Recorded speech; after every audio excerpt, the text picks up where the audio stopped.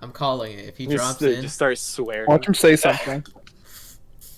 Oh, no, I expect I would it. just wait. I expect it. Alright, well, welcome, guys, to session 30. Oh, yeah. Holy shit, guys.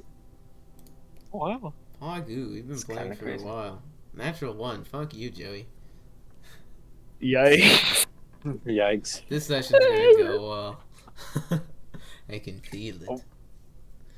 Anyway, man, the last time we left off, the Vanguard's Revelry had recently begun to lay siege on the Boromar's Long Rod artillery outpost.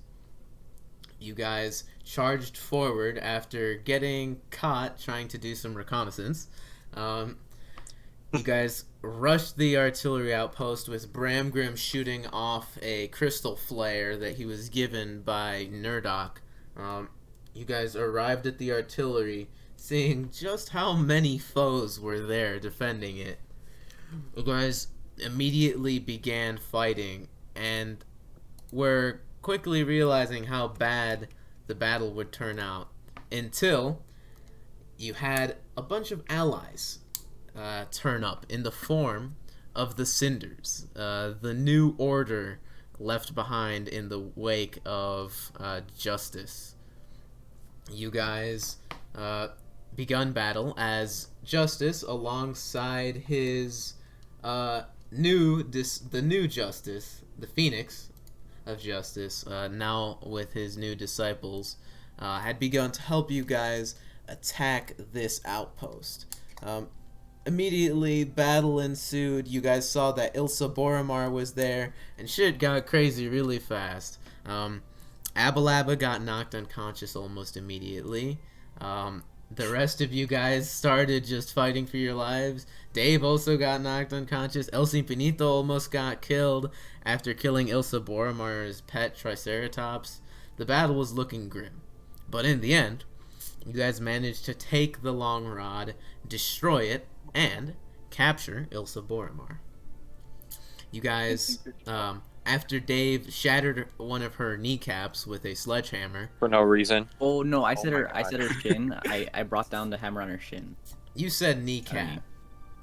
Yeah, you said kneecaps, I'm pretty sure. You said kneecap. I think Alex said kneecap.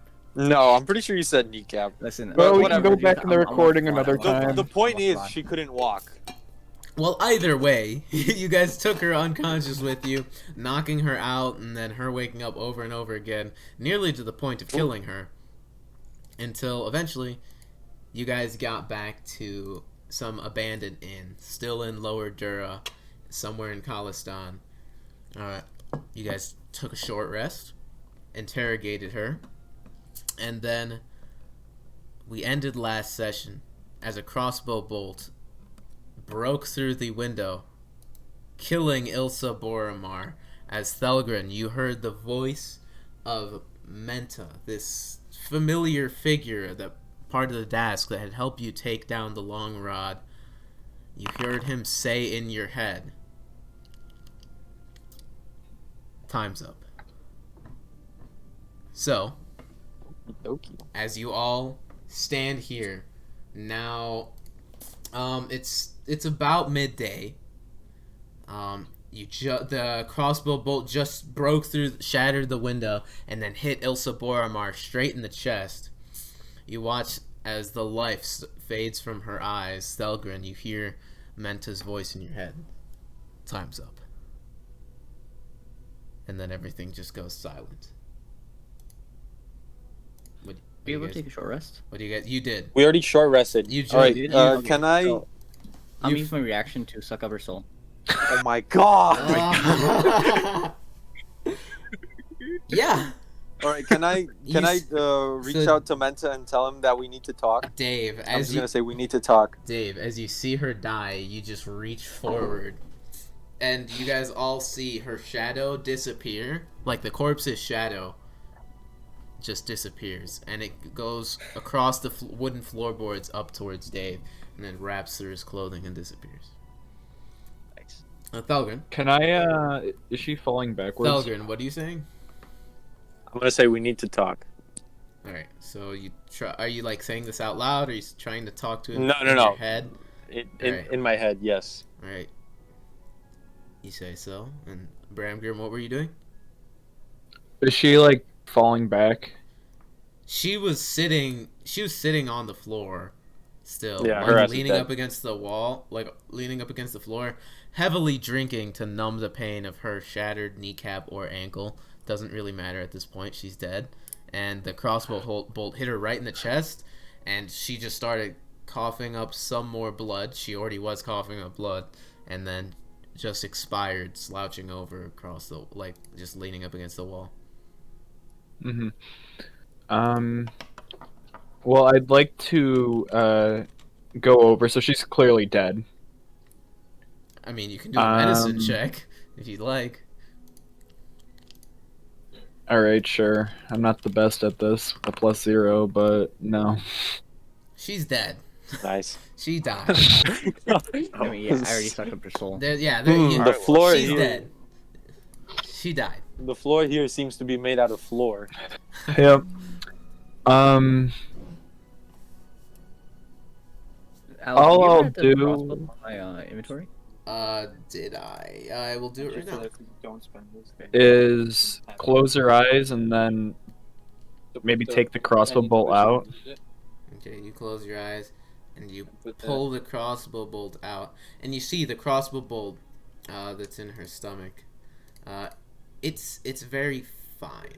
This was a finely crafted crossbow bolt. Possibly could have at one point been magical, but as you know, items like that, the magic fades after they're used. And I'll crush the bolt in my hand. pull it out, and a gout of blood just pours down her chest through her clothing. And then you just snap the bolt. And, yeah. She's down on the ground. I'm sorry I couldn't help more. Well, we were going to kill her anyways, right? I think so. Alright, so that's fine. I don't know. Did I Menta don't get think back we to me should've. yet? Or did he leave me on red? Dave, I added it to your inventory now, so if you Thank you. reload, yeah, should be there. You reach out and you say that, and let me look at this ability. Is anyone else doing anything in the meantime?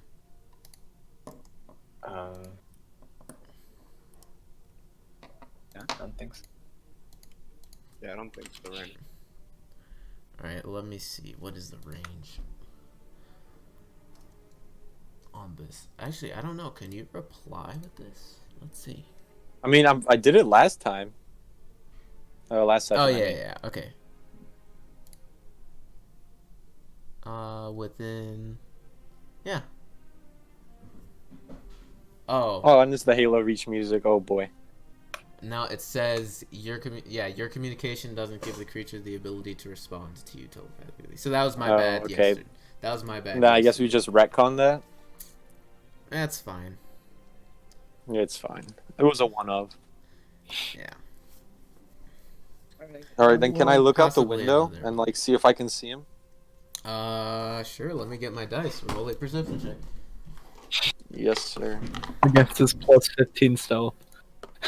You don't know. Or what whatever. his And I only have a stealth is. shitty +9. 18. You don't know what his stealth is. Oh! I rolled a 2 plus 15, 17 total. Haha, I have an 18. Haha. I just guessed Oh, +15. yeah, just plus 15. You look out the window, Thelgun, and you see, because there was like the little dead end alley, like square that you guys jumped through the window into, and you see across that, on the parallel building directly across, you look up and you see, sort of crouched down, looking directly back at you, is Menta, and he's. It looks like he was staying still, trying to hide, but as soon as he notices that you see him, he stops trying to hide, and he sort of just stays in a crouched position, and he's just looking at you. How far away is he? I'm not gonna dimension door. Around 50 feet or so. And you hear in your head again. Oh wait, no, yeah, you would have been able to talk to him when he talked to you. This time, it was a different ability. He has multiple forms of, yeah. So did he? So I didn't fuck up the rules. Hell yeah. Okay. So does he respond? No, he was using a different thing this time. Okay. This time he will though. Use that and allow you to speak to him. So let's see. Yeah. So, and I'll say, make another perception check. This is something else as well. Oh, jeez. How many things does this guy have?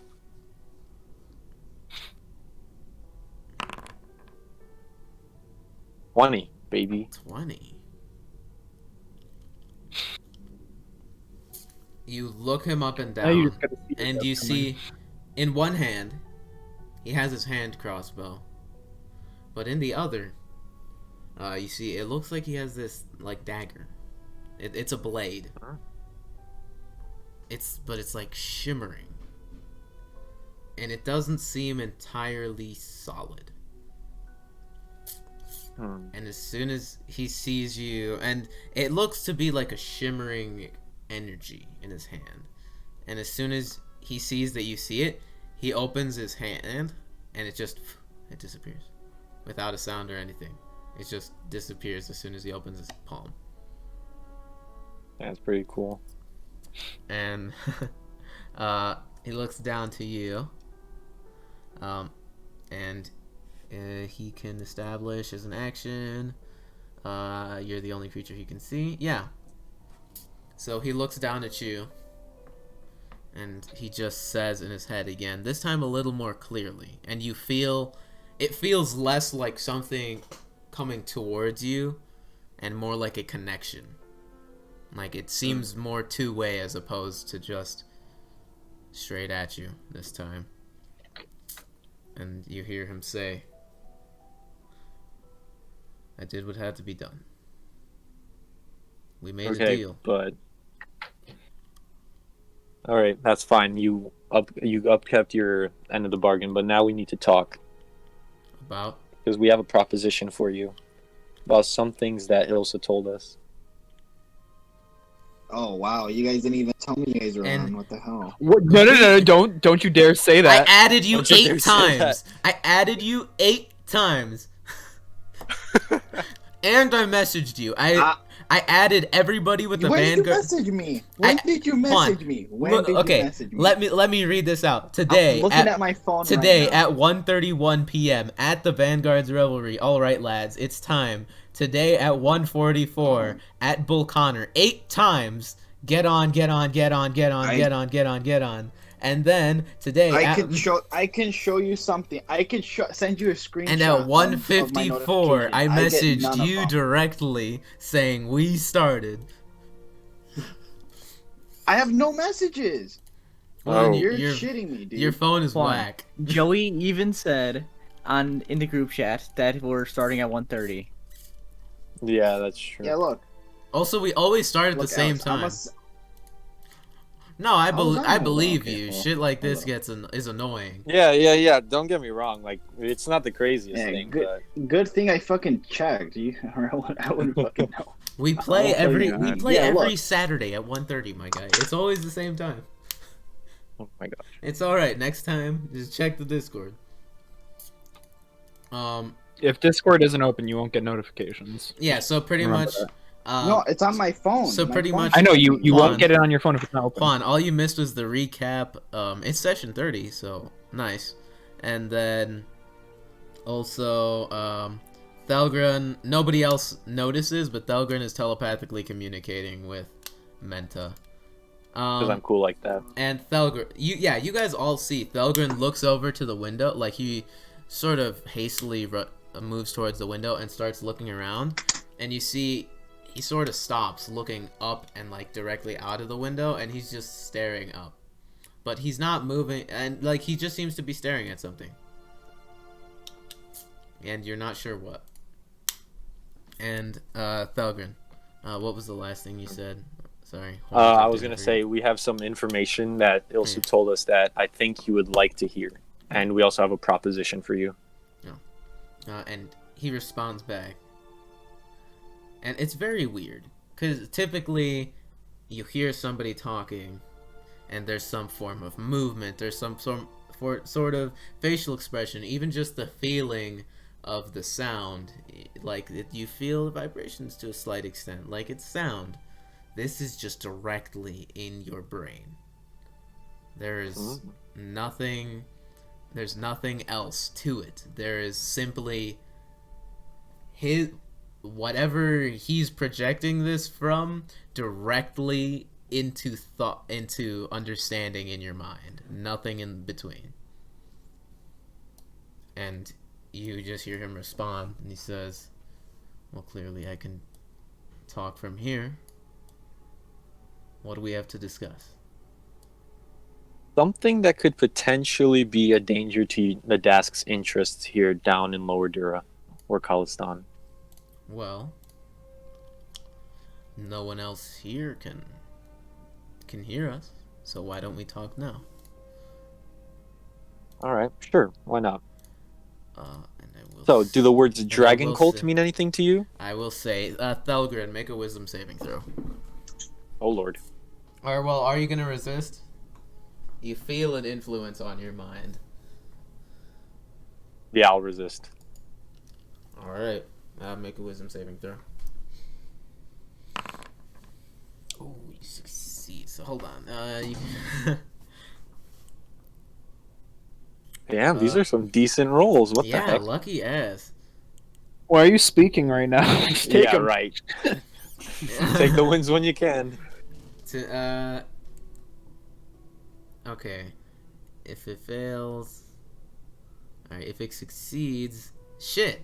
Son of a bitch. Okay. Yeah. So, you feel this influence on your mind. And again, Menta does not seem to be moving. There is nothing changing about his composure at all. He's just looking directly at you. And you feel this additional presence, like, grabbing at your mind. Similar to the Nothics in the sewer. Trying to, like, learning about you. But this feels stronger. And, like, deeper reaching. But you shrug off the effect, and Menta continues, of course I know about the dragon cults. There's been some movement recently around here, but nothing too concerning. Well, that's the thing, because, well, me and my party, we've had some, let's just say, encounters with dragon cults before, and we know exactly what they can be up to. And coincidentally, Ilsa just told us that she thinks, or, well, that they know that there's a dragon cult slinking around somewhere here. And then, so, we know exactly what they can cause, and you guys, like the Dask, aren't afraid of what they might try and, you know, do down here in Lower Dura? They're always meddling. They're always trying to do something, but we've got other things to do, other issues to deal with, and at this point, you do actually see Menta move, and he looks over towards where you hear all of the battle and like the combat coming from. He just looks over in that direction, and then back down to you. We've much more important issues to deal with. Well, you didn't even get to hear my proposition. My proposition is, what if you help us and then we take care of the dragon cult for you? That's one less thing that the Dask has to worry about. And there's not many ways that we can turn it around on you guys. And what would we have to help you with? We don't need much. Perhaps maybe just information. Point us in their general direction.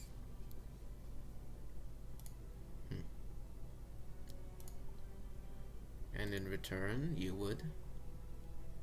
We would just take care of them for you. And then what else you could possibly think of within reason? If the dragon cults were that much of a problem, we would have dispatched a group to deal with them. Although, this service isn't entirely without value. So, if you'd allow me to renegotiate a bit, I'll give you information. This will be something between me and yours. I tell you what I know. Yeah. You leave Ilsa Boromar's body in that room.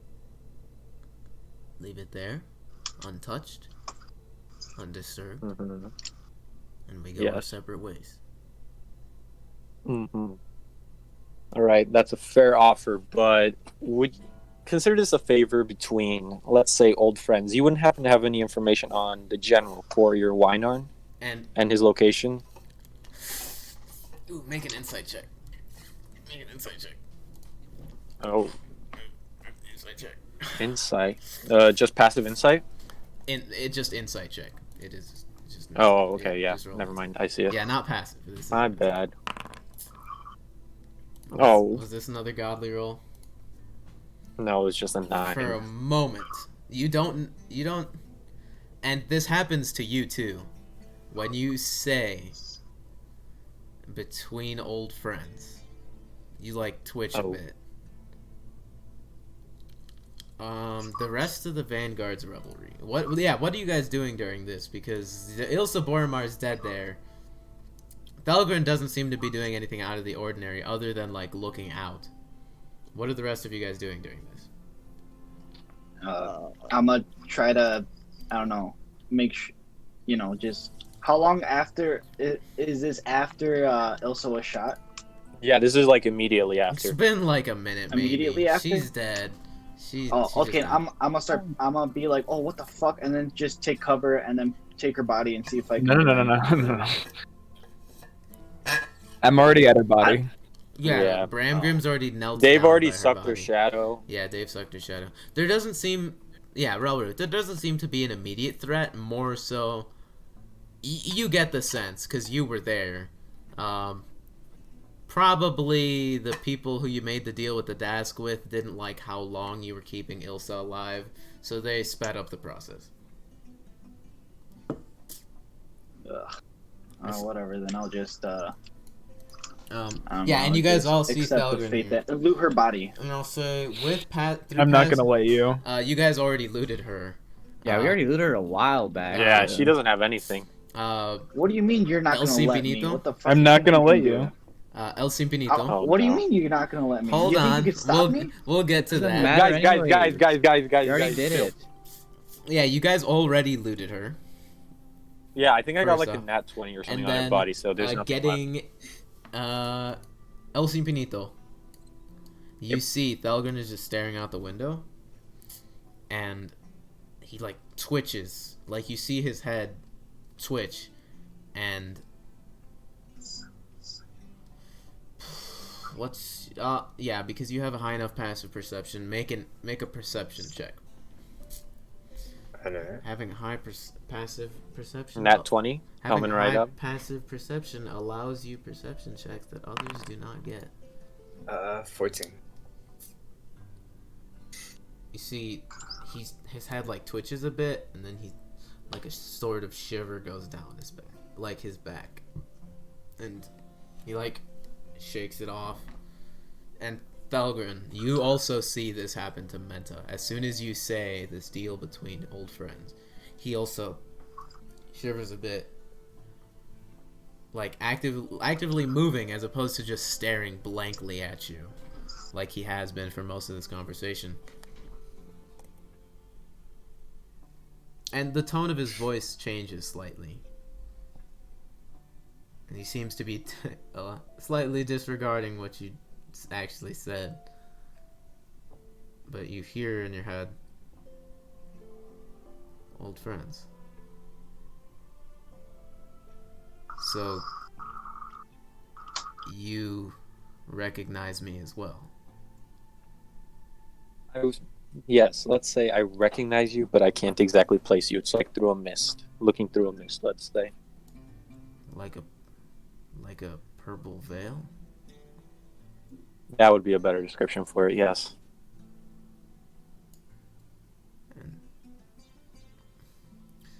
And you see, he's moving now. Like, he's looking at you, sort of like leaning forward. His demeanor's entirely changed.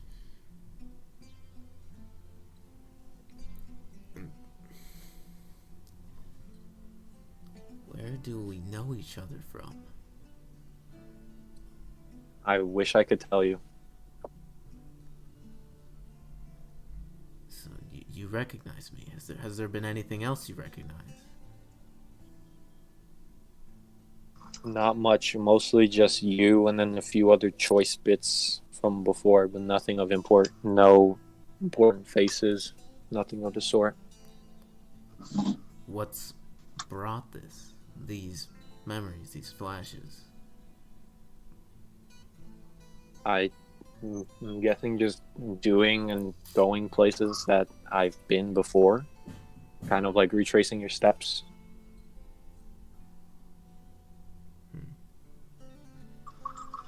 Sort of straightens his back. Well, curious.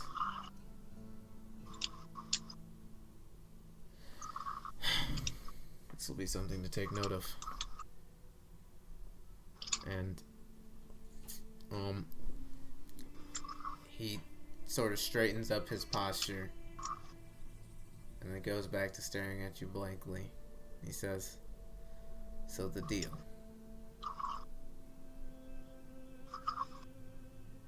Are you gonna just ignore the part about the general? Because that could also turn out in your favor if you would help us find him. Well, Kor's passing wouldn't exactly be bad for the task. That's less important. Yeah. I know, that's what I'm saying, but since he's gone missing, if we were to disappear, we were to find him, after his disappearance, he would probably become more careful, and he wouldn't be as much of an interference in yours and the task's day-to-day business as much, which could probably be better for you. And also there wouldn't be a need for the city to replace him, and, you know, if they do replace him, they could potentially crack down harder on you guys. They might assume that you guys were the one that took him out. On the contrary, that motherfucker has been a thorn in our side for quite some time. His little project has put a big target on certain groups and peoples, and possibly why he got taken out. Wait, taken out, you mean he's dead? Well, I don't know, but I understand why he would be a target. Let's say, he wasn't happy with letting the underworld being the underworld and tried to go after groups that like to not be public, that like dealing outside of the public's eye. Well, you know, if you were to help us here, we have plenty of information that incriminates the Boromar. We could find him. We could potentially convince him to stop his little crusade against you guys by painting the Boromar as the target. That would just completely finish them. It probably wouldn't end them, but it would definitely be another stunning blow, at the very least. And, you know, even dead, even gone at the very least. Kor's initiative will slowly die down. He's... In fact, if he were to be saved, the task would probably have quite a few problems with whoever did the saving. But, for old time's sake, he sort of says it sarcastically,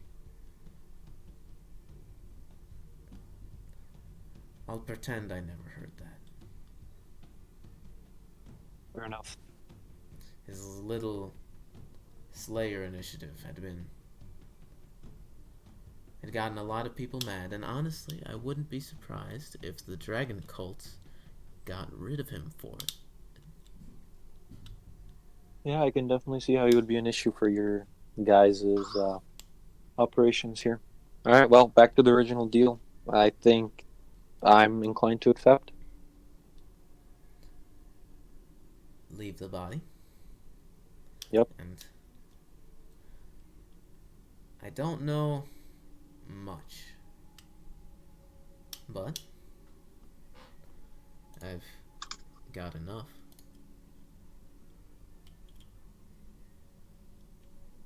So, what do you say? Alright, let's hear it. And he sort of steps back. And at this point, the rest of the Vanguard's revelry, there's not much to do in the room. And Thelgun has been staring out of the window for a couple of minutes at this point, and it's getting strange. I'm a confront Bramgrim saying, "Why the fuck you say that? Oh, gosh. You're not gonna let me. What do you think? What power do you think you have?" Abalaba, now's the time to cast Fireball. I think he still has have it ready. third level spell slots. Yeah, but Bramgrim, Thelgun comes over towards you. And, well, not Thelgun, Ralrut, you go over towards Ilsa, and again, you already know that you have looted her already, and not Ralrut, damn, I'm mixing up names like crazy. Bramgrim is just knelt over her corpse. You hear him muttering under his breath, but you go over, and he looks back up to you as you move towards her body.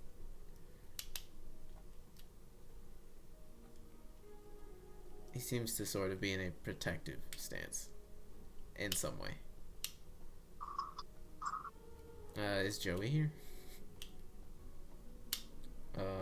Is he? Yeah, we can't hear you, Joey. I saw him mute and then unmute himself. But yeah, he left. Hello? He's back. There we go. Oh yeah, you're good now.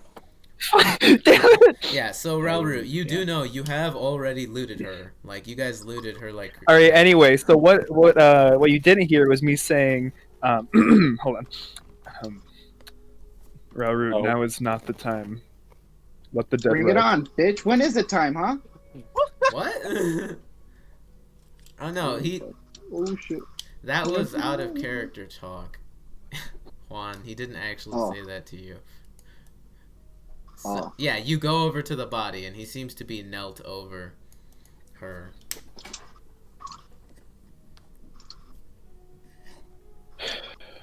Are you saying anything? Are you doing anything, Ralrut? What? I'm gonna shove him away. You know, like, you know What's those the like. point? I don't know. I just look at Ralrut like, what is he doing? Yeah, and I'm not gonna let him shove me. Alright, well, I forgot how a shove works exactly, so I guess... The I mean, he's biggest probably guys gonna in beat. our group He's gonna don't know. probably beat me out, but I'm not gonna just sit there. Yeah, I get you. So, Ralrut, Yes. make an athletics check. Bramgrim, athletics, or acrobatics, your choice. Oh, shit. Oh crap! Tengo muchos. One away What do you from roll? natural. Oof. Ooh. Oh, really? You go to shove him. just barely. You go to shove him, and Wow. it's not... Can I just like catch his wrist? Yeah, it's not aggressive, but like he He swipes your hands to the side and sort of like he goes to grab your wrist, and he's just looking at you like, now's not the time, man. I'm just gonna like, not like a animalistic growl, but just like Yeah. I said, let the dead rest. Rawr. And then I'm just gonna when he shoves my hand one way, I'm gonna bring it back and just backhand him. Oh shit! Are we really gonna do this right now? This? Yeah. Bramgrim, Robert. are you because like player versus player shit, it's I feel Alright, like attack so Alex, rolls get annoying. When he goes for a backhand, can I just put a wall of denial in between them? You know what? I'm not even gonna do anything. I'm just gonna stare at him. Are you letting? Okay, you're letting the hit go through. Yeah, it takes 6 seconds to cast the spell. You go to cast it, but Ralrut's just. It's a meaty fucking slap. Like, Ralrut's got a fat ass hand, and this is against a metal Dragonborn's face, and it's just. And he's just looking down at Did you just slap a Dragonborn? And Ralrut, what do you. Did you say you were leaving the room? Yeah, just turn my back on him very rudely, you know. Yeah, Ralrut. Oh yes, turn your back on the party. Ralrut. Yes. Oof. Ralrut turns and just starts heading out of the room, past everybody else. I'm gonna stop. I will still forgive you. So. I still love you. I'm gonna flip him the bird. El Simpiníto, What did you say, Diego? El Simpiníto, you're stopping him? Well, I'm just gonna stop him real quick and be like, hey, I mean, I know we're having fun here, but I'm just letting you know that there's people downstairs, so be careful. Ah, crap. Yeah, alright. Thanks. So you're still going outside? Is there any other, like, not populated room? I mean, There are a lot. are you Corner. going? There are other rooms you can go out and. I mean, you don't know what the building looks like. Are you leaving the room you guys are currently in? Yeah, sure. Why not? All Sure, right. You sure. leave the room and you step out into what just seems to be a. It's just a hallway. There seem to be like 5 other doors. No, 4 other doors. Yeah, and then there's a staircase going down. Are you just standing in the hallway? I'm gonna put my ear next to a door and see what I can listen with to see if anyone's in there. You don't hear anybody in the room. Yeah, there's nothing. I'm gonna enter the room. All right, you go in, and it seems to be another inn room. Nothing crazy. A little smaller than the one you just came out of. And it's dark. The window on this one, there actually isn't a window. It's just a block room. And there's no light at all. So you walk in, close the door behind you. The rest of you guys, yeah. I get to see Dave try and cast something, right? He like pulls out his stuff. You see Dave start casting, and then it hits, and he just like stops in the middle of the spell. A little frustrated, but I appreciate the effort, Dave, but it's okay. Let him be. It just doesn't make sense. Like, is he on his period You right don't now? make sense. You're not here. Shut up. He said. I know. We took a short rest and now he's acting out. It's. So Thelgun, yeah, He's and lost. And the rest of you guys see during while all this is happening, Thelgun has been like very strangely been standing at the window and staring out. Doesn't make much sense. He's probably seeing the other worlds So like I do. Thelgun, Yeah. you're looking out, and Menta just asks, "What's my assurance that the body stays and there won't be issues?" Well, I can't offer any palpable assurance, like nothing tangible, but I can assure you that the body will be left. I think I can definitely convince my party to leave it. It'll be yours. Don't worry about it. All right. Well, Wait a second. Why don't we bury it? Now that I'm thinking about it, if Bramgrim's so about Where would we bury it in the respecting middle of, dead, like, a- why don't- Give I it don't some know. time, I mean, Juan. Give you're- it some time. you're Let the not story there. continue. you're not there. That is a fair point. You're That's a not fair point. there. Thelgun, you hear back in your head, there have been a handful of occurrences recently that have been strange, although not exactly concerning. Recently, there have been reports from the desk side that groups of both Dask and Boromar fighters getting wiped out by some neutral party, not another one of the gangs, but someone else, something else, another group. At one point, I believed it to be the others, those cinders or whatever they call themselves, back at the outpost, back at the artillery, but no, they weren't strong enough. Some kind of fiery orange feline creature, maybe a leonin or tabaxi, alongside some movement of robed individuals not belonging to the Dask, and it doesn't make any sense for the Boromar. There's also been rumors of the tyrants being involved in Kor's disappearance. People saying that they're probably going to try to take over the government, put somebody in his place. Could entirely be possible. Right now, even we don't know where Kor is. He could come out of this all fine. We don't know. And do you know where the locations of these occurrences about the robed individuals happened? Like, can you pinpoint it down, or at least narrow it down? They'd been in and out of the sewers. I believe the Boromar at one point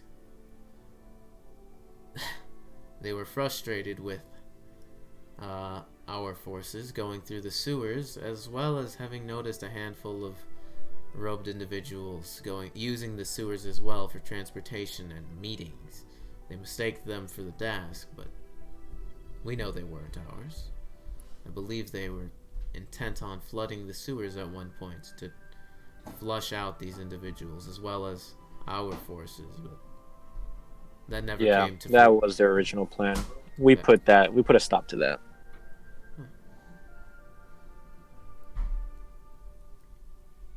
There's also been there's motive, definitely. Kor has been the only person to put stake in the lesser known outside threats to Breland. He's the only person who took them seriously. Now he's disappeared. He recently, within the past few months, began what he called the Slayer Initiative. A sort of nationwide hunt for foreign operatives, both just enemies from across borders as well from other planes. And as part of this initiative, the King's Citadel began to crack down on the cults of the dragon below, their worshippers. The Emerald Claw recently, as I'm sure you know, Karnath has been closed off. There's also been speak of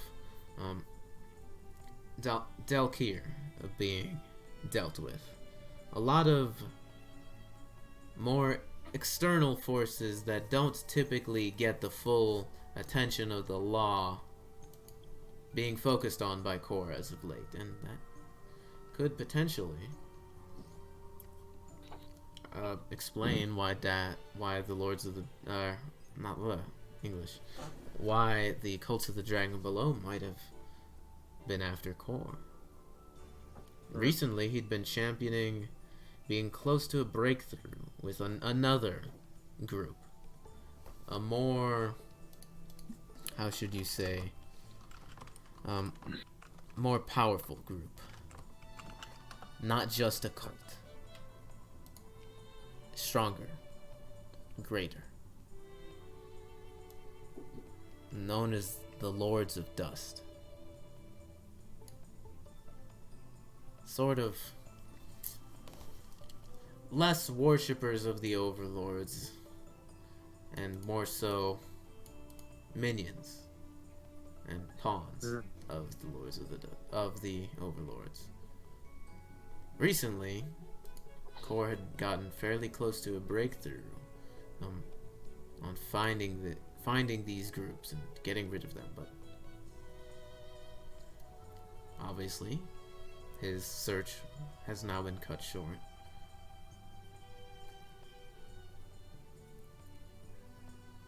The Slayer initiative seems to have been the reason for this. Hell, Yeah. one of these investigations happened in Rote not too long ago. A Carnathian necromancer, sanctioned by the Brailish government, was investigated. He was found to be conducting necromantic experiments involving flesh weaving, cloning, and many other illegal arcane practices. Initially, Right, we've heard about that. he's been captured or killed, something along those lines, but he was at one point believed to... He was initially investigated for being believed to be connected to these groups, but when the Citadel went after him, they found a handful of things, but weren't exactly clear on what they found.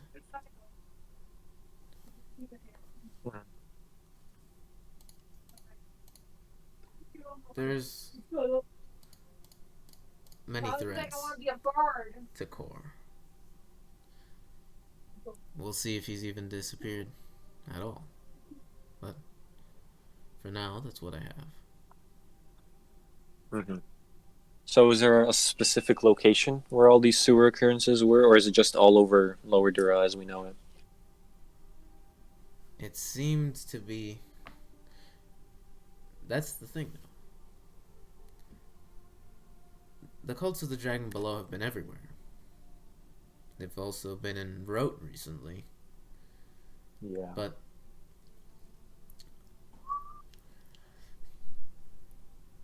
once the war for Callestan popped up, these appearances of the cults seemed to become more concentrated and focused on Lower Dura, where the conflict is happening. The battle seemed to draw them. All right. So, Okay. information for a cadaver. Yep. All right. I will collect my friends, and we'll be on our way. The body will remain as is. You see, he looks back up. You hear more artillery being shot off in pairs. You just, doom doom, doom doom.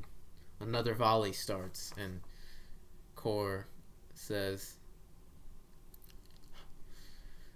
"I don't know how much he wants to." Wait, Core? Not Core. Sorry, Menta. How? What the fuck? You see, he goes down. He says, "Well, there's been. I don't know if you want to leave right now exactly. The desk. Give us a bit of time as we finish to wrap things up here, and in time you'll be able to leave safely. Mm-hmm. We're not targeting citizens. We know what we're after. Yeah. So, All right. move your group to another room. Yep. And Sure. keep it subtle. Yeah, I'll try my best. And he starts to walk off. Then he turns around. He says, You've done a lot to help the desk.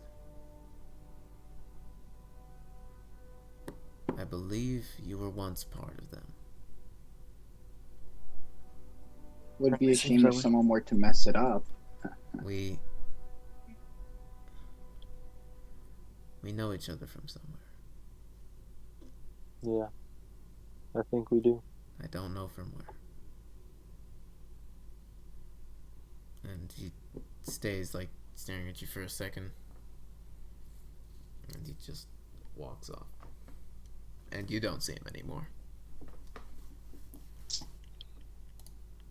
Okay, then I'll turn around. Yeah. And I'll ask him, where did Ralrut go? Because I probably didn't notice what was going on. You heard some, like, arguing. You heard some commotion, but you don't know what it was. He's letting off some Period. steam right now. Alright, Well- what are we going to do with this body? Okay, We should bring speaking it of the back body, to Vormar. I think we have to leave the body as it is. Alright, I have no For problem with what reason? Let's just say I had a talk with an old friend, and in exchange for some information on various goings about here, I agreed to leave the cadaver as is. I cannot allow it.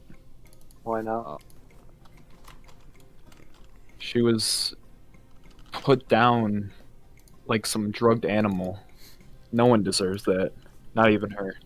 Well, it's too late to do anything about it that. now. Didn't we do that to the people in the basement back there? You sure put a lot of did we. Sorry. I don't remember Ralrut. being back there. You didn't stop us. You act like reason does much for you. I mean, it wouldn't hurt to try. If this body leaving here gets us information that we otherwise would not have had, I think it's worth it. The information is exclusively about where we may find the dragon cult, and even a little bit about what may or may not have happened to Core Ear Winearm. So,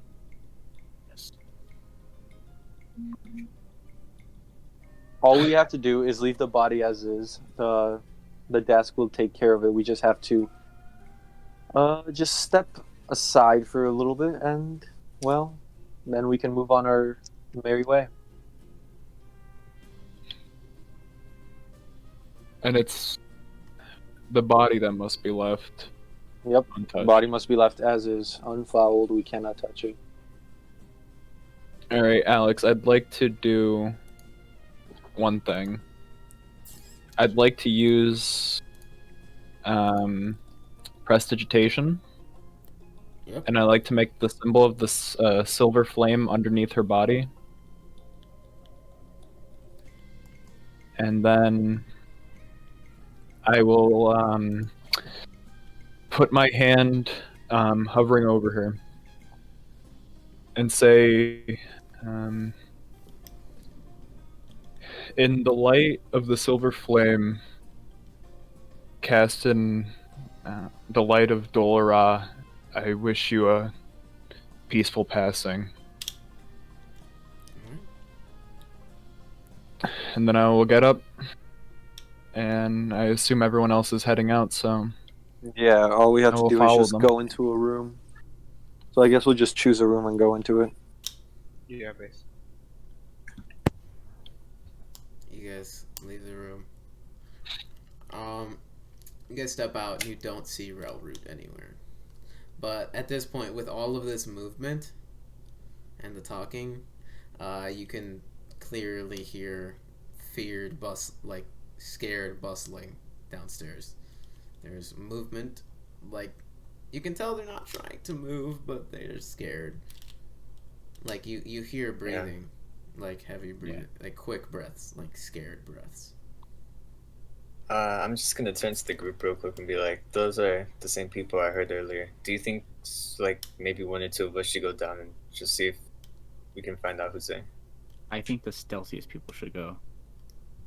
So Ralrut and I, let's go. I mean, I don't think it's gonna be anything. I'm pretty sure it's just gonna be the desk moving in to clean up the cadaver. They don't sound Yeah, they. hostile. Yeah. I don't think there's any need to hide from them. Yeah. If anything, that would give them more of a fright. And I'm gonna head down or start heading downstairs. Ooh, yikes, yikes, yikes, yikes. Bramgrim starts to step. He's a heavy guy, so the stairs like creak like crazy. Break.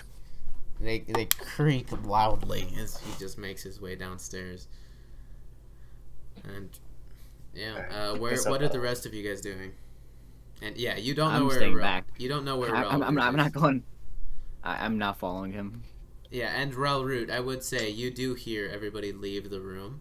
You don't know why. Like, you hear the door open and you hear all their footsteps going out into the hallway. And you hear someone going downstairs. Like, you hear the heavy footsteps going down the stairs. Actually, can I wait in the room for Pact? I want to wait for him. I mean, we have to leave the room. That was part of the deal.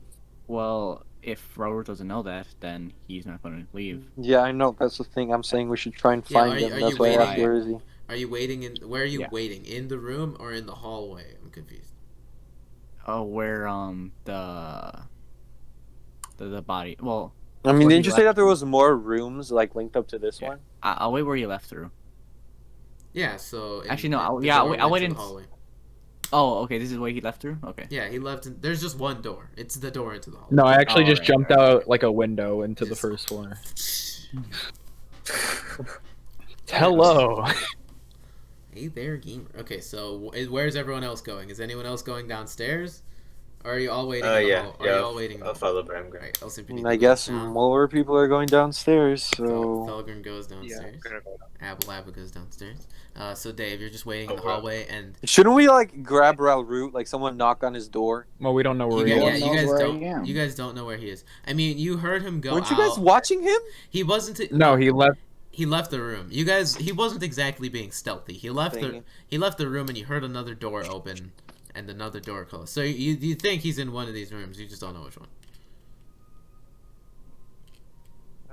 I guess we're leaving. Yeah, and Ralrut, are you doing anything? You hear them all. You hear most of the group going downstairs. Well, Yeah, it sounds like the whole group went downstairs. They don't exactly know where you are. I might just. Oh wait, since I don't know what's happening, once they leave the room, I'm gonna enter the room. All right, as you step out into the hallway, you see Dave waiting there. And Dave, Oh, there you go, you Ralrut. hear the door opening, and Ralrut steps out into the hall. Hello. You want to join us downstairs? No, not right now. All right. Well, we can't go back in that room. Why not? The Dasker are waiting inside there to take up the body.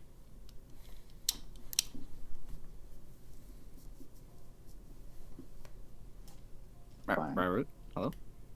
Yeah. Yeah, the Dasker are waiting inside there to take up the body, so we can't go back in there. Hmm.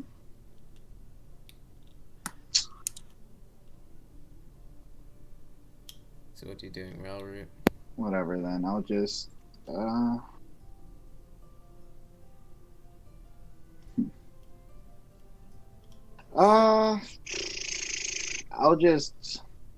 I'll look around in the other room, see what I can find. Alright. Yeah, Dave, you see Ralrut walk over to the other rooms and start opening them up. They're just other in rooms. Like, there's nothing here. The rest, yeah, Dave, are you just waiting upstairs with him while he, like, looks around? Yeah, I'm waiting to make sure he doesn't go back in the room. Alright. The rest of the party, you guys step downstairs, and the panicked noises get quiet, and you get down into the main room, and you see this place. All the chairs and tables are all still out. There are a handful of booths. It's not like the Tame Inn. This place looks like it was probably in working order. Like, it didn't get packed up. You don't know. It might have been abandoned. You're not sure. But the tables are all still out. There aren't any drinks out or anything. But, like, this place still seems set up and ready for business. If just, like, nobody's been here for a while. And you don't see anybody. Can I look around Yeah, for roll someone? perception or investigation. Anybody who wants to look around. Let's And get that investigation El check going. Simpiníto, with your passive perception, you see in one of the corner booths, there is a handful of people tucked underneath one of the tables, sort of hiding. Oh, alright. I guess Well, I got a 22. This place is pretty dark. Bramgrim, you also see them. I'm just gonna softly call out to them, like not enough to like be at like a kind of like Stage a whisper. low, yeah. I guess that's the best way to describe it. I'm not trying to make a whole lot of noise. Yeah. But I'm also trying to sound softer. Excuse me, it's okay. Yeah, Thelgun. Is you anyone see- hurt? They look over to all of you guys. And Thelgun, do you still have the mask on? Oh yeah. Yeah, you guys come down the stairs. Bramgrim first, this hulking gold dragonborn, followed by El Simpiníto and Thelgun, and then Abalaba. They look over at all of you guys. I promise we will not hurt you. They look over. Who are all of you affiliated with? We're the Vanguard's Revelry. We're here to help. Yeah. Roll a persuasion check. These people are. I didn't saw it. Alright, well, you know what? I have it, so I'm gonna use it. Lord. He's gonna Forceful smite them. presence. Yeah, smite. Oh, Just run a punch through the table. Boom. Double 14s, anyway. It is meant to be. Alex, how much health do commoners have? 1d4 plus Probably like 1, I 5. think. Oh no. They have like 4 hit points. It's not a lot. I think it's 1d4 plus 2, so like 4 on average, I think. Yikes. Yeah, but they look over. They look over to you. All the commoners are going through puberty. It's a bunch of prepubescent boys. No, they all step out, like start crawling their way out from underneath the table, and you see there's 3 people under that table, and then another group out of another corner booth that you guys couldn't see, sort of because of the angle, step out. And they look all over you. They look over you guys. Total 7 people. 2 of them are children in the other group. And then the rest are all adults, varying males and females, different races as well. They all look disheveled. They look scared. Are you all, okay? Is anyone injured? Yes. One of us is hurt. Yeah. We have been seeking refuge here. Can you help? I will be glad to. Alright. Lead me to them, please. And they lead you over, and one of the guys steps forward. He's sort of a scrawny he's a scrawny humanoid. It's hard to tell in the light, but he just looks just pure blood human. He steps over to you, mid-aged. He's got sort of a soul patch going on, just dark hair. He goes over to you and he leads you around, sort of more worried about getting help than being afraid right now. Yeah. And he leads you over to where you see he leads you over to where that other group of 4 had come from. And you see there is what looks to be dark greenish skinned tiefling there, just laid up against the booth. Just you see blood across their shirt. You're not sure what it is, but they didn't get up to go over. Adult, towards you I'm guys. guessing. It's an adult. All right. Is this the only one? Some of the others have minor scrapes and bruises. That when the fighting started, we came in here, and we've been here for a few days, and this used to be my bar of choice, and hell, Of course. it's as good a place as any to hold up. It's got food, drink, but you know, Well, I will it's been rough. I will help as best I can. Yeah. And Also, this is out of character. I'm so sorry, guys, but I'm out of any other healing than my pack slot, so this is gonna be a little overkill. Oh I mean, lord. I could my bonus is enough to heal them like the full, pretty much. Anyway, back into character. I mean, Diego can also do it now, right? Yeah, I could help you if you need me to. It's okay. Oh, it's not. I walk up to yeah, the. it's not a D4 plus 2. Yeah, it's more than that. Never mind. Yeah, Okay, you I was don't gonna have- say. I walk up to Still not a the lot. tiefling. Yeah, you go over to the tiefling. They're not like horribly hurt, but Mhm. they're laying there. Enough where it's probably painful, like to walk and. Yeah, enough for them to not move. Like you go around and you see around the corner under the tables. You see there's a handful of plates, some bottles. Like it looks like these people have been staying here for the past few days, just eating and drinking out of whatever stock the tavern has had. And this person is like laying up against a bunch of blankets and stuff that's been put up against the wall, and they're holding their stomach with a bunch of just like rags and stuff that they seem to be putting pressure on this. It looks like it's been a few days. You don't know how bad Hello, friend. this injury might be. I'm here to help you to the best of my ability. If you would let me, of course. Yeah, it'd be a lot of help. And I'd like to stick out my hands, and as the cure wounds builds up, I'm going to say, let my silver flame wash away your pain. And it's 17 hit points. Jeez, these good rolls. Yeah, you see. Damn, 17.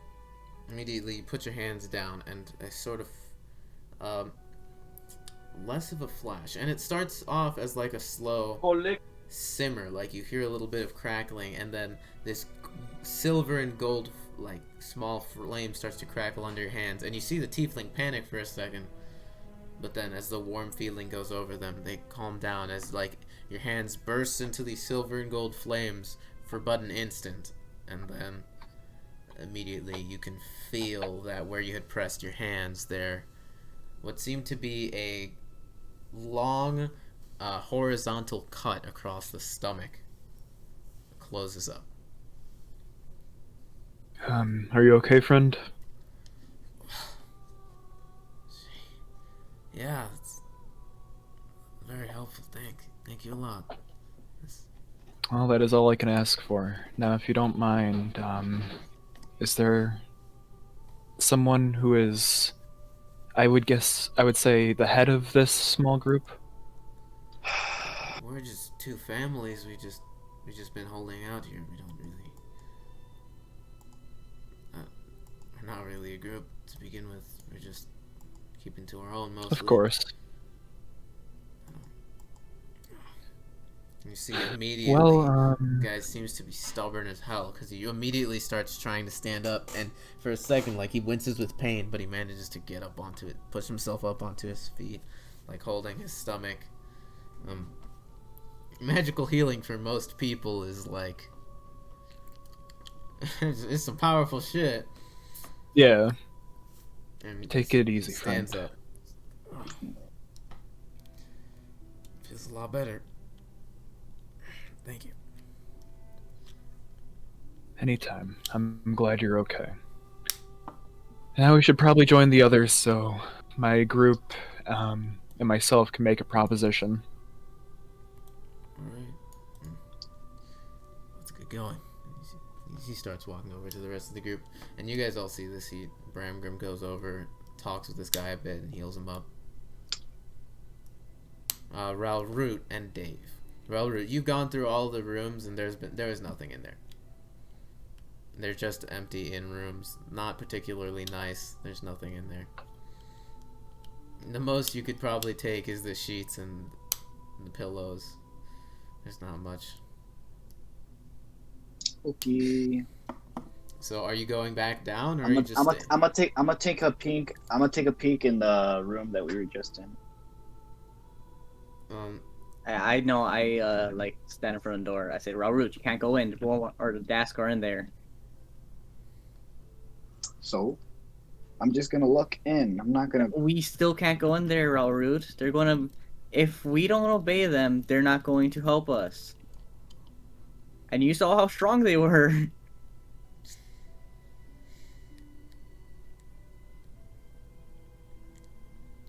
So I'm still gonna do it.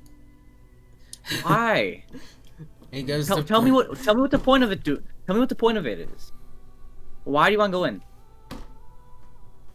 I'm gonna do it. You mean all right? I do it. I'm gonna look.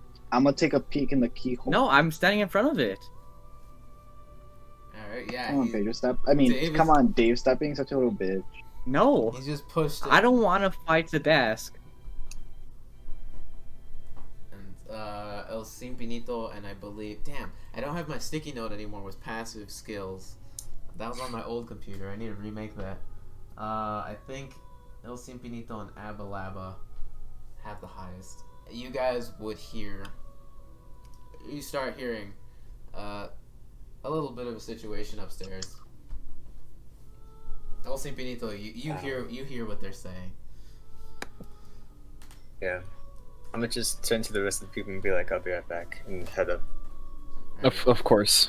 You head up and Ralrut, as you're trying to make your way into the room, El Simpiníto starts coming up the stairs.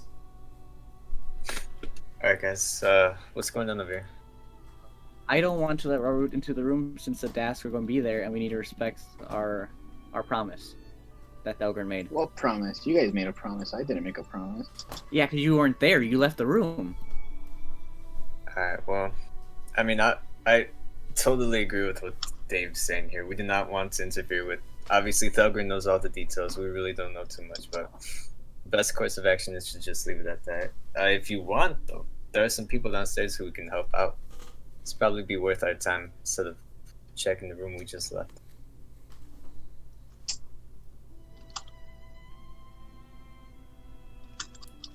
Fine, El Simpiníto. Fine. Alright. So, are you guys all making your way downstairs?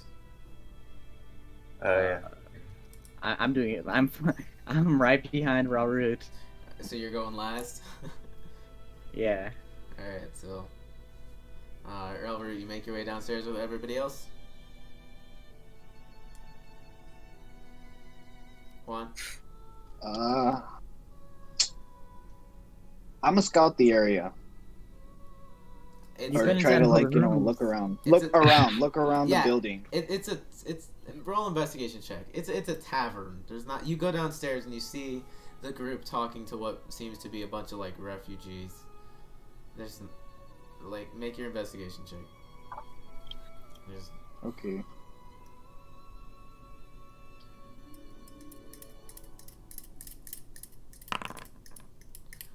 There's not much. Rip. You find this was a tavern. The place wasn't packed up, so probably not like out of commission or abandoned. It's a tavern. You find a You handful, figured it out. You find a handful of used plates and stuff. It looks like these people have been seeking refuge here and just waiting this shit out. Oh, fuck me. And you do find in one corner is their potty corner. And there's some gross buckets that you just step away from immediately. There's not much. This is a tavern.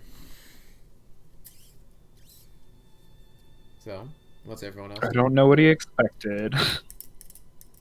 I meant outside, but. Oh, you want to go outside? Yeah, that. To the that's active what I war mean. zone?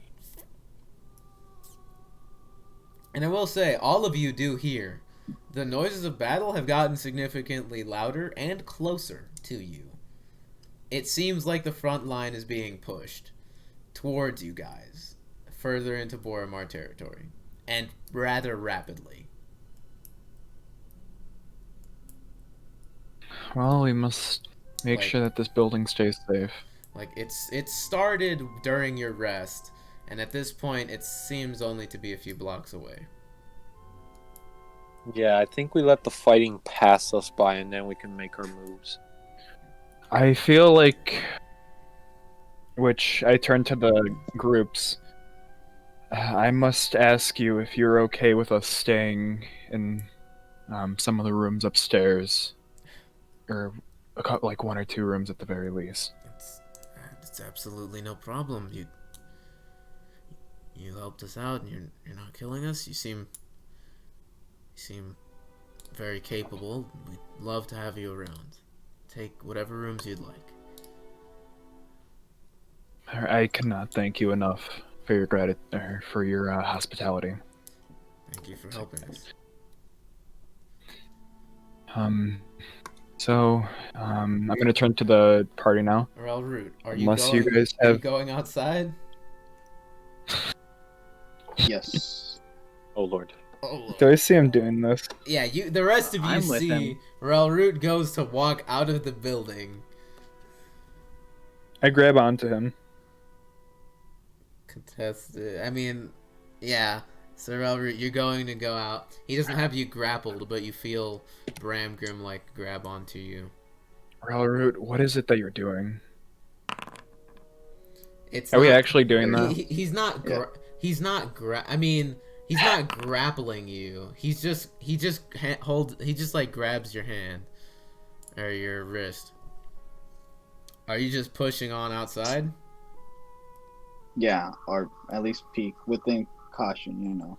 So you're If not. you want to do that, you put Okay. your echo out Yeah. there. So you're not walking outside. You're peeking out the door. Yeah. All right. Yeah. Then you see he just Oh, okay. he like pushes off your hand and he goes over to the door and he like stops up against it and he slowly pushes it open. Make a perception check.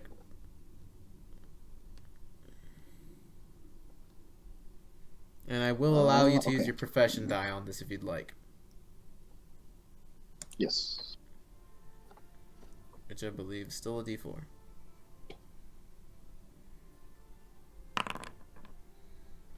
Yeah, so you can add a D4 to that for your profession die if you'd like. And if you guided 17. if you guided yourself, it could have been even higher, but you keep forgetting that ability. You guys all see Ralrut goes over Third to one. the door, and he like pushes it open slightly and peeks out. There doesn't seem to be any active fighting directly nearby you. You do hear it very close, like a few blocks maybe, and you look left and right down the main road that this building is up against, and you see Boromar forces both running towards the line and a lot of people running back. They seem to be pulling out all of the big guns. There are big creatures running down. Like, you see a handful of more trikes, a few more ankylos, but their resources seem to be running thin at this point. And you're starting to see more people coming back than going forward.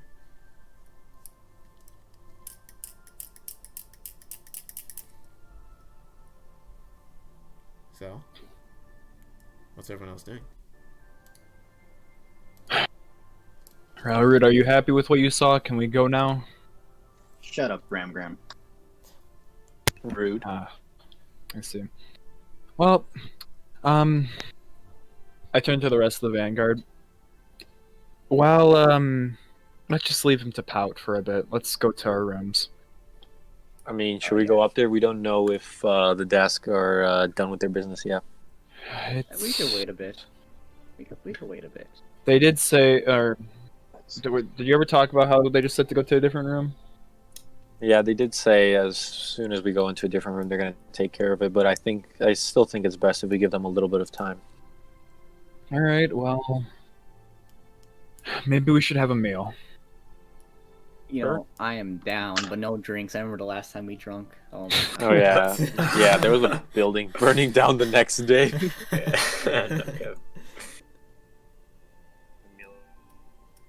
I think I have 4 packs of rations on me, boys, so we're going to have to share.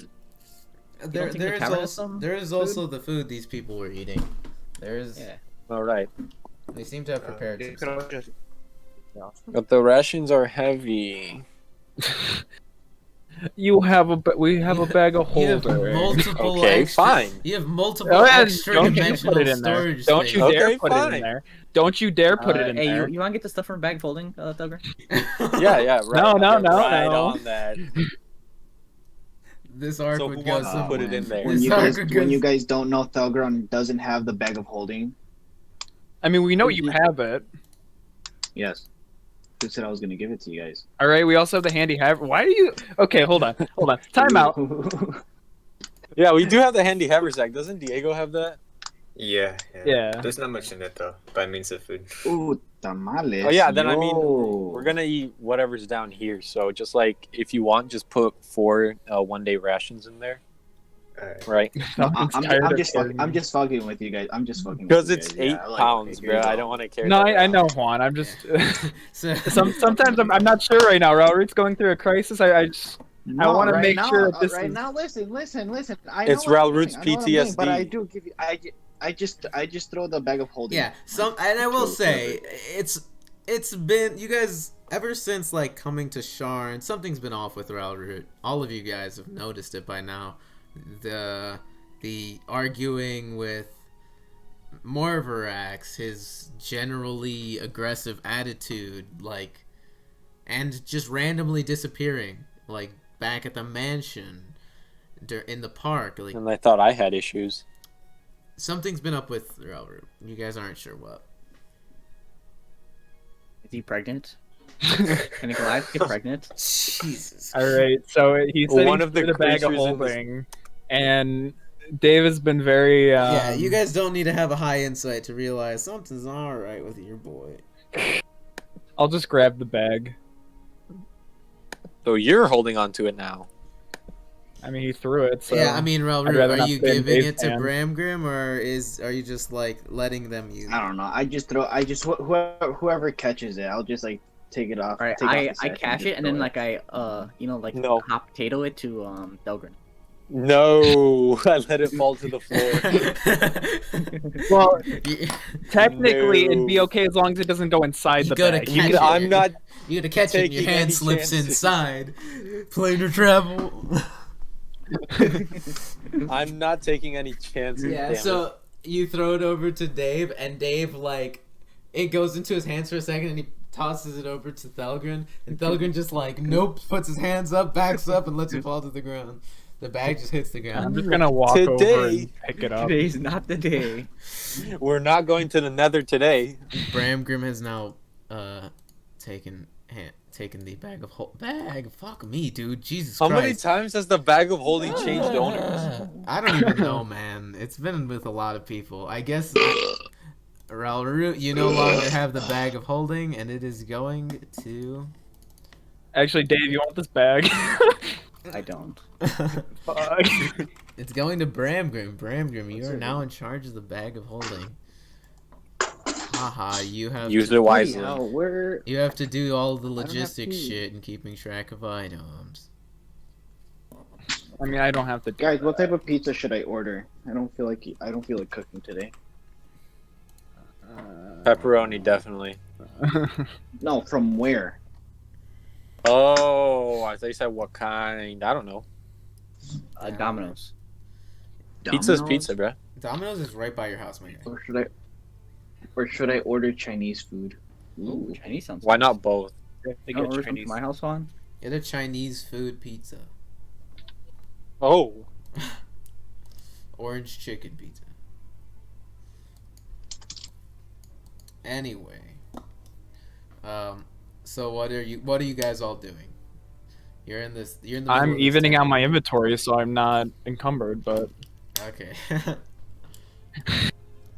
I didn't realize the bag of holding was 15 pounds. yeah, it's 15 pounds. It's kind of a heckin' chunker. Yeah, it's a heavy fucking bag. It's an extra I mean, unless you carry it's an extra 500 dimensional pounds of stuff. space. Well, guess got who's that putting a so early backpack on. in the bag of holding? That's how Mafia works. So what's No, I our- mean, I guess the what plan are is all we're of you just gonna guys like, doing? we're just gonna like sit around and like, just give them like what, 10, 15 minutes? Yeah, okay, can we talk about our plan going on forward? Oh yeah, right. I should probably fill you guys in with what I found and learned. Okay.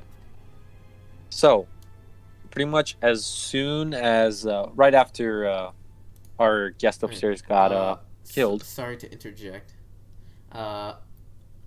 Thelgun, obviously I know you realize this, but the person that that Menta mentioned was definitely our dude. Hmm. And Yeah. you remember him mentioning how they don't know, like the guy was dead there? There wasn't a lot of information, but he had something to do with the Slayer initiative. I Oh, don't know- Crystal Boy? I don't know if I made that. Yeah, the guy in the crystal. Yeah, I don't know if I made that clear or not, but yeah. Yeah, we should probably talk to him again. Well, you know But- what? I'll go talk to my old pal. You don't I'll want to bring out you the don't want me to crystal. fill you in? You guys are in the middle of a powwow first, so hold on. Yeah. A little bit Okay, of a powwow. so in exchange for leaving the cadaver as is, Menta agreed to tell me that, well, This man. this is regarding the dragon cult that we learned about last time. So according to him, there have been several occurrences of fiery orange Leonin and robed individuals wiping out pockets of it was Dask some- and Boromar. It was some sort of feline creature. Yeah, okay, that's the Possibly word I was looking for. I Leonin, forgot. possibly Tabaxi, not sure. Yeah, a feline creature. And then a bunch of robed individuals wiping out pockets of Dask and Boromar alike. The individuals, they come and go, mostly in and out of the sewers. The occurrences were relatively random, but Don't Menta do it. did tell me that wherever there is battle, they are relatively close by. They seem to be drawn by it.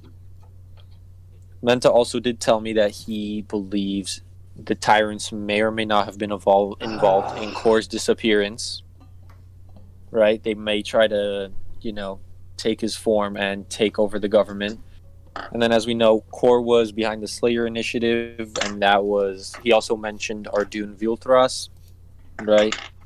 And the Slayer initiative was essentially cracking down on the Dragon Cults, the Dalekir, and the Lords of the Dust. The Lords of the Dust, Bramgrim. It's very familiar to you.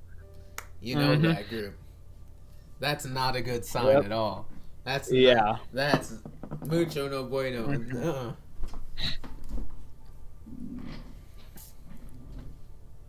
Is that all he said? Just that they would be near battle? Yeah, that's pretty much it. So the way I see it, there's 2, maybe 3 ways that we can possibly go about this. We can either go to the tyrants, try and find Kor. We can go try and find the Dragon Cult and try and find Kor like that. Or we could potentially leave Lower Dura, go back up, and try and figure it out from there. What if we're heading in the wrong direction? I mean, we have a map, right? Exactly, but if you were the Dragon Cult, where would you hide out? Menta did just say the sewers. I don't know how we'd find them because even the Dask don't have an exact location on them. I imagine we'd have to probably trail them back to wherever they're, hiding out, unless we want to patrol the entire sewer. I mean, who's to say that they're not actually under the lower city itself? I mean, it's the also a cogs. possibility, but we just don't have the time and manpower to find them. That's what I'm saying. If we go back to Upper City, we can probably inform them, and they could probably help us find them. Maybe. But then that also leaves the issue of core potentially unsolved. So the Dash said that they weren't going to help us fight them, right? No, they're preoccupied with the push against the Boromar right now. And what is our goal? Our goal right now, I'm Yes. guessing, is, well, pretty much the war's going to end soon, so I'm guessing our goal is to potentially try and retrieve core, probably. I will say, so far, Core isn't like confirmed missing or anything. He just hasn't been nobody knows where he is. He just disappeared. People know that missing. he jumped from the party, and then he was fighting. So missing. Oh yeah, he's missing, but it's not exactly like set in stone. Yeah, he was kidnapped. He just. I mean, that's what it seems like. It's a big guy. Oh, He yeah, probably but can handle yeah. himself. Are we That's still a hanging on lot. to the theory that we want the Dash to win? I mean, I don't I like it, don't but I feel think like there's a.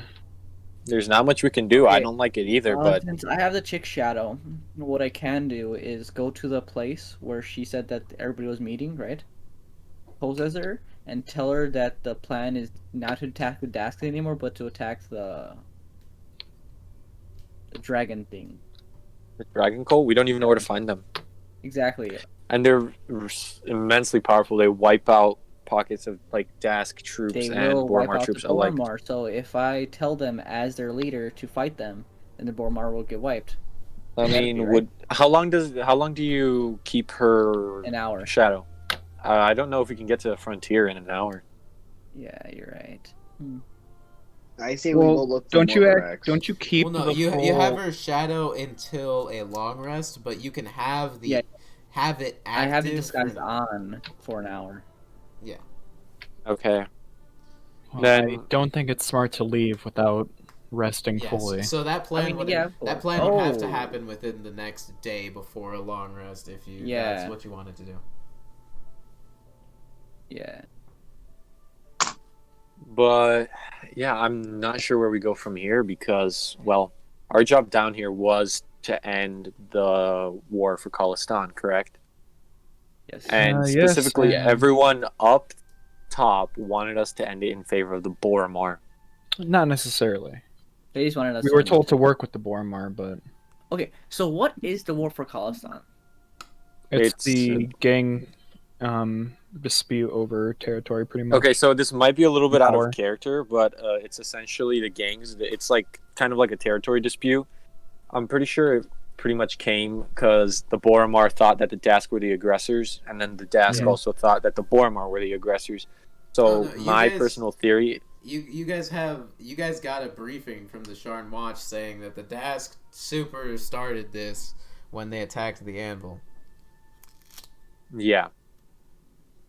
So both sides are blaming each other. So I'm assuming that this is probably like another like third party manipulating them. Mm-hmm. Probably. But first, would probably before be we the decide Dragon. anything, we should find out what this Slayer initiative is. Yeah, you should probably have a chat with Ardoon because Menta did mention him. He could Ardoon. potentially provide some insight. Vilcross. All right. Well, it's been a while, and I pull out the Yeah. chunk of the dragon shard. Yo, that's my buddy. I remember talking to So him. Bramgrim pulls out this reddish chunk of dragon shard, very valuable, and now also containing, presumably, the soul of Ardoon Vilthras. You pull out the crystal. Hey, Ardoon, how are you doing, buddy? It's Bramgrim. How have you been? You hear, and looking at the crystal, like you swear you can see a slightly like, you can see something in there like moving, and you just hear in your head, speaking to you, like sort of emanating from the crystal. What time is it? How long has it been? Couple weeks since we last talked, I think. You know, time flies. Yes. And so let's get his body back. So does the opportunity that I gave you guys to let me free. Anyway, I have a question.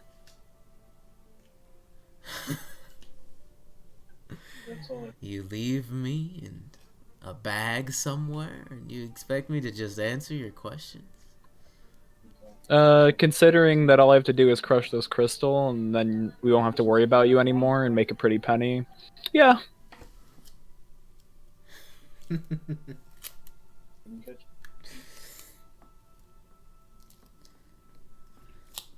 What's your question?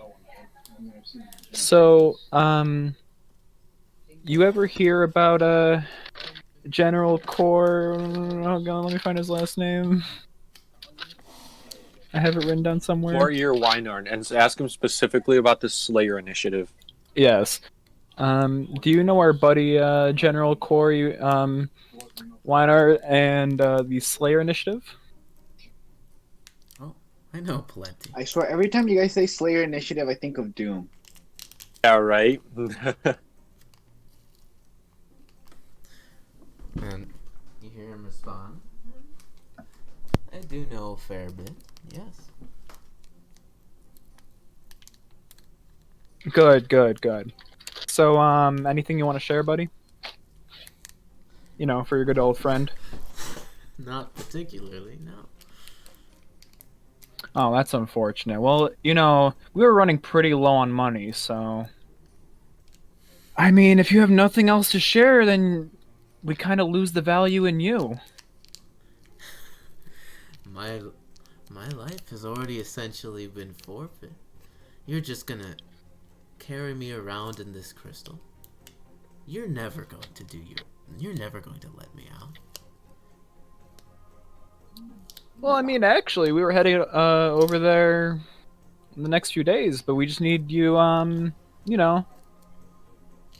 We need this information to make it a little quicker.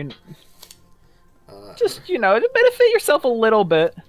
Roll a deception check. I mean, that's not deception. We need this information to speed it up. Yeah, but are you actually intending to go to Rote right in the next few days to release him? I mean, we probably could. If he gives us the information to speed it up. Yeah, probably not next couple of days, but say like maybe a week or two. Bramgrim, is this something you, Bramgrim Daardendrian, intend to do?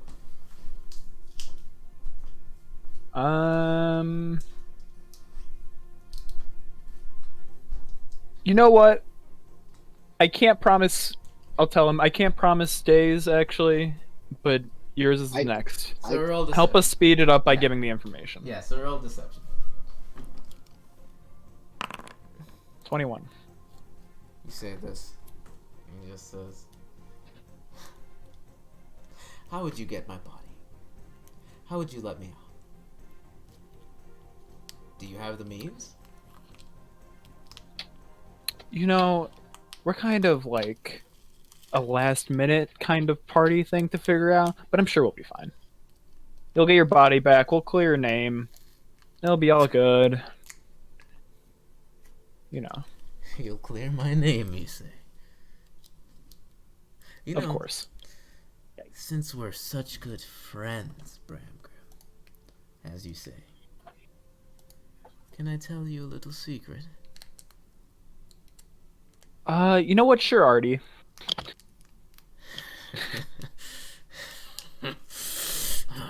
You know, everything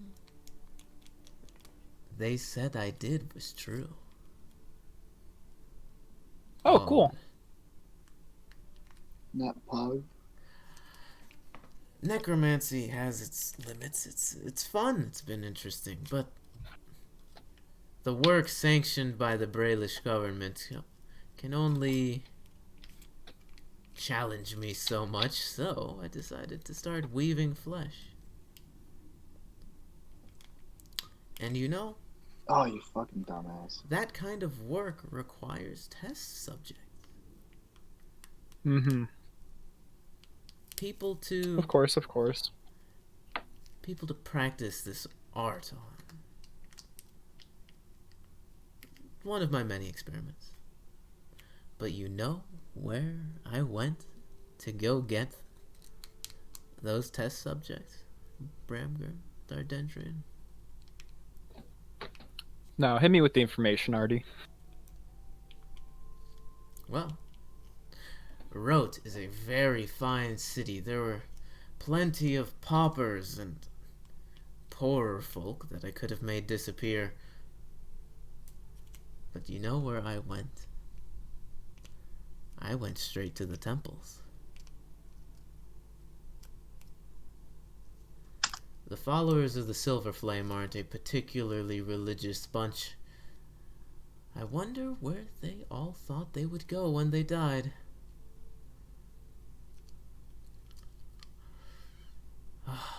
Writhing and screaming as their flesh tore apart and reformed itself like a macabre tapestry. It was fascinating.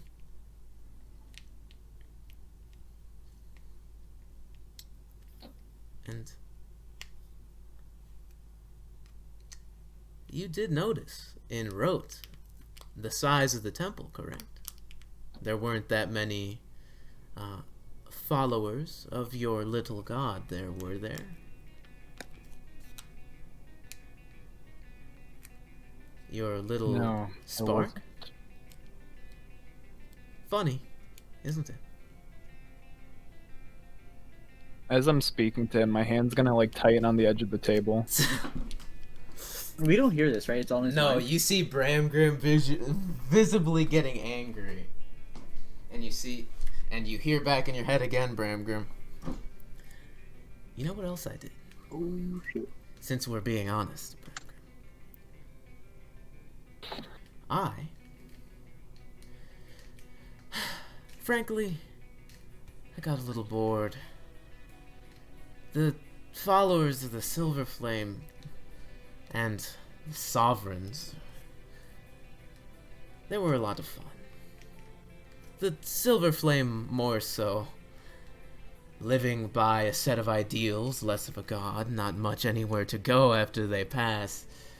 It was more fun seeing them realize their mortality as I tore it out of them and tied them back together with other people.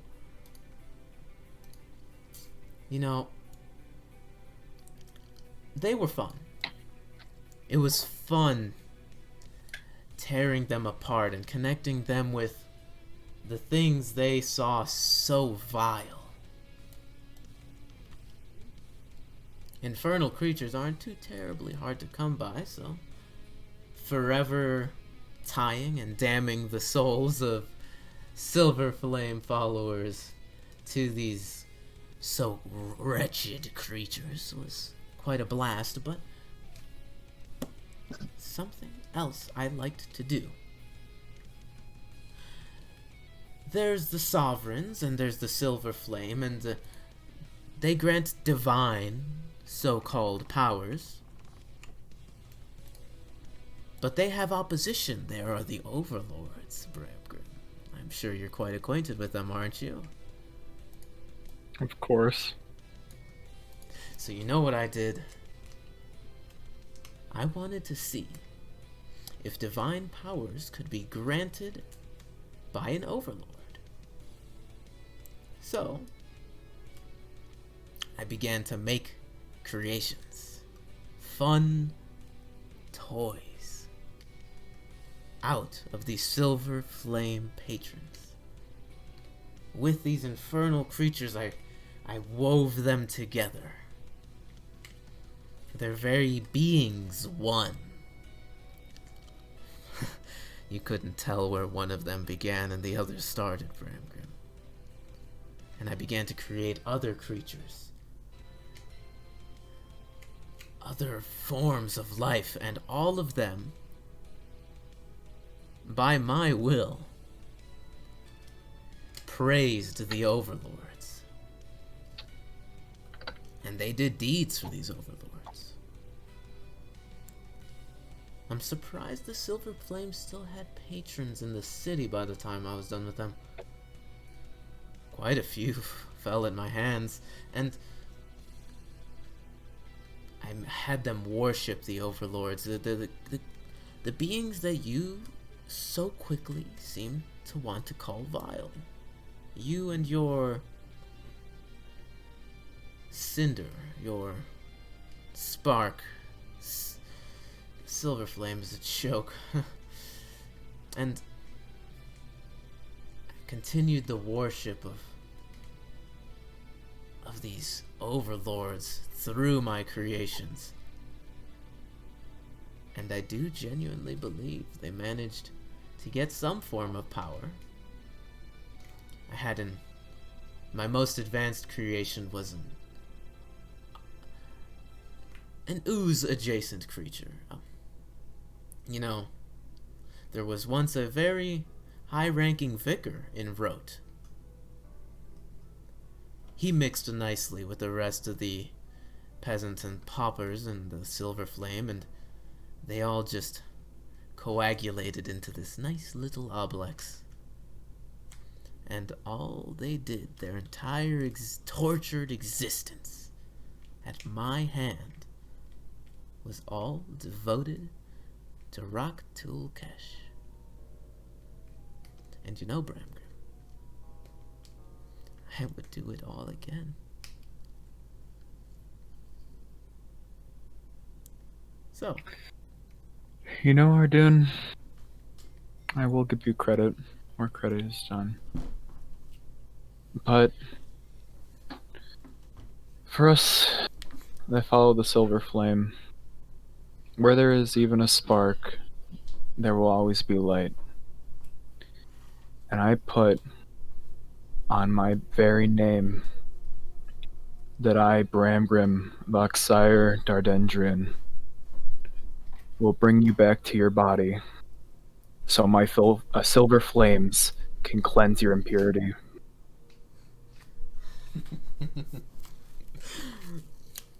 So you would take the chance of bringing me back? All you are is a measly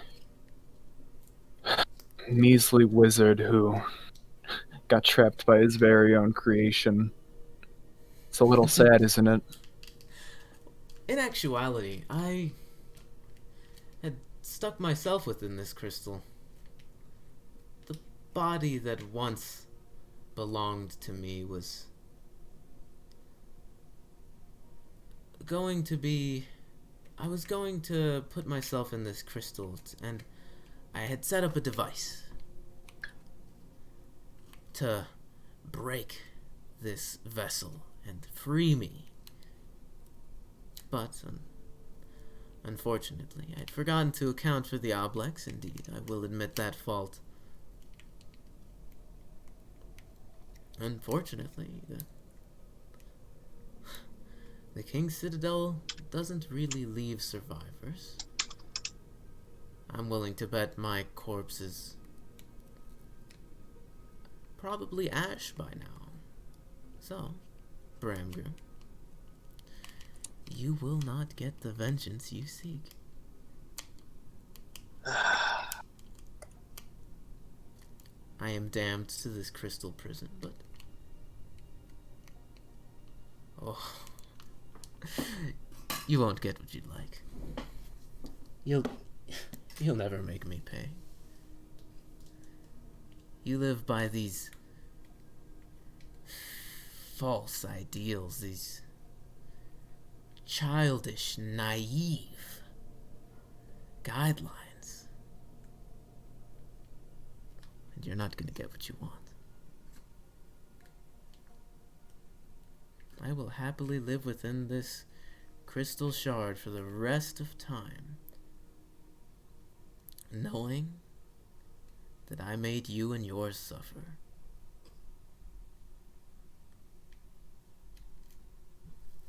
Even if I have to be pulled into that damn crystal, you will face retribution.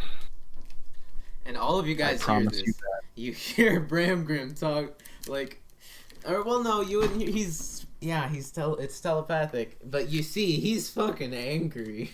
He's real mad. He's clutching a table next to him, and you hear like, that wood's crunching. He's fucking fuming. For as long as I radiate the silver light of the silver flame, I will look for ways to face you and give you the justice you deserve. You're holding the only way to get to me, Bramgrim. Oh my gosh. So what are you going to do about it?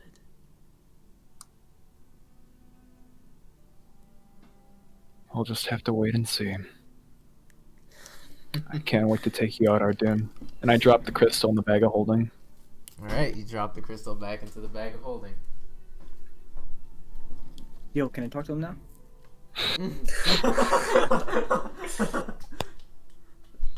Can I get a turn? No, he doesn't seem to be cooperating. Oh, he seemed cool when I talked to him. Maybe he'll listen to me. I don't think so. The magic seems dull. I think he's losing his touch on it. Oh, sad. Okay. So, did he tell you anything useful? Sadly, no. Well, then that's unfortunate. And I'll just so we already or do we already eat at this point? And I'll say, Bramgrim, making an Arcana check.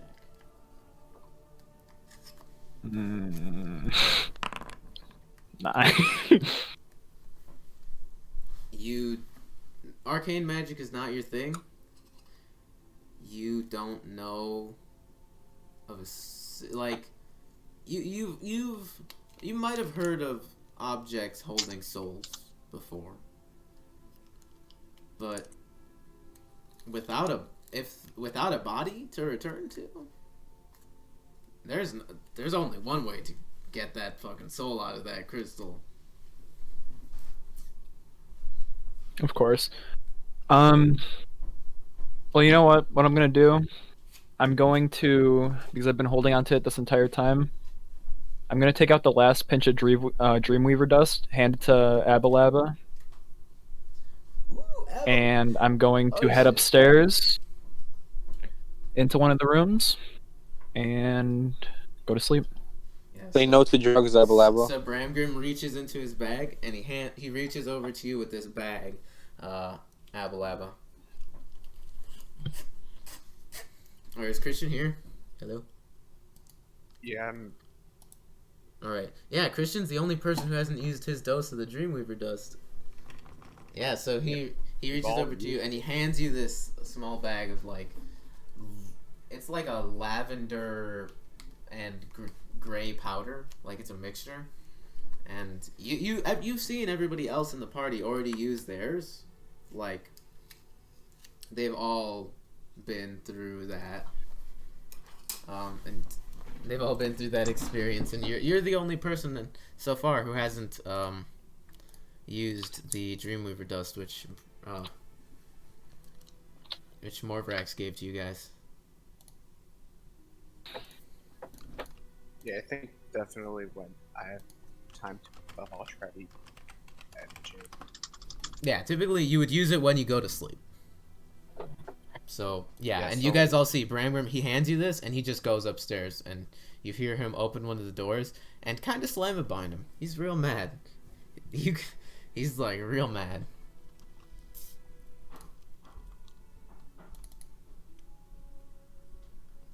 Should we follow him? Alex, the only other thing I'm gonna do in my room is summon my sword, look at it and then like throw it, but have it dissipate as it leaves my hand. Nice. You just chuck it and then make it disappear into those flames. And you think it over. It makes sense. He wasn't fucking with you. That Oblex, it was praising Ragtulakesh, just like he said. And you remember seeing maybe 4 people in the temple? Mm-hmm. He wasn't lying.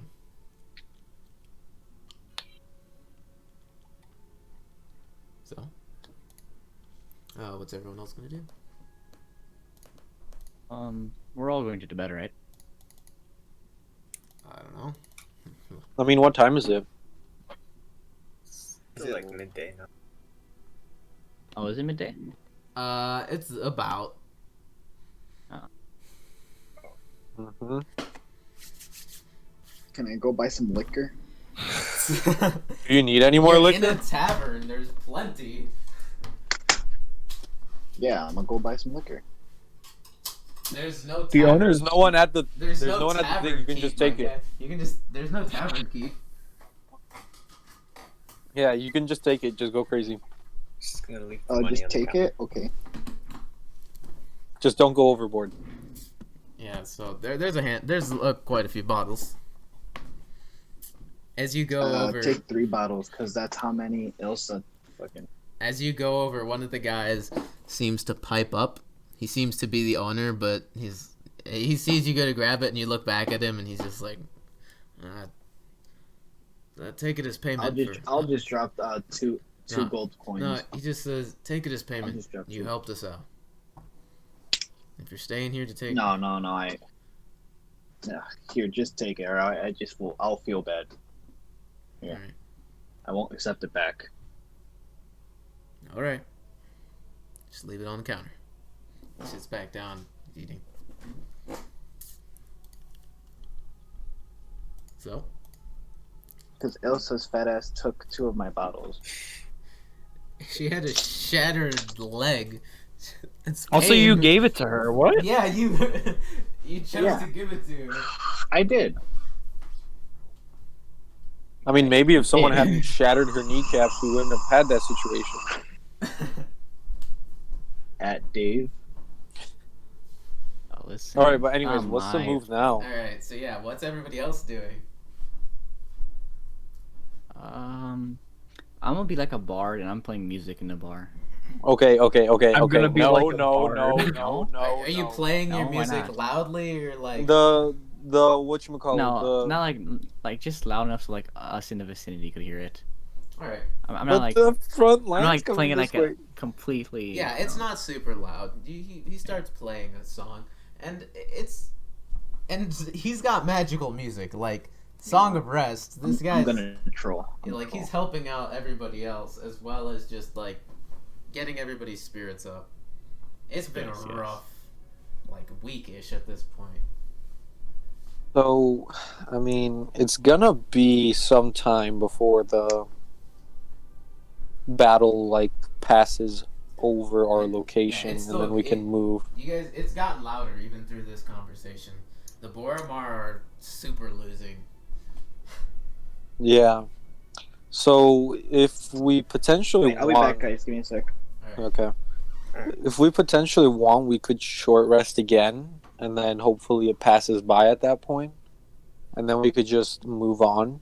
Unless you guys want a long rest, and that would probably take us into the night, and then we could make our move under the cover of darkness. Honestly, probably long rest is the way to go. At least in my opinion. Yeah, and it's been a few Also, we minutes should at this probably point. find whatchamacallit, Bramgrim. I don't know where he Yeah. went. He I'm- went. You saw I'm him go concerned. upstairs, and you saw he was very angry. I will also say it's already. Alright. It's been a while. The Dask are probably done. You don't know what they were doing at all. It's strange. Yeah. It's strange that they wanted the body. You're not sure for Mm-hmm. what exactly. I'm gonna put her fucking head on a pike. Okay. We didn't do it. They did it. They technically killed her. and you guys. And besides, we're chill with them. And Okay. like that's the thing though. You haven't heard anything from upstairs. It's been completely like you haven't heard anything. But Oh boy. it's been a while. You might be able to go back in there. You're not sure. Oh boy. All right. Should a couple of us just go upstairs to check to see if the desks are done? My thing is there anything we need from that room? I really don't think there was any worth. I mean, yeah. I'm not saying that we're gonna like loot or anything, but like, we should probably give these people their space and all of that, right? Sure. That's why we don't need to go back in there, right? I mean, yeah, There's probably don't- enough rooms where. yeah, but still, I mean, if you guys insist, Yeah, I'm you not get the gonna sense push it, The but refugees that were there were using some of those rooms for sleeping during the night. But like, yeah. But there are rooms now, right? So they. Okay, they we don't need that many rooms. They We're offered technically them- their guests. They offered them up as thanks. I mean, We we're also still. we also would be long resting in the middle of the day, not at nighttime. So Yeah, I know that's the thing. That's what we're discussing. Because like, if we discuss long rest in the middle of the day, that's going to take us into night, and then we could potentially make our move under the cover of darkness, which could be a benefit. And also, I think some people have exhaustion to sleep off. A handful of folks do. So, what's the move? I don't know, guys. Come on. Oh, yeah, Diego's for long resting. I'm down. Okay. I think Hammer I'll Ralrut isn't here. try long rest. Yeah. Okay. Yeah. So, yeah, that's majority. Yeah, that's majority. All right. Again, I guess we're gonna. Okay, but first we should probably try and find Bramgrim. Firstly, though, we should take a look upstairs. I think. I mean, I think we can assume he just went into a room. I mean, Yeah, I know. I'll find them later, but I think we should just check upstairs first. Alright, so. Who's doing what? You guys are gonna take a long rest. You guys have you can even take some downtime right now to do whatever. Like you guys with 8 hours of rest. Can I? Yeah. Let's see. I want to ask people if they know where T-Rex is. Yeah, you would have heard of T-Rexes. They have no idea. Most of them They don't have know no what you're idea. talking about.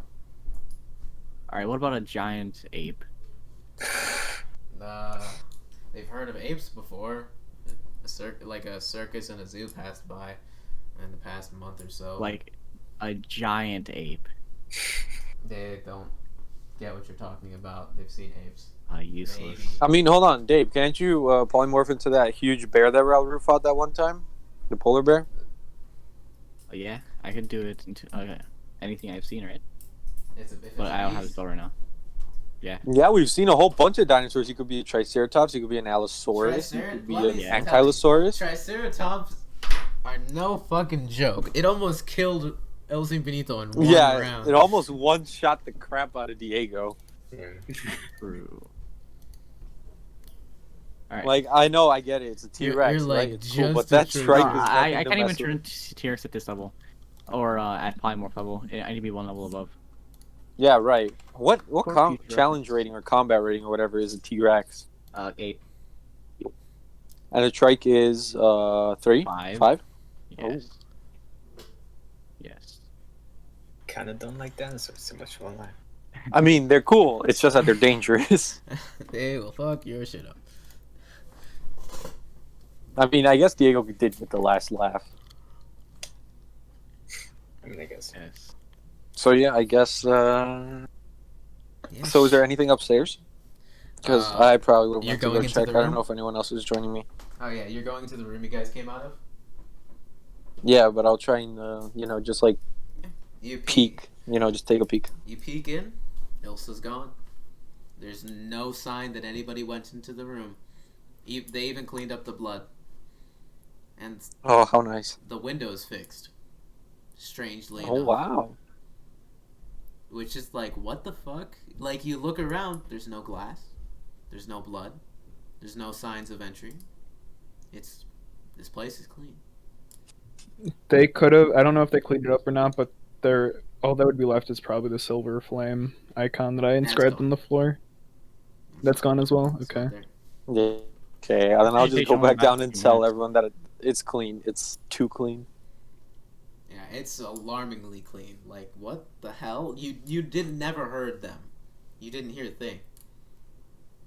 And the only person you knew about was Menta. Like, he never mentioned other Dask joining him.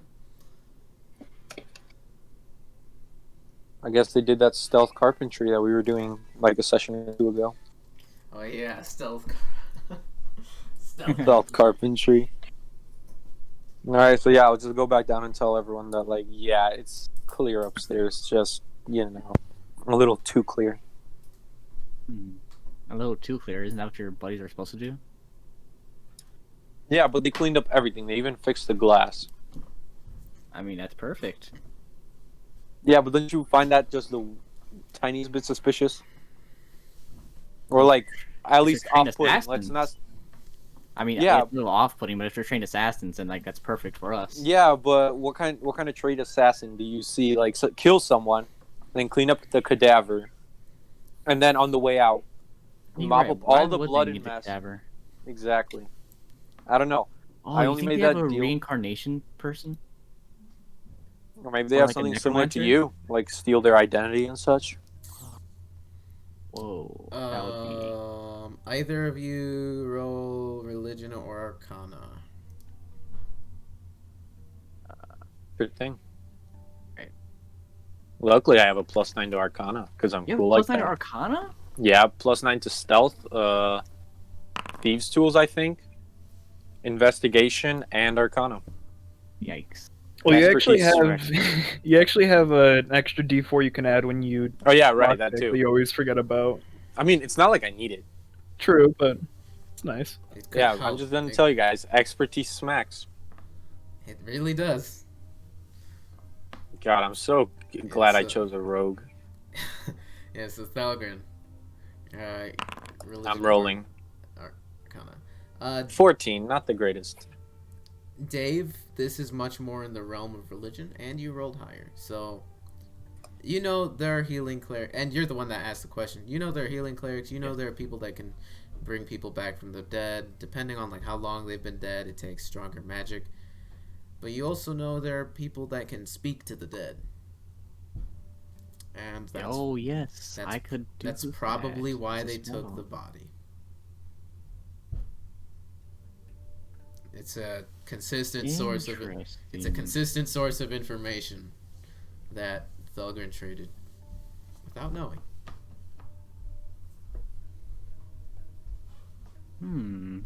I see. So they might be speaking to.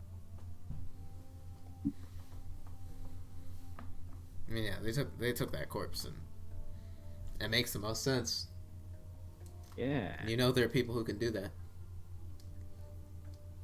Well, what would be the point of that?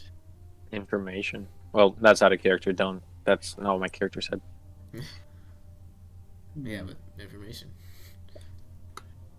This was the leader. What do I want to do during This this is the leader of the downtime? Boromar in Callestan. Plenty of shit you could learn.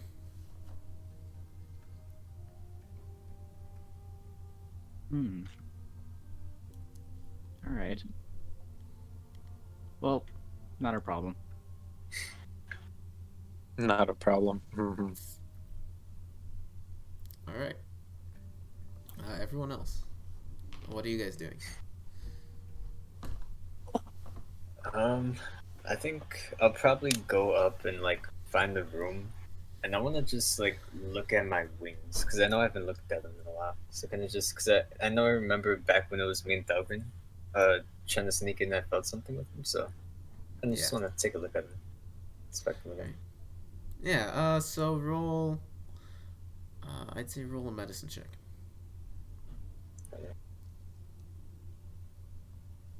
So you go into your room. Yeah, so there are 5 rooms. So whoever wants to bunk up with who. El Simpiníto. Let's say that's Your wings. You look back at them and you find a mirror. like a pocket mirror, and you're looking at your wings. And they look like stronger than before. Like they used to look just pretty gaunt, and they were more so just there. But they look a little stronger. And you remember back to when you were with Thelgun, and you remember them twitching and like moving when you shifted. And from what you've read and researched, it seems that your shifting is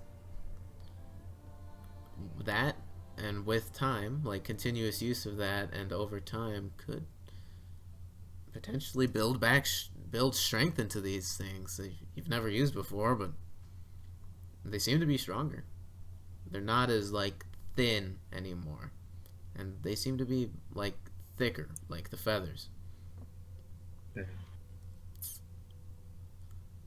they seem to. Your wings seem to be maturing. You've never seen them like this before. Growing up, you didn't really have any shifter influences around you. It was just you, your mother. She didn't know much about it, and well, you've always had these wings, but you never really knew much about them. So you never really learned how to fly with them or use them, or even if you could, they seem to be getting stronger. I guess I'll just try. It's highly unlikely, but I'll just try to see if I can even like maybe flex them. Just like try to open them if I could. Yeah, so you like squeeze your. I'll say, yeah, make a. Oh shit! Make a Constitution check. That's never a thing that happens. Oh, nice. Oh. Hey, this is, I'm sorry, what just happened?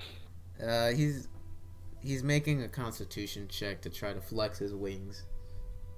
Oh. I'm saying Constitution because like it's his body. It's not like strength or anything. You go to flex your wings and they unfurl a bit, like they come off of your back a few inches, and you flex them, kind of like if you'd flex your arm or your bicep. And you feel like you try to flex as hard as you can with them, and you feel them like shaking, like when you flex like really hard and your arms kind of start shaking. It's like that with your wings. You flex them and they come off of your back maybe 3 inches, and after a bit you just stop and it's just shit, like you haven't used these before. This is like a whole new set of muscles, and shit, that's gonna take some work, but you've never managed to do that before. It's kind of exciting. Yeah, I'm just gonna smile at myself and be like, hey, that's a start. Let's go. Yeah. Spam poggers in chat. Alright, so I'll get back to you, Abalaba, because you said you were gonna use the dust. Bramgrim, you just went to sleep, right? So I wanted to ask you about something really quick. So you know how we have that exhaustion thing? Yeah. The con save to avoid past first level? Yeah. What is that again? Oh, the save? Yeah. I have it written down somewhere. Give me a second. Let's see. What did I land on? I have this somewhere. Boop. Let's see. I landed on DC 30 minus character level con save. Minimum 15. For what? Sorry. For Alright, so I need a natural 20. Gaining exhaustion from downs after the first. Like the first one is automatic, but past that you have a chance of not getting it. Never mind, I'm stupid. I need an 18. Oh, okay, Yeah. I see. Yeah, it's a know. saving throw. So it's very difficult. Like it's DC 30. Damn it. So obviously, as you become a more skilled adventurer, you can get downed and come back up more like easier, because like that you've been getting your shit rocked, as well as con, because obviously it's your body trying to fend this off. So it's minus character. Yeah, I didn't make it at all. Yeah, you didn't make it. Yeah, it would have But been anyway, DC 24 for you. yeah, DC 24. I'm not gonna go to bed straight away. I'm just gonna more so sit on like the corner of like the bed and just stare down at my hands. Alright. And I will come back to you as well. Oh wait, you said you were going to sleep? No, not right away. I'm just gonna sit Alright. down and stare at. Ralrut, what are you doing? He's not here. He said he'd be Oh, back he's in a little still bit, I gone. think. He goes to sleep after grabbing drinks. Thelgun, what are you doing? I don't know if there's an. Hold on. I'll look through my Holy shit, I'm so sore. stuff real fast. Alright. Alright, Dave, is there anything you want to do? Like anyone you want to go talk to? Anything, any downtime you want to do? I don't think so. There's no library or books around here, right? Actually, can I look for like books about beasts in a bar? Make an investigation check, sure. Because they have books in a bar, right? Definitely. Alright. Yeah, then I'm not gonna do anything. Yeah, you don't find any books. It's a bar. It's fine. People come here to drink, not to read.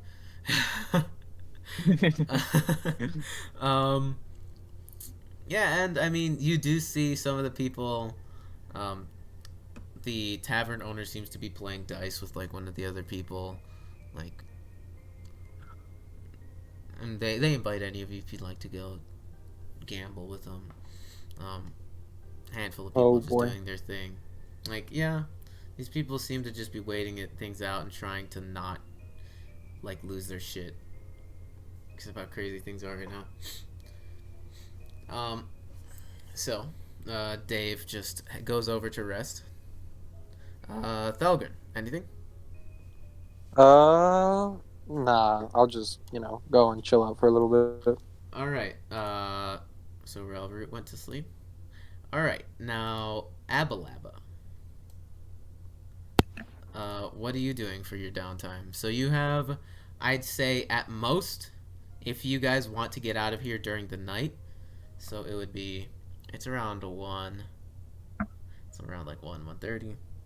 So you have maybe 2 to 3 hours of downtime maybe before you can get a long rest. So if you still have any like ink and stuff left, you can start transcribing any of those spells. If you do, I don't know if you did. Let me check if I. Yeah. As well as if there's anything else you want to do, like any research. You can start research on that book.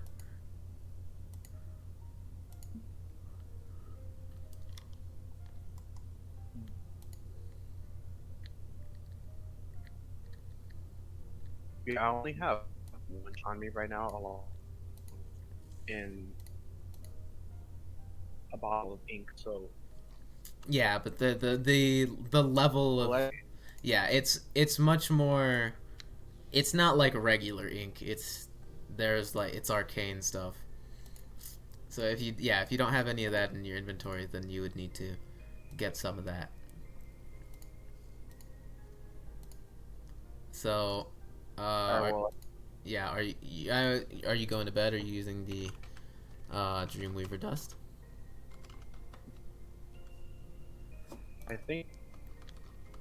Alright. Oh, Christian's cutting out. Christian, you're going robot a little bit. Yeah, you're a little quiet.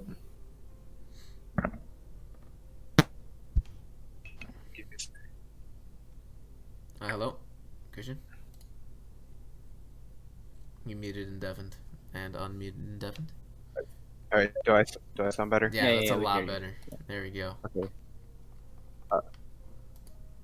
I think before I go to sleep, I'll do some research on On the book? the spell book.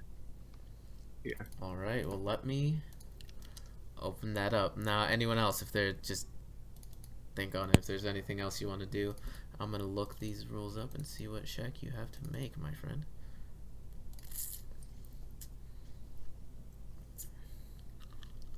Alright, so you have some time. I'll say. So make an Arcana check.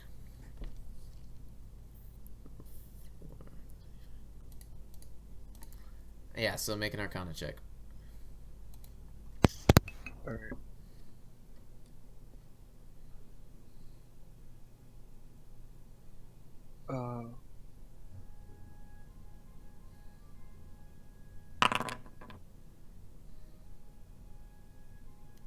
Oh crap! I made it like 3 times.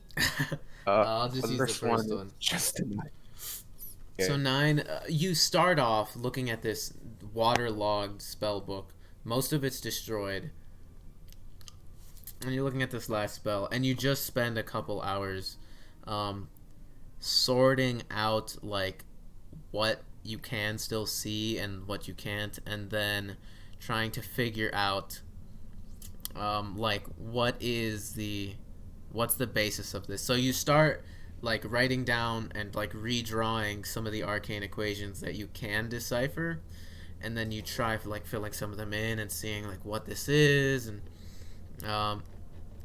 yeah, you don't get any progress yet, but you start getting like the basics of these arcane equations out.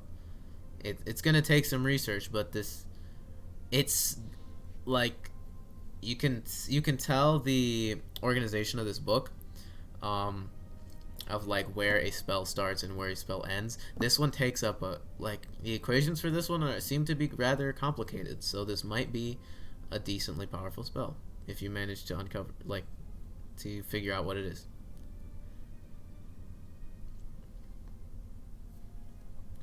So yeah, you start figuring that out. Definitely when I have more.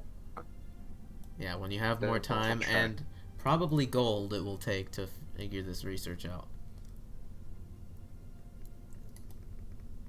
So, Abalaba, when you go to... so everyone's taking long rests, correct? Yes, sir. Yes. So, Abalaba, are you taking... Yep. Are you using your dosage of the Dreamweaver dust when you go to rest? Yeah, I may as well take it. Yeah, and you identify it, and you figure out how to use it after identifying it, and when you go to rest, you pour some of it on your forehead before you fall asleep. Let's go. It's only been like 25 sessions. And but... when you go unconscious, Abalaba, I'm dragging you to another back. voice channel. Oh no. Juan, figure out what you want to do for your downtime. Christian, I'm bringing you to the ass. I'm bringing you to the ferociously. I'm taking you to the back room, friend. Chi-chan. Oh wait, I'm connecting still. All right, Chi-chan. Hello. I haven't back. done this in a while. Finally here. I know, I haven't done this in a while. So, let me see if the ambiance loaded. Oh no, it didn't work. The ambiance is too long. Son of a bitch. Fine. Give me. Also, Alex, by next week, I'm hoping, because I just ordered a new mic right now and should be coming next week, so I'm hoping it comes by next session so I can test it out. Because like with the mic I have on my headset, like it kind of cuts off like my headboard. Ah. All right. Well, yeah. It'll definitely be nice once you figure it out. So, let's see if this one works. Son of a bitch.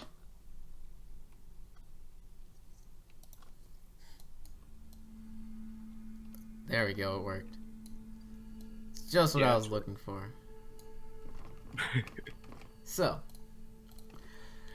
Let me get my notes. Oh, it's been so long. So. Abalaba. When you lay down to rest, you find yourself in what seems to be an endless, empty void.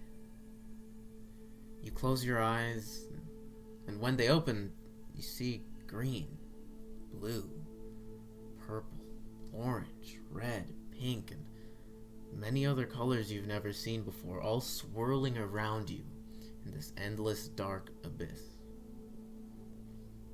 And then you see a giant sphere. A planet.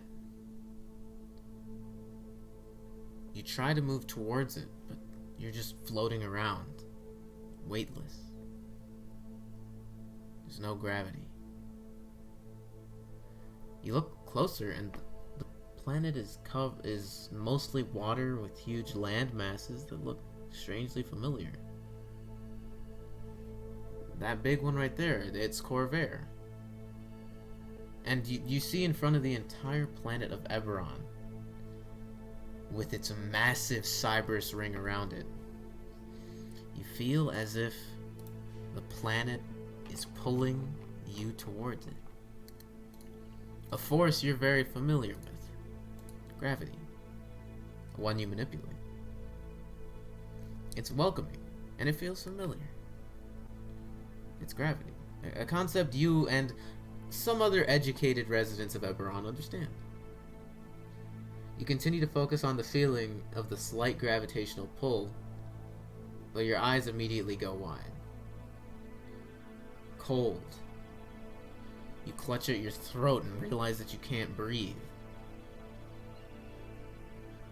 You're floating out in this abyss. You feel the gravity pulling you towards the planet, and immediately the panic sets in. You can't survive out here. You need to get closer. Abalaba, what are you going to do? You're suffocating, floating out in space, and you see you don't know how far away, but you see the Cyberus ring close to you. You see Corvair, and you feel the gravitational pull. It's welcoming, but it's not enough to get you towards the planet. What are you gonna do, Abalaba? Desperately, I try. And you are suffocating, so base. What is your Constitution modifier?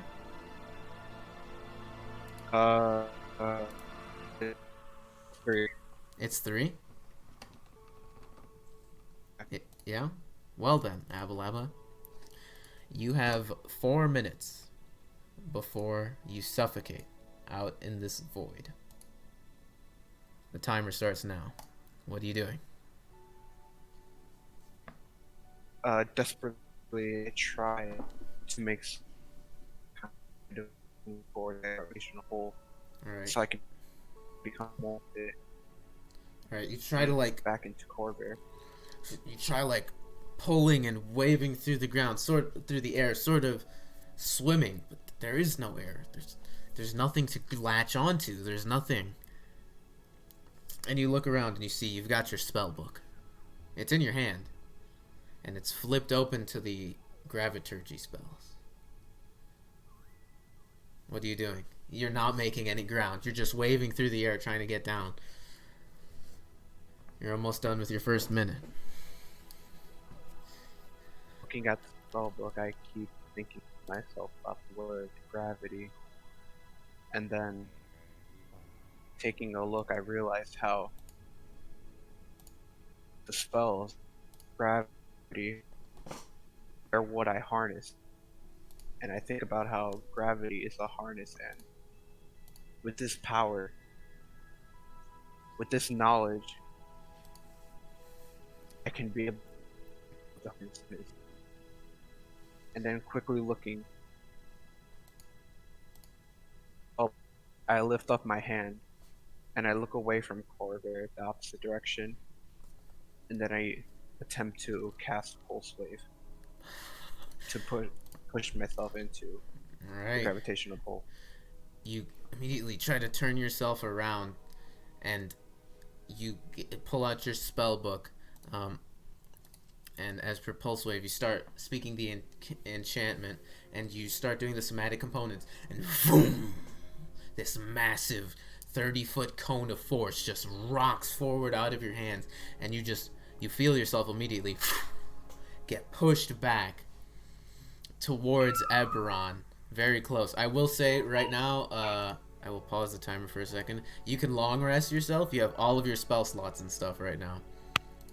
So take a long rest. You have all of your resources at your disposal to try to get back to Corvair.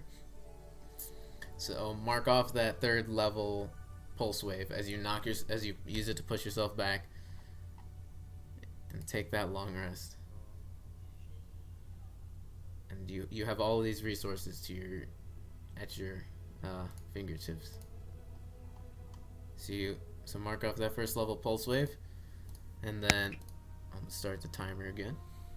You shoot yourself back at this point halfway through your air, and you get a decent amount of distance. You're much closer to the Cyberus ring, and you feel yourself like flying through it. This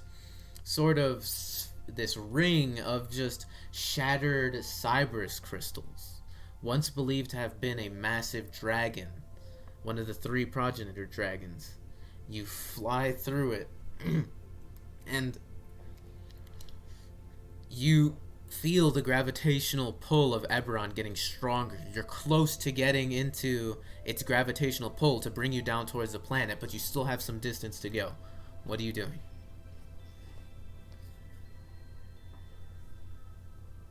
I try casting it one more time, hoping that this can be what helps.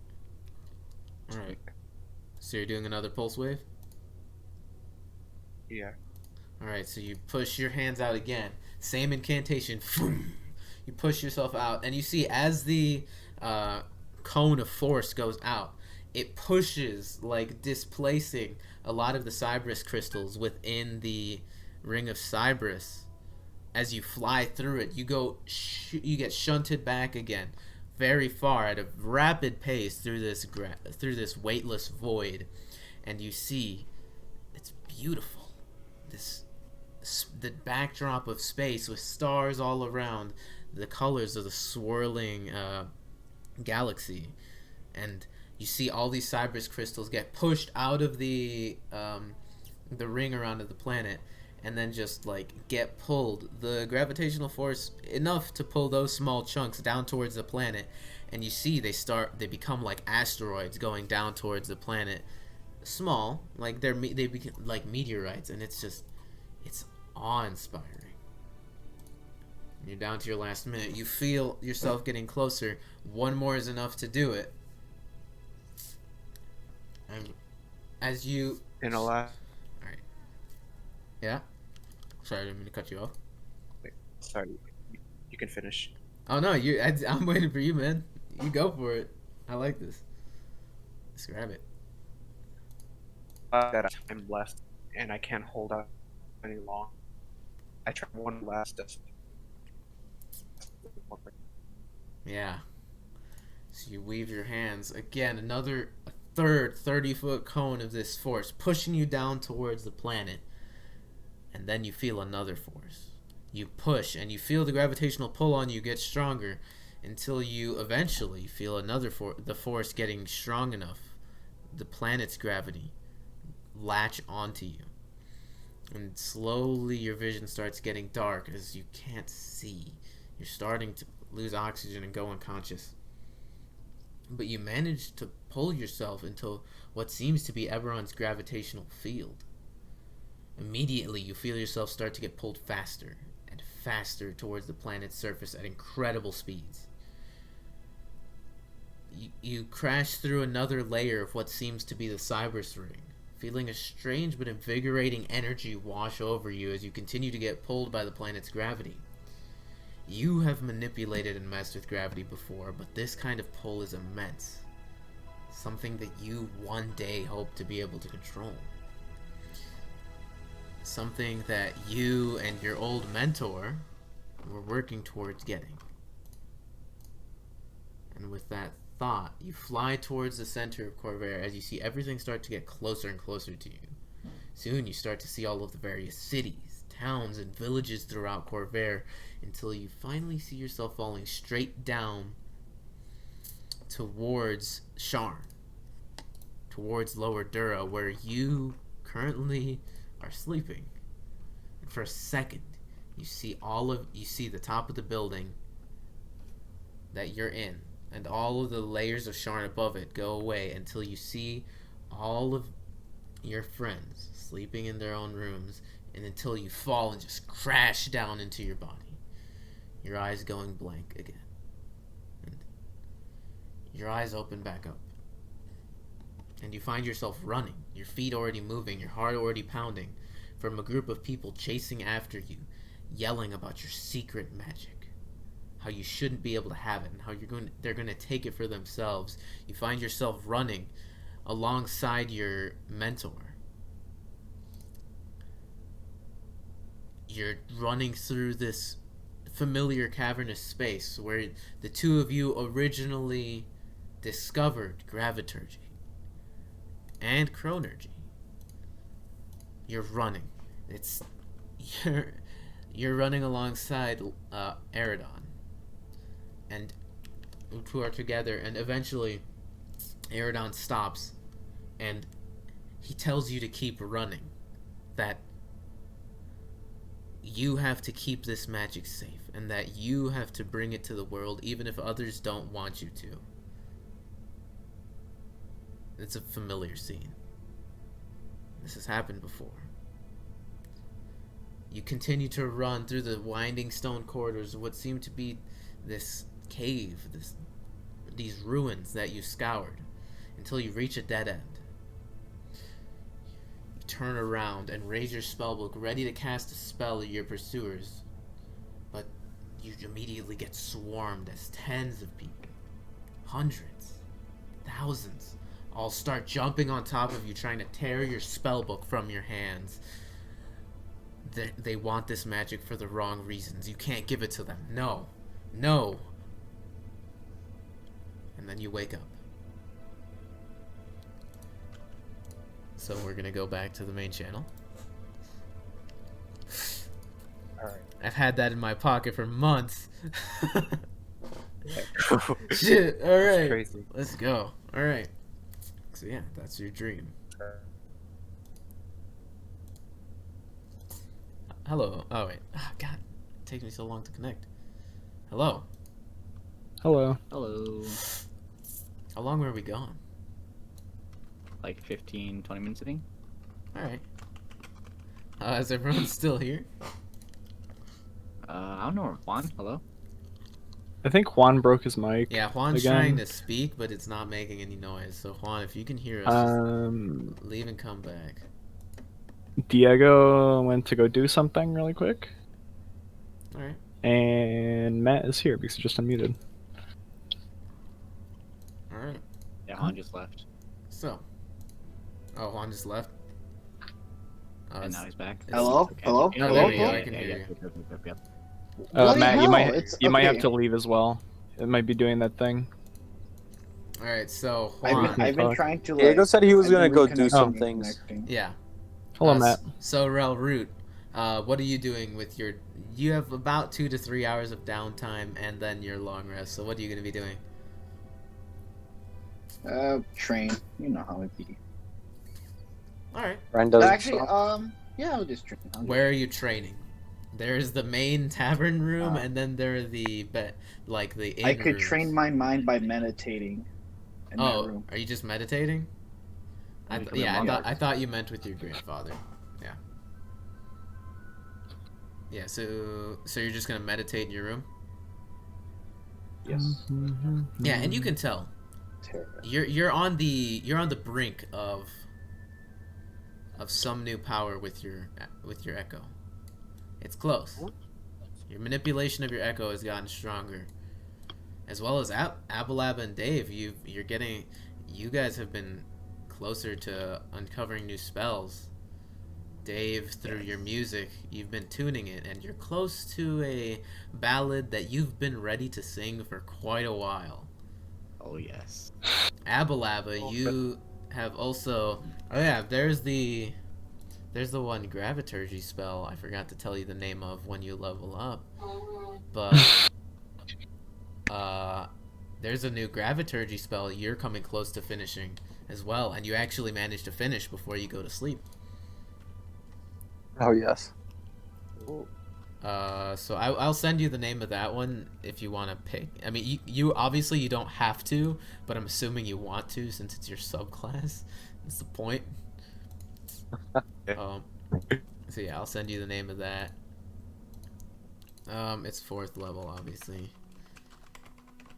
So yeah, you finish up that as well as another spell, and you finish transcribing banishment from when you made your deal with the one dean at Moorgreave University. So when you add your once you add that Graviturgy spell, you can add banishment and then another 4th level spell. And then yeah, all of you go to rest. And finally, Bramgrim. Oh. When you do eventually go to rest, who's everybody bunking with? Because this is important. Yeah, how are we gonna do it? There's what? There are 6 5. of us? There are 5 rooms. I go into the room first, and I just let someone else pick who wants to sleep with me. God, don't say it like that. Ooh. Alright, well, I'm not choosing. You guys have to choose. Wait, guys, I'll be back again. The Vanguard's Oh lord. I gotta help one.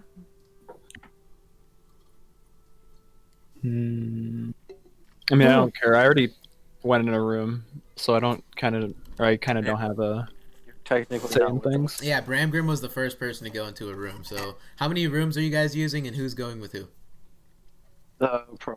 Bramgrim is in his own room, so that's one, and then I guess just the 2 for the 5 of us. For the other I'm guessing. 5? Yeah. So who's bunking? Who's bunking with who? I'll be fine with bunking whatever. All right. So Abalaba goes with Dave since Dave went into a room.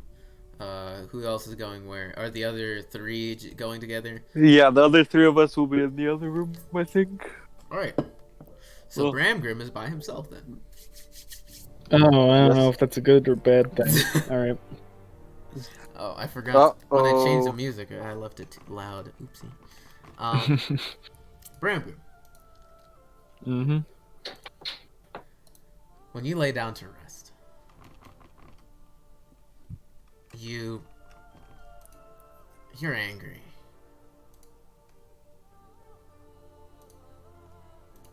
And you know he told you all those things to get you mad. Because you left him in the bag in this crystal for a while. True. And you know he wasn't lying. You know he wasn't. And you think back. And eventually go to rest. And you come to. Back inside of the shining, bright white, just endlessness.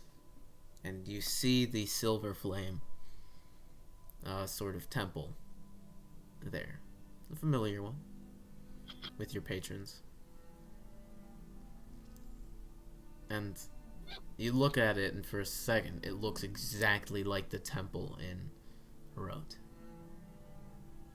You squint your eyes. You close them, and you rub your eyes a bit. You look back at it, and it's the same temple that your patrons were in. You see the doors are closed.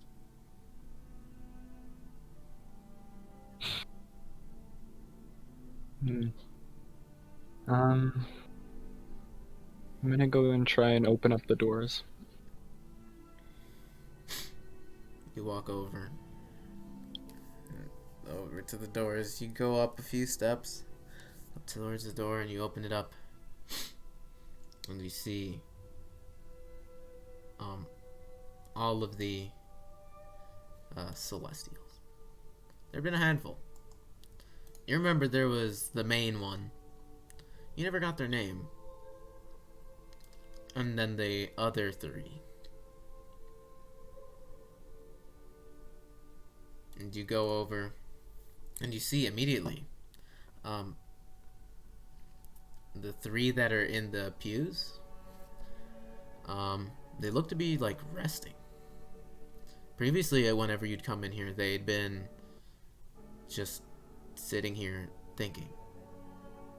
But this time, they seem to be, you see one has this sword out, this massive blade, just down into the stone, like bent over, just looking down, thinking. And you see his form seems to have some scrapes, some cuts, as well as the other 2 Celestials.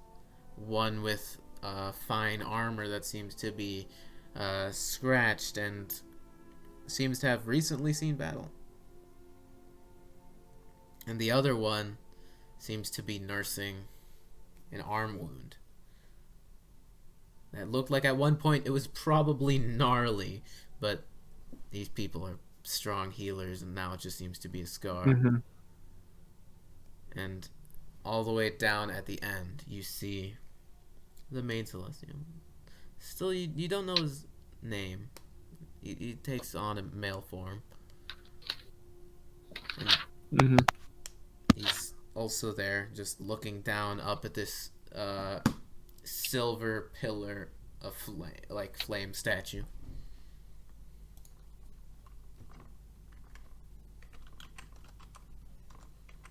So, what are you gonna do? I'm gonna walk up to the main Celestial. Alright. You start walking over, and he just stays there standing, with his sword down, looking away from you at the pillar, holding the blade, with his head sort of down. And you can see he too has some cuts and scrapes, less than the others, but has definitely seen some battle recently, apparently.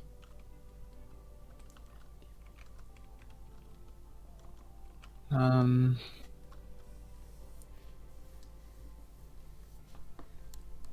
gonna kneel and almost call out to him. Just, like,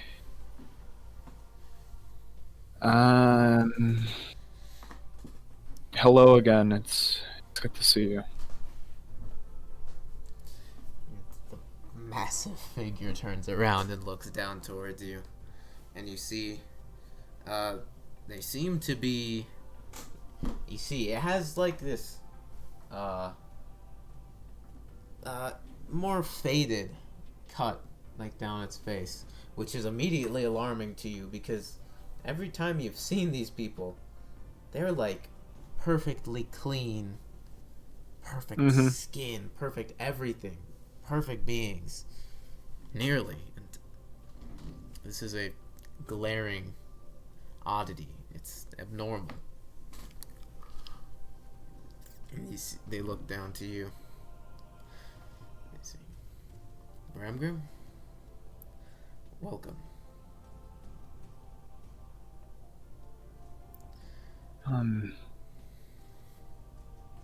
You know, I've been thinking about it a little bit. What can I call you?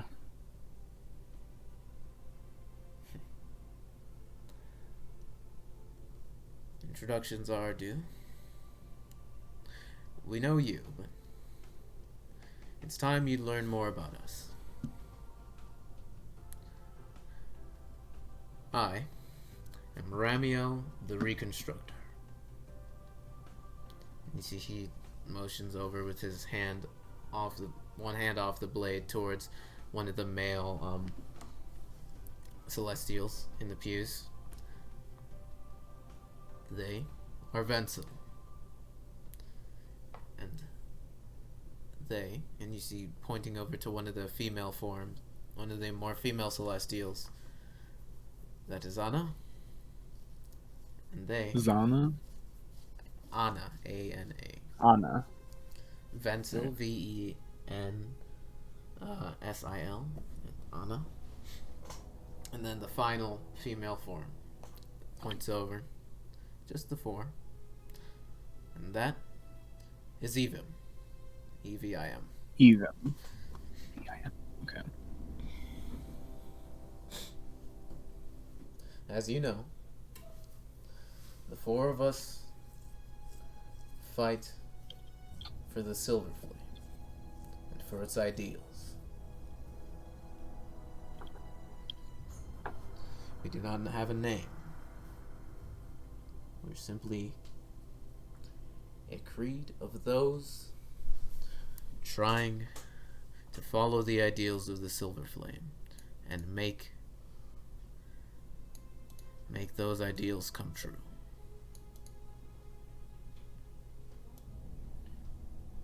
What happened here? Why are you guys all beat up? And you hear Venzel chuckle. And Ramiel, still straight-faced. There's been more activity recently. That's why you've been summoned here. For the most part, we trust those beneath us to follow the flame. Follow what they believe to be right. A set of ideals.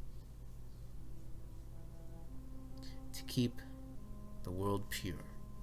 To keep the world fair. To stop outside influences, like the overlords, from taking over Eberron. But, recently, the forces that wish to bring us down have been stirring. We're always in constant conflict with these beings, but recently, they've gotten stronger.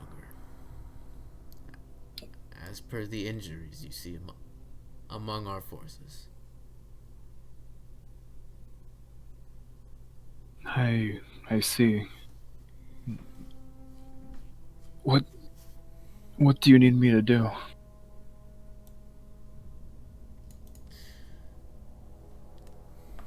Bramgrim, we summoned you here because you were close to the situation. The overlords are stirring. Their followers becoming more unified.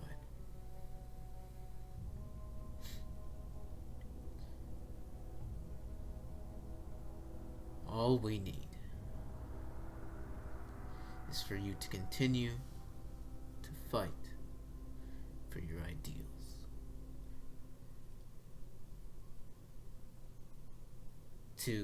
Of course. To follow your own code. To do what you believe to be right. And to watch out for outside corruption. You know very well of the whispers of the whisper in the flame. Whispers that can corrupt.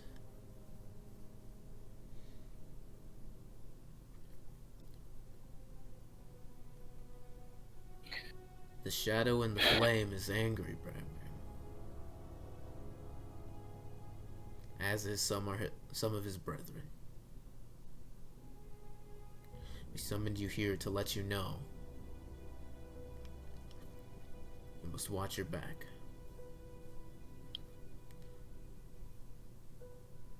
We know of the situation you are currently becoming aware of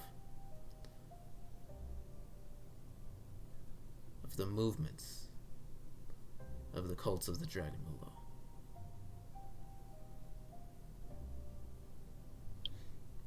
The chaos of your... Do you know where we can find them?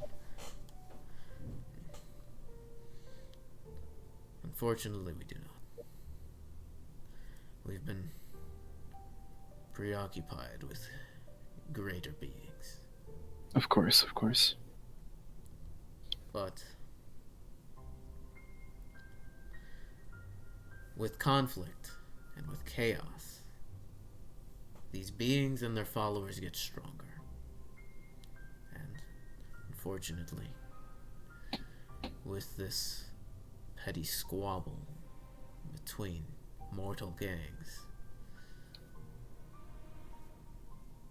this stoked the flame. The flame of the enemy.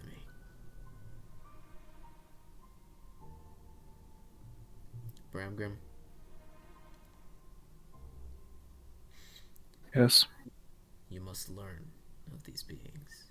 You must fight these beings and all of their followers.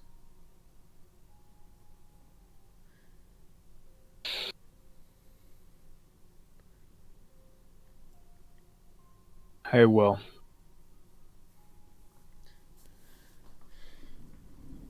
Those that have come before you, of your bloodline. There once were many that fought under the Silver Flame's name. But the shadow and the flame, through its whispers and deception, led the Church of the Silver Flame astray for some time. And as such, your progeny, who followed the Silver Flame's ideals, were outcast. What are you... Do you mean the sixth house? The sixth clan? Bramgrim, eventually you're going to have to return home.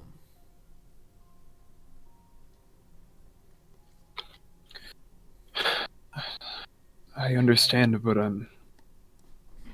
it'd be better if I stay away. For my father's sake.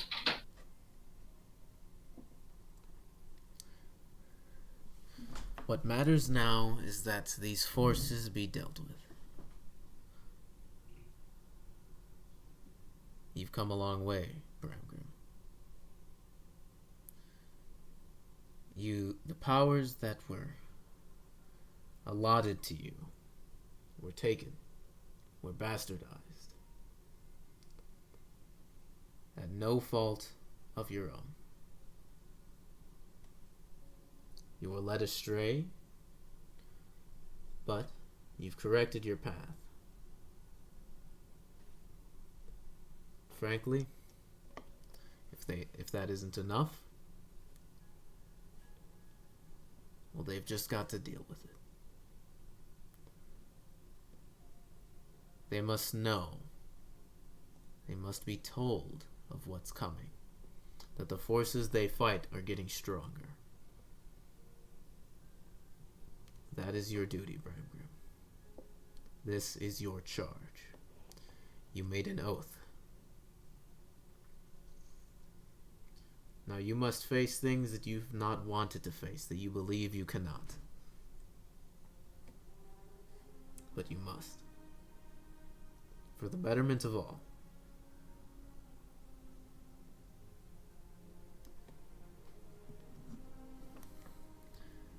Any I understand.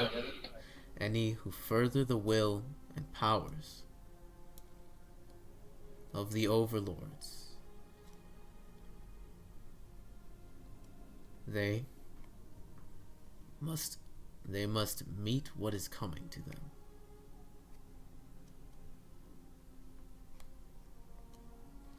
Any judgment does not wait. It comes swiftly, it comes fairly, and it comes harshly.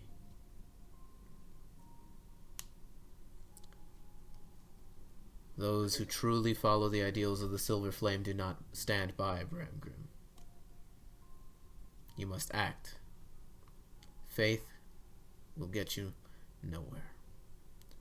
Action is what does things in this world, Bramgrim. whether you have faith in yourself or not. You must act.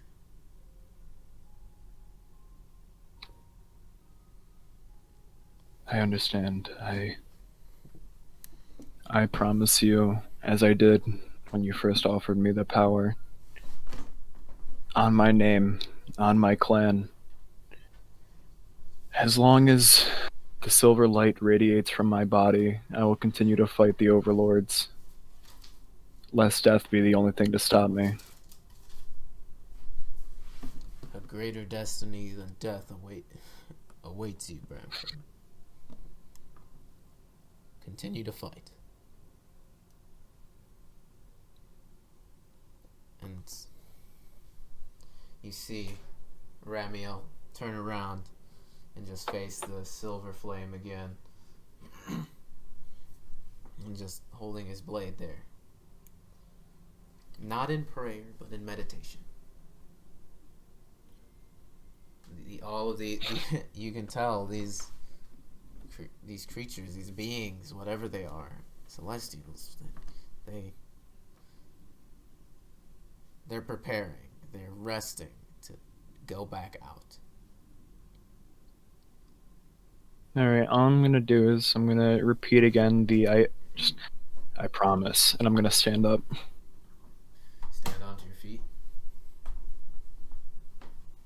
And I'd just like to turn around and walk outside of the church.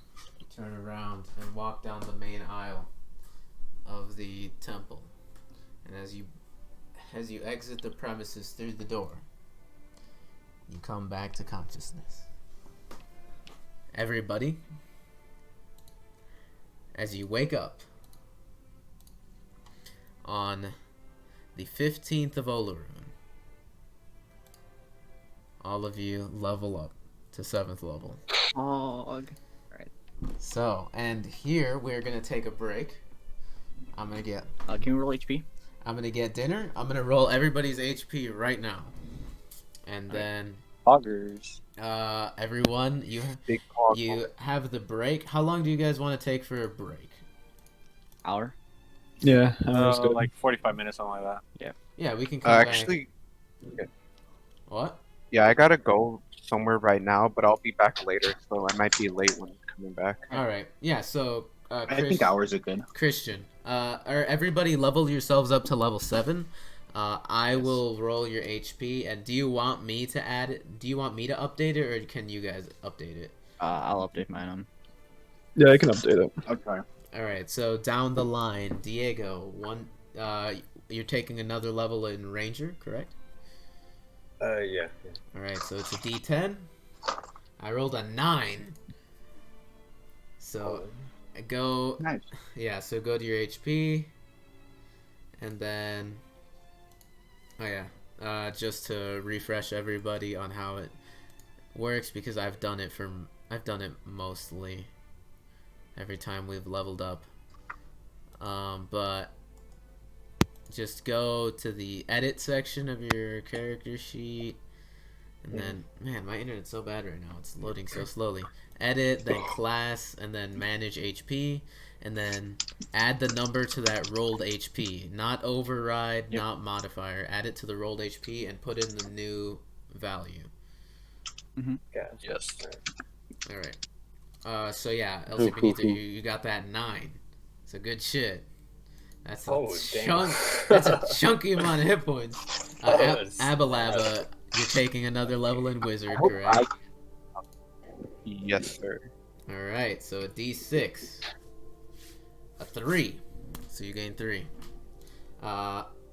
Ralrut, another level in Fighter. Well, do I have another choice? I mean, this is just if anybody wants to multi-class. I'm assuming you're not multi-class. Oh, no. Yeah. No. I rolled a 1, but I re-roll 1s on hit die. A 4, so add the 4. Then Dave, obviously, because you want polymorph. Yes, sir. It's a D8. I rolled a 3, so you gain add 3. Bramgrim, Pally or The Warlock? D8. It's gonna be Warlock. another level of Warlock it is. I rolled a 4. And then Thelgun, sir. Another Yes, rogue sir. level. Yes, sir. I rolled a d8 and a 6. Ha ha! So now that everybody's gotten their HP, add that to your Wait, what health did I get? What health did I get? I forgot. 4, I think. A 4. You got a 4. Alex, question. Yes. Oh, your boy is at 52 health. Yeah, so everyone level yourselves reading- up to 7 over the break. We'll come back around 6. Everyone pick your spells, go through your abilities, make sure you know your shit. And when we come Yes, back, sir. everyone should have their characters like sorted out. Oh, never mind. If anyone has any questions, text me. I'm just gonna be eating lunch or dinner, so just let me know. Yeah, it was just a thing Alright. if I could switch out a invocation, but it says I'm able to, so. Yeah, go for it. So if anyone's got any questions, just text me. And good shit, guys. Level 7, Chapter 3 has finished. Hey, I guess we just got a second attack as well. Let's go! Oh. Thirsting Alright, Blade. Stop. Oh wow, you think you're cool? Alright. Is Juan here or is he? I don't fucking know. I'm Alright. here. Hello, Juan. Hi, Juan. Oh yeah, hold on, because Juan, we were all talking. What class would you think of doing campaign 2? Juan. I don't know. Cleric. Oh, cleric. Oh yeah, you guys don't have Cleric. a cleric, dude. Yeah, that's one thing this party is also missing. You have 0 divine casters. Bramgrim doesn't really count. Doesn't I'm count. like half there. I got 2 slots, which I'm sorry, I'm never gonna use. Yeah, he's always gonna just smite. Bramgrim doesn't cast anymore. He's just gonna be smiting all the time. Listen, I have Well, he Revivify better in be case shit casting, goes 'cause if he doesn't down. cast some of them healing spells, the party's gonna die. It's fine. I have bonus action D6 I can throw at you. Sure. I got 6 of them. All right. Well, getting back into this, you guys, just having finished your long rest, feel nice and refreshed. And was anybody keeping watch? No. Nope. No. I don't think so. I mean, there were the people downstairs. Do they count? They actually asked you guys if you would like to take watch, because they kind of are giving you rooms and keeping you around because they see strong people that might be able to keep watch and keep them safe. I mean, then sure, I would take watch. I'll take first watch. Take it. You guys want to take first watch together? I'm back. No. You know what? Alright, if he doesn't want to, then I won't.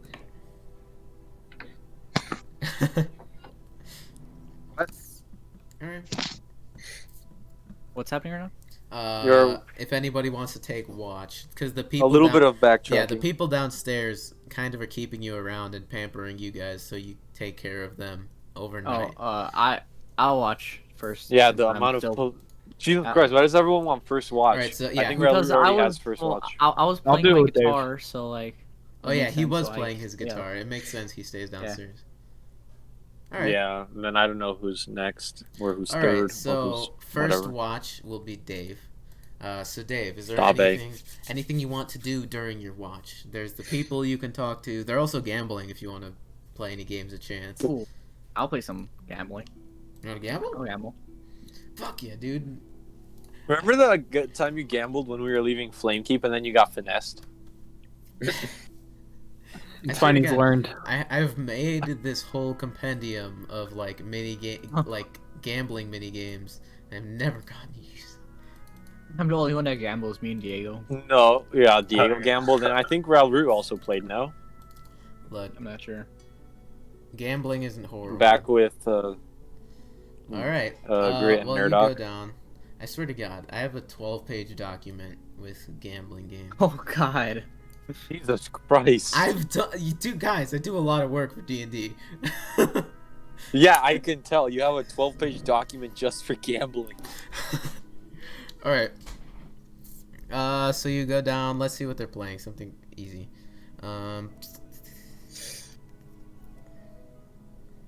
right.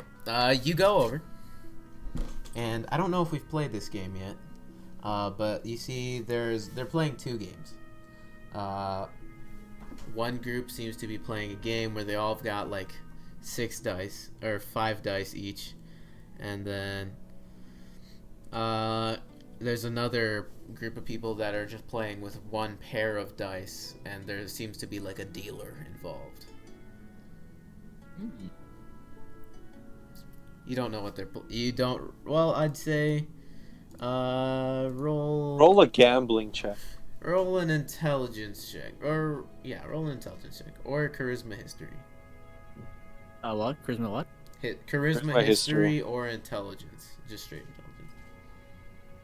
I'll just roll a straight intelligence. Stave is big brain. Told you.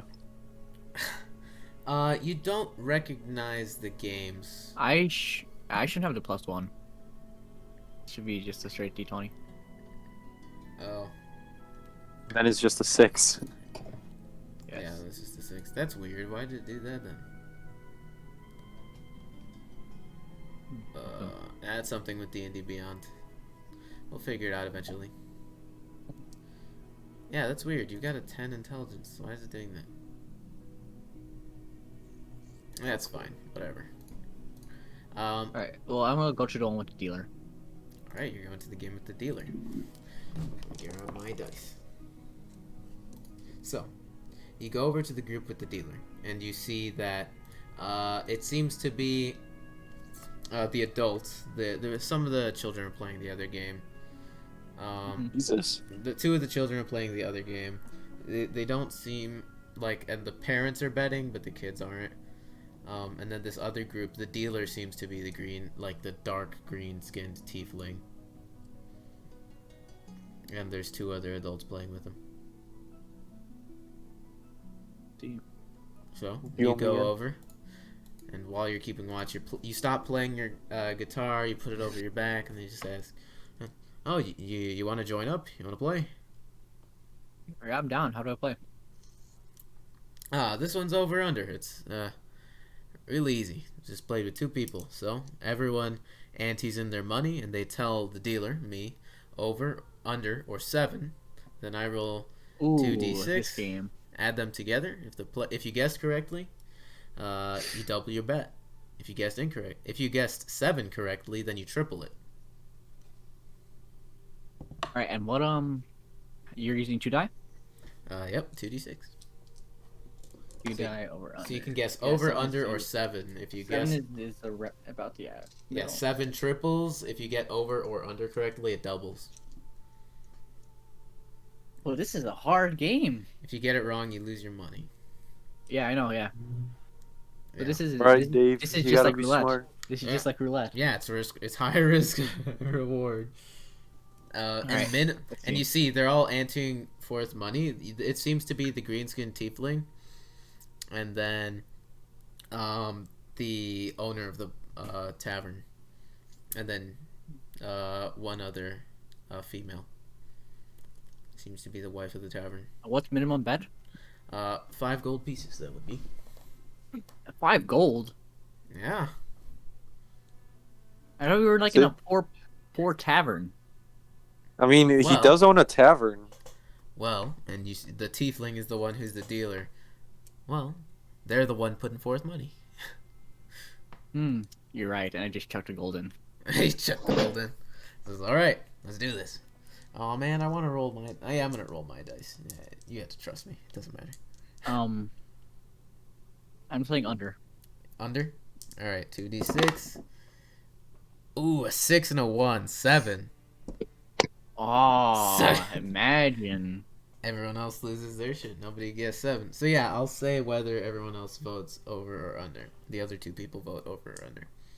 All right, so everyone loses their money, and the guy with the greenskin tiefling just tells you, and that's why they're betting so much money. And he scoops the whole pot towards himself. Alright, one more. You hustling me, boy? He says, "All right, over or under." Let's go over this time. Over. Over. All right. Roll the dice.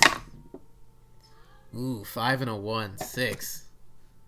The other two people, one went over, one went under. So the guy takes his money. His pot is doubled. The others lose theirs, including you. Yeah. Here, Damn, Dave. can I put in a platinum and count as 2 hands? Yeah, that definitely works. All right, let's play. Putting in. First hand, I'll go under. Under. All right, let's do this. 2d6. 2 into 3. You get back your platinum. 5 gold. I get back 5 gold, right? Yeah. Yeah. So you get, yeah, you put in 5 and then you gain 10. Second game. Over, under, or 7. You know what? Let's go 7. All right, I like how you play. 2d6. A 2 and a 1. Ah, yikes. He takes it.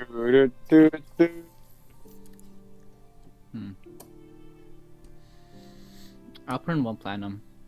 2 more games. 1 game. Oh, 1 more game. Okay. Oh, Over, under. What? Over? Over, yeah. All right. 2d6. A 4 and a 5. You get your money back. And then Easy some. clap. Oh my god, I'm so good at this game. Alright. How many pots did you lose?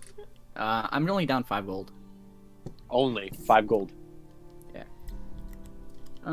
Dave doesn't know the difference between a gold and a copper at this point. Yeah, right.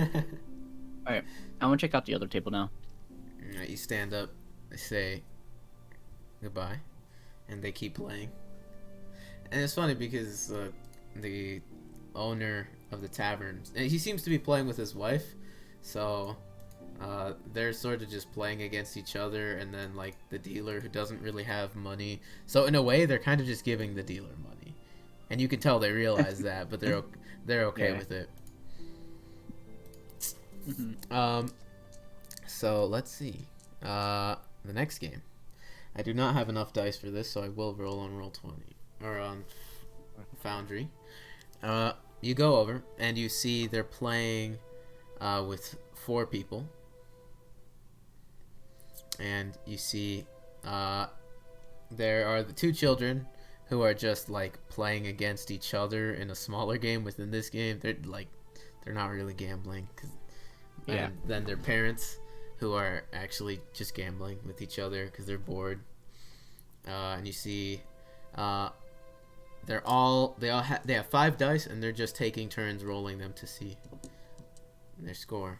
And you go over, and the family sort of looks over towards you, and you can tell immediately these people are of dwarvish descent. At least the father is, and then the mother seems to be halfling. And so the children... Oh, I know dwarvish. Yeah, so they seem to be like very stout halflings. Like they've got lots of dwarf. They look mostly halfling, but they got lots of dwarf in them. So it's hard to tell which, like, the kids look very dwarvish and very halfling. It's strange. Are you sure the kids don't have Goliath in them? Yikes. Who knows? They could be my children. Yes, you hooked up with a chick one time, like maybe a week or 2 in game, and now you're like, I have all the children. No, it hasn't been a week or 2. It's been like a month probably. Because it was like right after Dave died. And you walk over. Mans did not care. His friend died, and then he just like, shut up now. Guess I got a pipe. Time to lay down some pipes.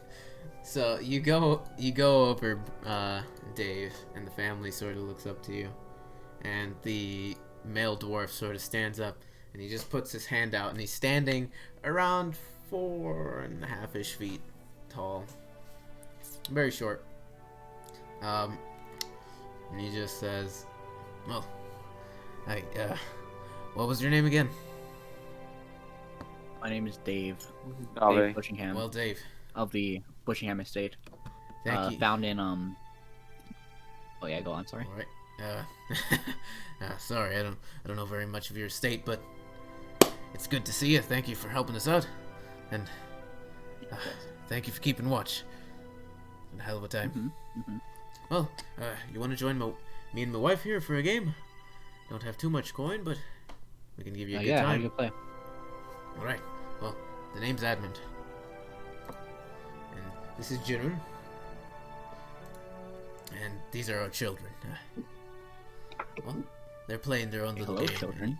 And you see the children are sort of just rolling their own set of dice against each other, a boy and a girl, and they're betting what looks to be small, like, gummy candies. Kind of, I don't know how to describe it exactly. It's kind of like gum Arabic, but it's got, like, sugar or salt on the outside, you're not sure. So they're just, like, tiny, colorful balls with, like, a coarse exterior. And so they sit down and they invite you to their game. They are playing threes. So Threes? yes. So all players ante in and take turns rolling 5d6. All numbers of the dice are scored at face value except for threes, which are worth 0 points, and the lowest score wins the pot. Ooh, okay. I think you did play this with Diego. Yeah. It's possible, yeah. It's a common Lower Dura gambling game. Right, yeah. All right. So, they're gonna go. Well, they ask you, how much you willing to bet? Or what's the minimum bet? Well, we can start you off at 5 gold pieces, just for now. Alright. I have no gold, so I want you to put in a platinum for 2 play. All right. And his money where his mouth is, I guess. A start. All right. So they are 5d6. So the husband is going first, 5d6. Alright. and then the wife. Oh wait. Oh shit. Yeah, because you had to see what each die was. It's gonna be inconvenient. How do you do that? I'm not sure. I haven't thought about this. Because it shows the rolls, typically. Let's see. I'm just gonna do... can you just do... I'm gonna try this. I'm gonna do 1d6 plus 1d6 over and over again. Yeah, that's what I'm doing.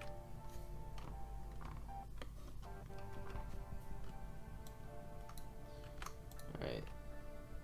So there we go. This should work. Potential. No. Ah, shit, son of a bitch.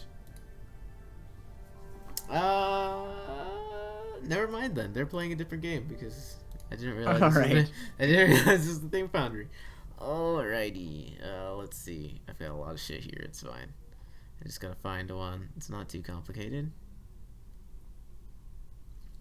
Okay, musical dice. Same buy-in. Players put in their bets. Everyone rolls a d10.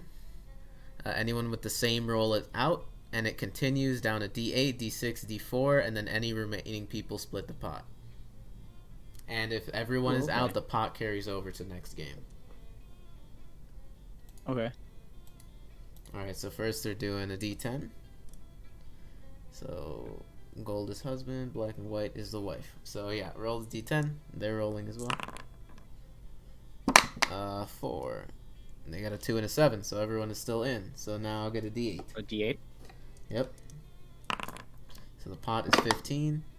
Ooh, the husband and the wife both got 3s. So you get 15 gold pieces. Oh my god, I'm so good. Alright. Okay. Alright, and then they go again. Yeah, you paid for a second round, so round 2. Yes.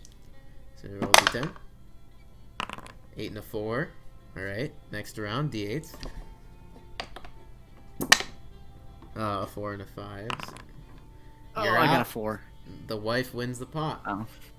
What happened to being good Alright. at the game? Jinrid Listen, wins it's the not my pot. fault. I slipped. I slipped, finger Jinrid slipped. Admund. Alright. Alright, so you're gonna play I'll another... put 5 rolled. You Yeah. play another round? Alright. All d10s. A 9 and a 5.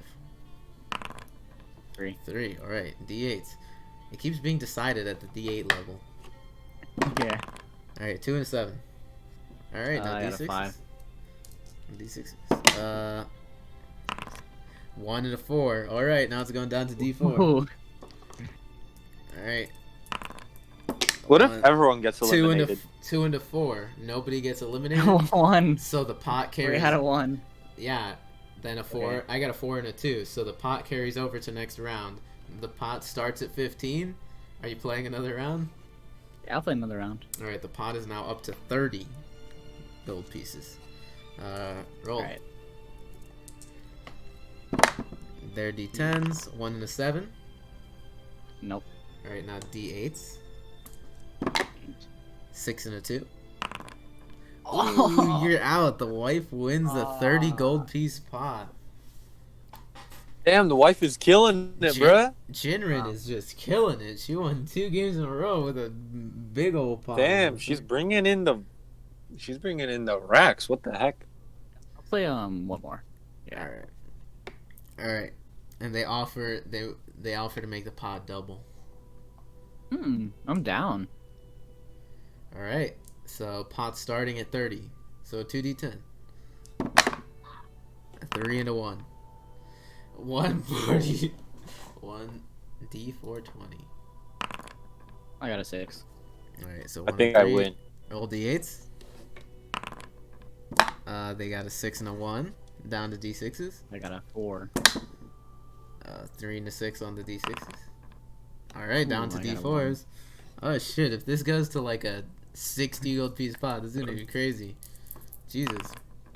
It's gonna be so much money. 1 and 3. It goes over. Oh. All right. Do you want to put in another 10 gold pieces? I'll put another 10. All right, this is a 60 gold piece pot. And you see the This kids. is scary, and I'm not even playing. All right. Roll. 2 and a 10. Oh, I got a 1. All right. Okay. Then d8s. Ooh shit. 2 3s. You win the pot. Hey, Clap. 60 gold, right? 60 gold. ka-ching. Oh. All right. I'm And out. after that, they're also out. They're like, no. They're out. No more. No mas. No mas, por That was favor. Alright, and they, GG's, they, poggers. they thank you again, and the kids offer you one of their little gum arabic, like one of their candies. Oh, thank you. I eat it. So you eat it.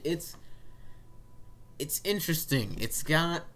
You think it might, like you're not sure exactly what it is. It's got a very like chewy texture to it. Kind of like if you had a solid brick of honey. Like it's hard to chew through, and it's got like a very sugary, but also kind of soury exterior. So you end up having this thing in your mouth for quite a while, just like gnawing on it. Yeah. It's pretty good. It tastes like the glowing moss. Did you eat the glowing moss? He did. He ate some of it, not all of it. Yeah, right, because I remember he put it all over his body at the bathhouse. Yeah, that was weird.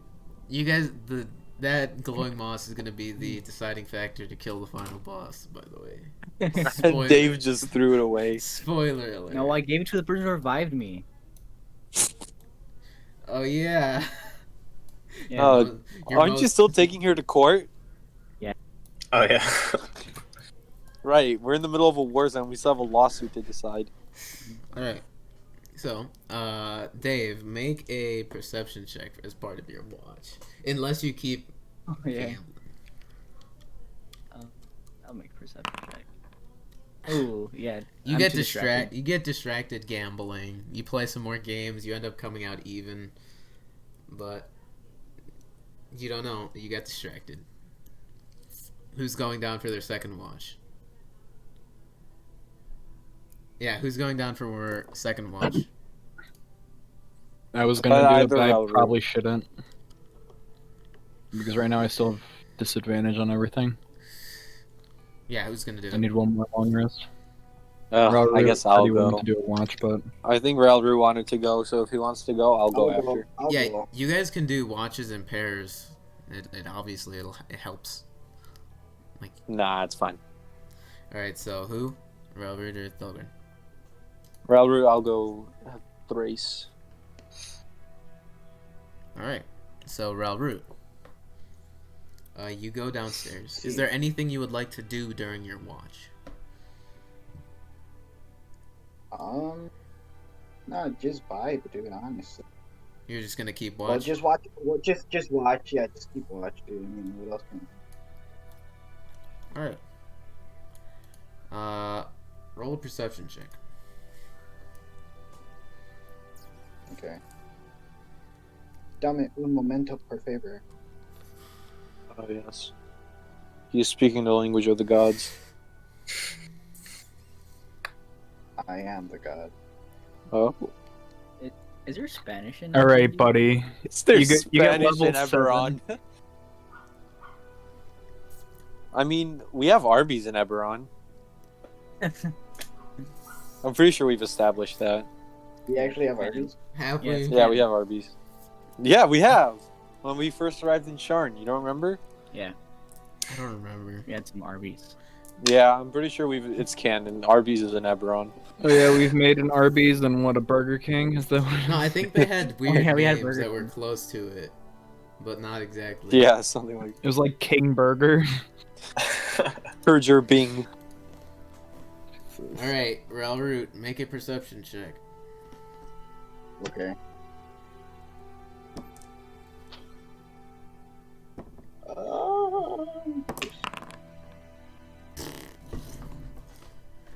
Ralrut, during your watch.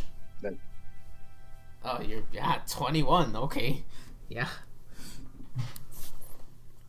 All right. During your watch, you look out, and you end up poking out of the building, like looking out of the building every once in a while. And about 20 minutes into your watch, like, the artillery's been going off consistently, more so than during the rest of the war. It seems like they've been saving a lot of their firepower for the final push. And 20 minutes into your watch, like, before, you would hear the artillery. The artillery would occasionally go off if there was a target that they needed to strike, and it would go off for maybe like 30 seconds, because the casters running the things only have a certain amount of spell slots. But 20 minutes into your watch, you hear consistently for 15 minutes straight the repeated shots of Dask artillery, doom doom, doom doom, doom doom, over and over again for 15 minutes straight, striking the ground. And you hear at this point, about 10 minutes into that 15-minute bombardment, the fighting reaches your block, and you see the Boromar pushed back, like crawling all over the building. You start getting your weapon ready, and everybody else in the room, in all of the people, start hiding. Everybody else wakes up and just like sits there with their weapons out ready. But the fighting never comes in to the building. You end up sitting there, Ralrut, like just paranoid with your hand over your glaive, as this wave of combat and death and fighting just rolls over the building you're in. It's like a tsunami's massive wave after a hurricane just crashing over the building, and you hear people getting killed on top of your building. Every few minutes, there are Boromar climbing on top of your building. There are dinosaurs directly outside of the front door, and you're just standing there, like, sweating. You guys are in no shape to deal with this kind of threat. If this comes into the building, you would not be able to fend it off. And you just stand there with your glaive ready, anxious. Like, it could very well be how you die. Every once in a while, you hear people dying on top of the building, and then a body falls forward off of the building and just falls down into the street, leaving a cloud of dust where their corpse falls. And this continues. Body after body filling the streets, covering the roofs. You peek out the window at one point, just out of morbid curiosity, and to see if the fighting is coming into the building where you are. And it's like looking out of your window in a cold winter's day back in the muir holds, seeing the mountains covered in snow. But this time it's just death. It's bodies. It's scattered remains of what was once a very great and thriving ward of Sharn, now disgraced and war-torn. And you remember your time back in the war. You remember how when you fight, it's just, everything you do, every aspect of your life is just survive. You fight to survive. You stick with you're part of the Vanguard to survive. You train to survive. You don't do much else. You just survive. Is that really living? And you remember what your grandfather when you trained with your grandfather in the park, when he asked you what you were fighting for, what you fought for, when you asked him what he fought for, and he told you the herd, and you didn't have an answer, you just told him to survive. And you remember the arguments you've had with Morvarax. You don't know where he is. He could very well be dead. If someone as prominent and as powerful as Kor Ir-Wynar, the heir to the throne of Brayland and the head military advisor and general, if he was taken out, then what about Morvarax? And you just sit there thinking for most of your watch until eventually the wave of combat rolls over the building. And you sit there trembling. You've seen war, and it's left you scarred. Back in But nothing makes its way into the building, thankfully, and you guys are safe. So, is there anything you'd like to do during the watch, Ralrut? Other than that? No, it's fine. I'm chilling. Alright. Who's taking the third and final watch? That'll be me. Alright. Thelgun. I'll be right back, so if I'm not back by the time you guys got this. Alright, Thelgun, you come Okay. back too for your watch. You go downstairs and you see the people are visibly shaken, but also kind of relieved. Ralrut, like, you remember waking up during the middle of the night. All of you do. Waking up, panicking, starting to put on your armor, grabbing your weapons, and just listening. And then eventually passing. And Thelgun, you come down, and everyone's just, like, nervously and anxiously relieved. And you go down to take watch. Is there anything you'd like to do? Probably not. I'll just go through my watch. Alright. Make a perception check. Oh, Ooh. You, during your watch, also take a peek outside. And you just see bodies everywhere.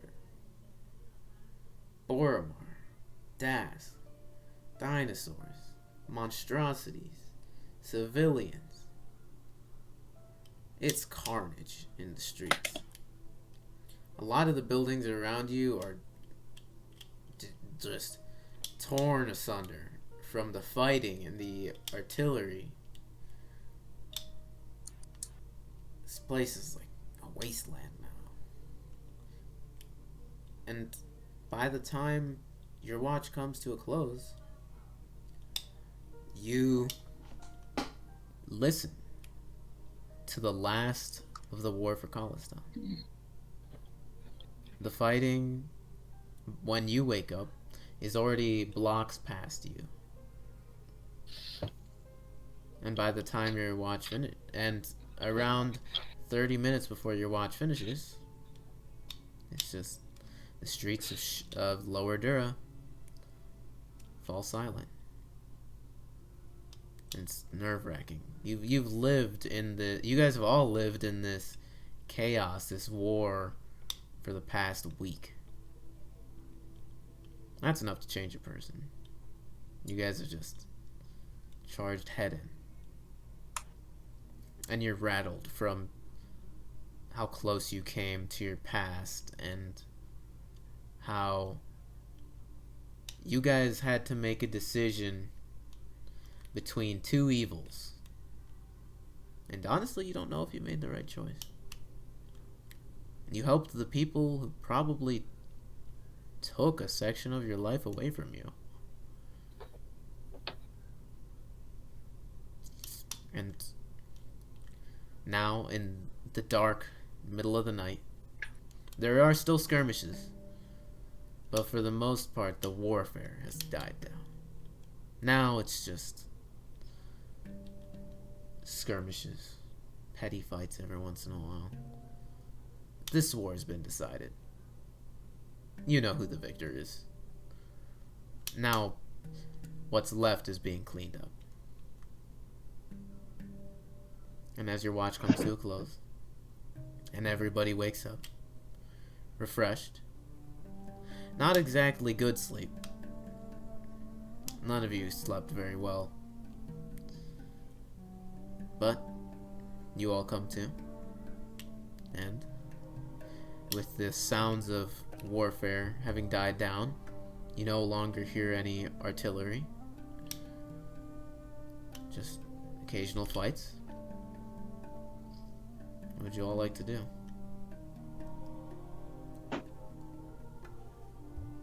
Ugh, so guys, I won 60 gold last night.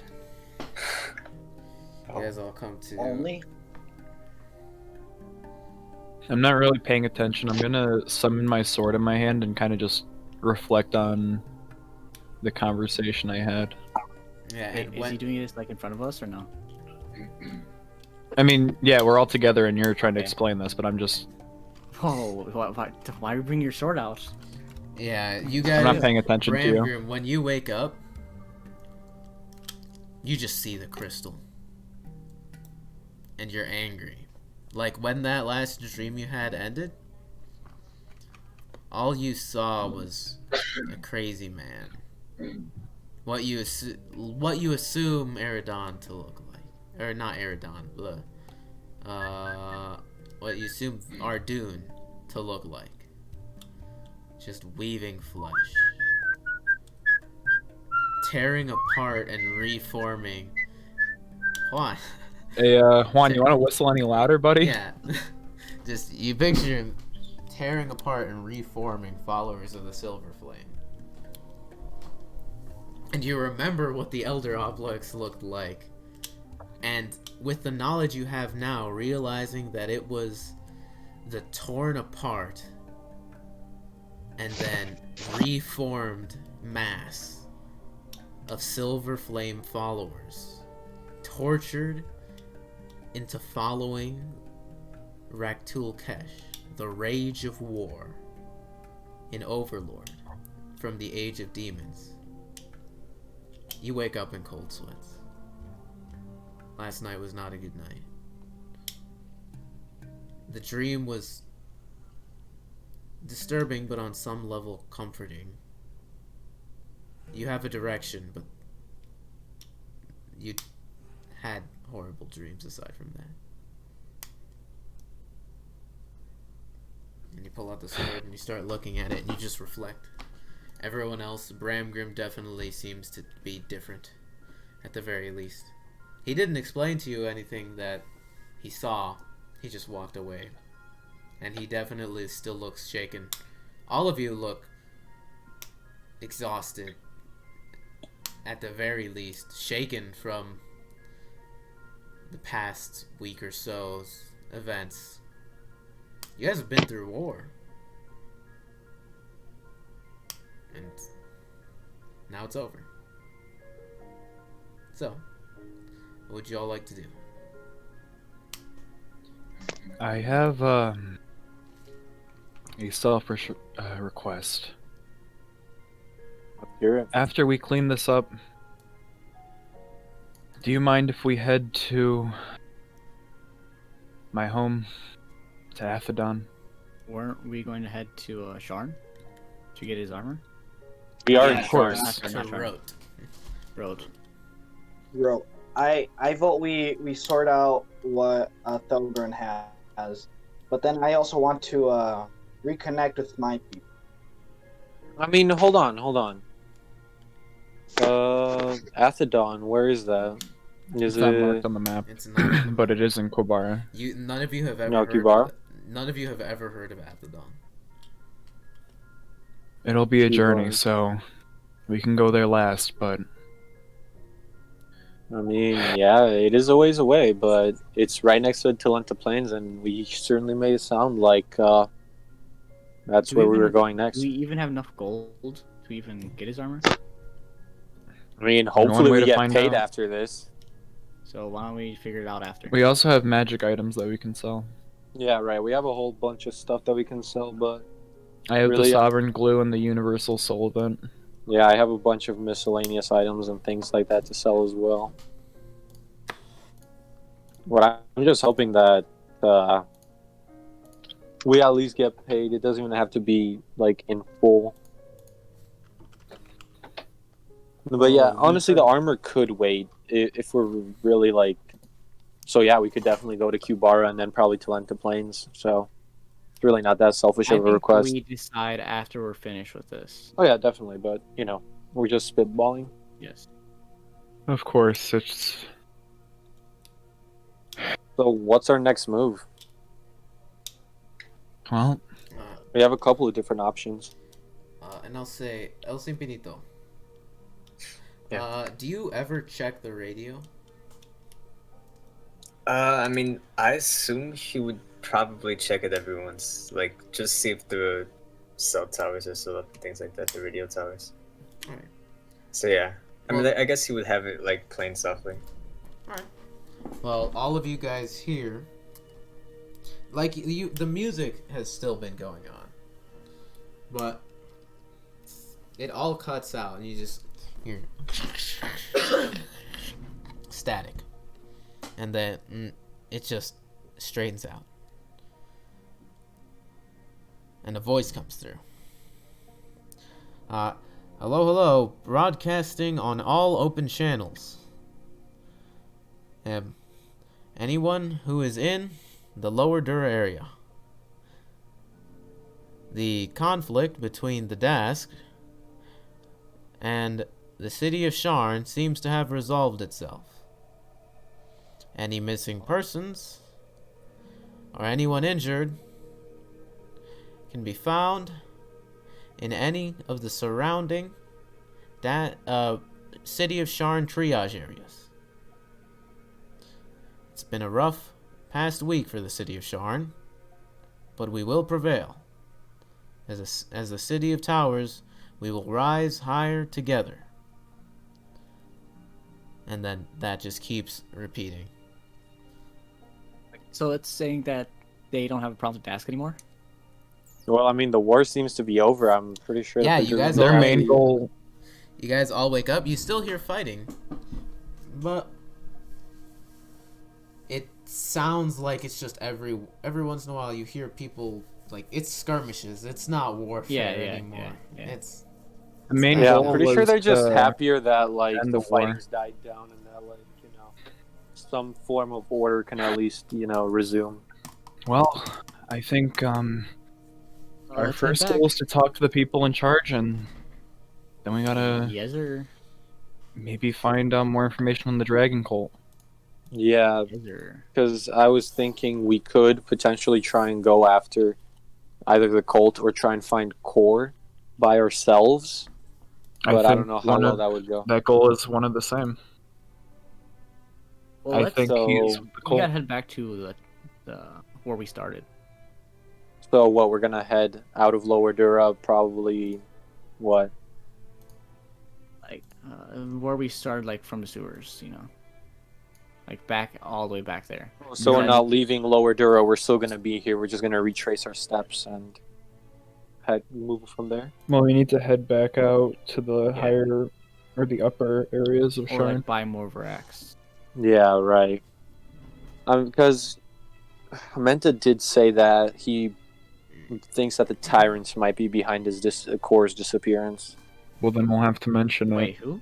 when we talk. I Menta. said they might have a part. Oh, yeah. There were rumors. Yeah. Like people are just like, oh, those damn shapeshifters are gonna take over the government, like that. Yeah, he said that it was either between the tyrants or the dragon cult.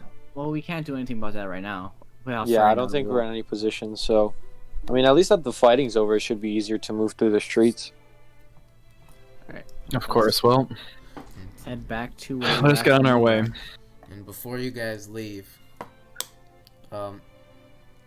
the human proprietors of the bar, you gambled with them last night, Dave. They come up to you, and a man steps up to you guys, and he says, "I know we didn't really introduce ourselves yesterday, but the name's Fester Pash, and I want to extend my gratitude out towards all of you." Of course. And Just doing our I job. extend my gratitude towards Jitter and her husband, you know, for taking their money. Ha! All right, Jesus Christ. you see, they're sitting in the corner, like eating breakfast, like eggs and bacon. Can I and bash Dave over the head with like a shovel or You, something? just, you like slap him in the back of the head, just shut up, dumbass.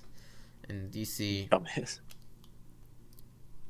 and Admin gives you a little bit of a dirty look, but it's like a thank you, but fuck you.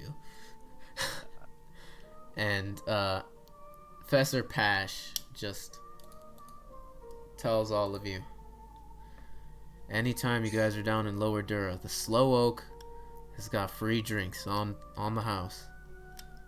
Anytime you're Oh, I don't know if we're gonna be drinking. Last time we drank. Yikes. I mean, free is free. Yeah. you'd like, We'll keep it in mind. We'll You'd probably like- be down here soon. well, here. And you see, he reaches down, and it looks like he has like a travel bag. And he reaches in. Also, just as a side note, we've had a handful of sessions where like the combat music lines up perfectly, but right now the peaceful music is kind of going off. Yeah, I'm yeah. feeling No, it. there was like a point where it was kind of off, but now it is perfect. God, dude, so fucking good.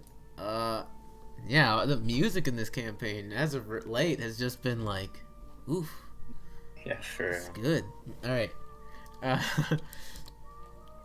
Wow, it's only 7 feet from Sigil Star to Hardalisk. Yes. Yeah, only 7 feet. Only 7 feet.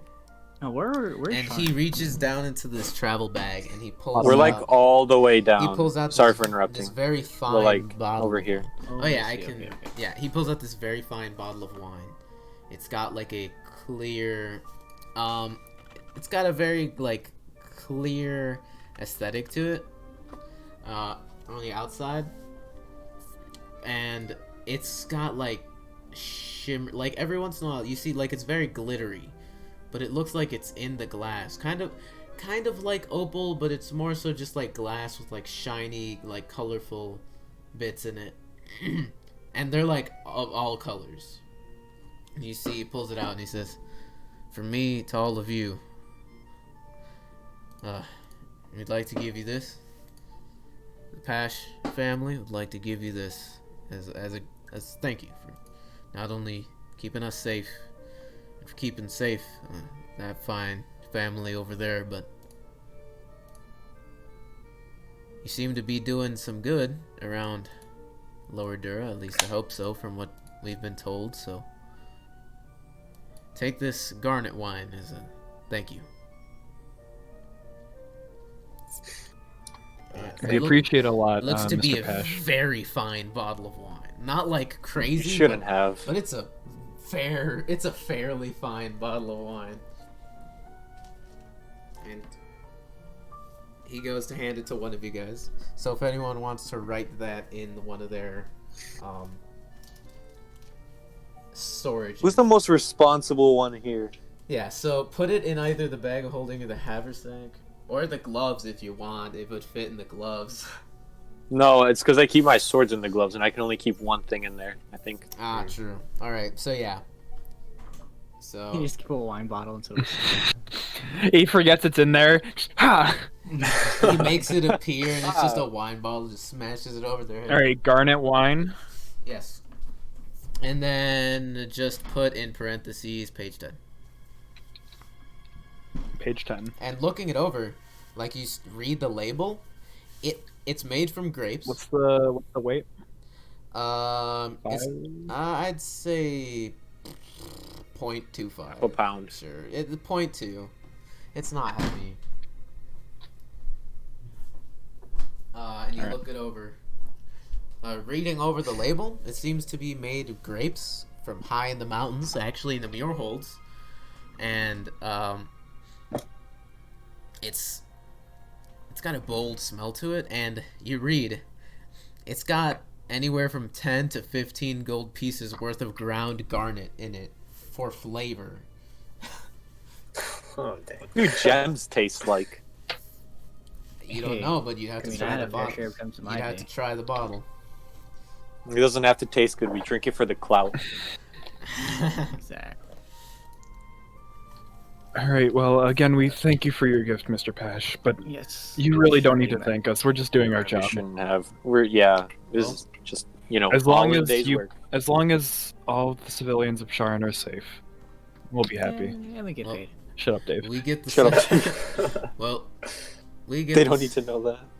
Well, when people help out others like you have for little reason other than to help, it's not wrong to ask for pay. And he looks over to you, Dave. He heard you. True. But you're putting yourselves out on the line in the first place to help out, so that's yeah, I enough. already died once. I know what you mean. Okay, you didn't die on the front lines or anything. You died No, I in had a a fight. All right, No, before the only anything reason else you starts, died I'm was just gonna because push you him were- out. I'm gonna push him outside of the building. Let's go. He's Come just on. like, I had a cousin who also died, and as you get pushed out. When you guys get pushed Thank out into you. the street, and it's a very macabre sort of calmness outside. There are bodies littered everywhere, but it is a beautiful day out. It is just Can we loot the bodies? We loot the bodies. Jesus Christ. Yikes. And you see uniform. It is Dask and Boromar everywhere. Like, there's no heavy concentration of Boromar or Dask anywhere. Like, this fighting happened everywhere. And unfortunately, there's also a lot of civilian bodies. But they're Boromar typically. And you look Jesus around, Christ, Pedro. and you look around, and I mean, Dave. it's dark. All of this fighting and all this is what came out of it. Hey guys, that's why we have dark vision. So, are you Alright, guys next time you need a lock opened, tell me. I'll And make it's- sure to and it's- not open it. And it's the middle of the night.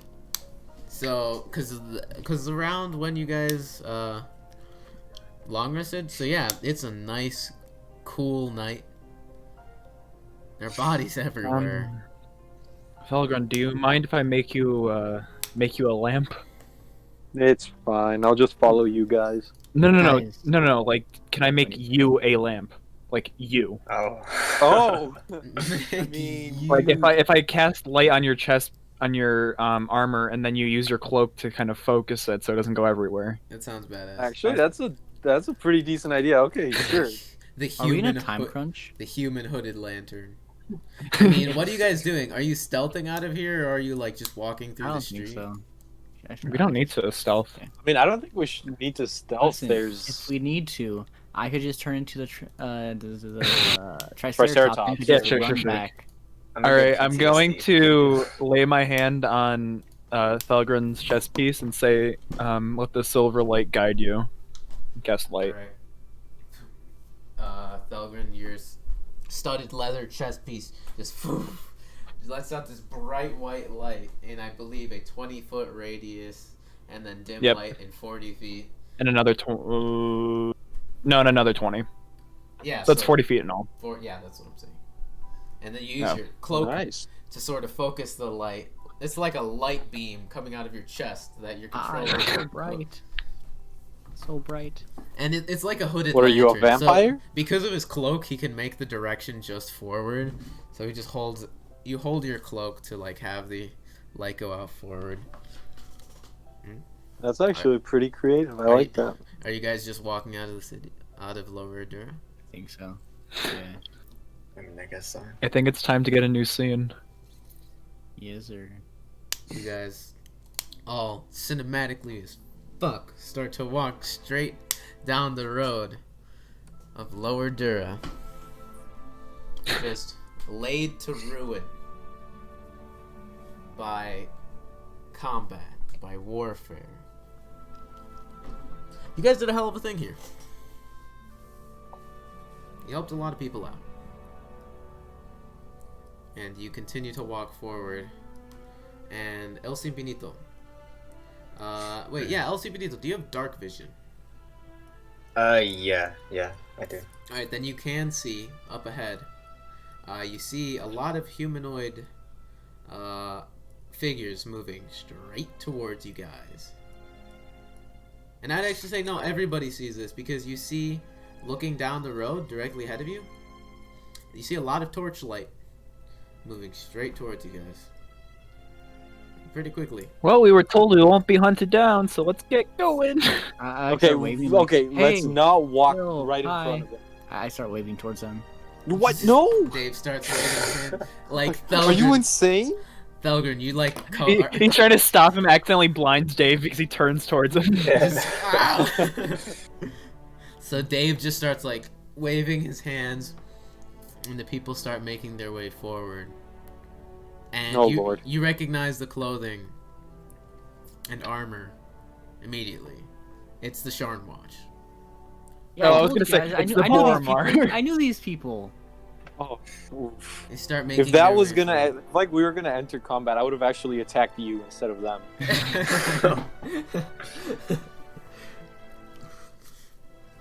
They sort of jog over to you guys, weapons out, just asking who you are. There's one guy up in front. Hey, who are all of you?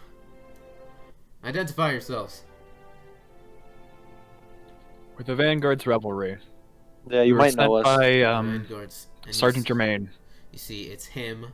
It's the guy up in front, and what looks to be like a scribe next to him. And the scribe starts looking through papers, and he says something over to them. You have any sort of identification papers? Anything from the watch confirming your identities and who you are?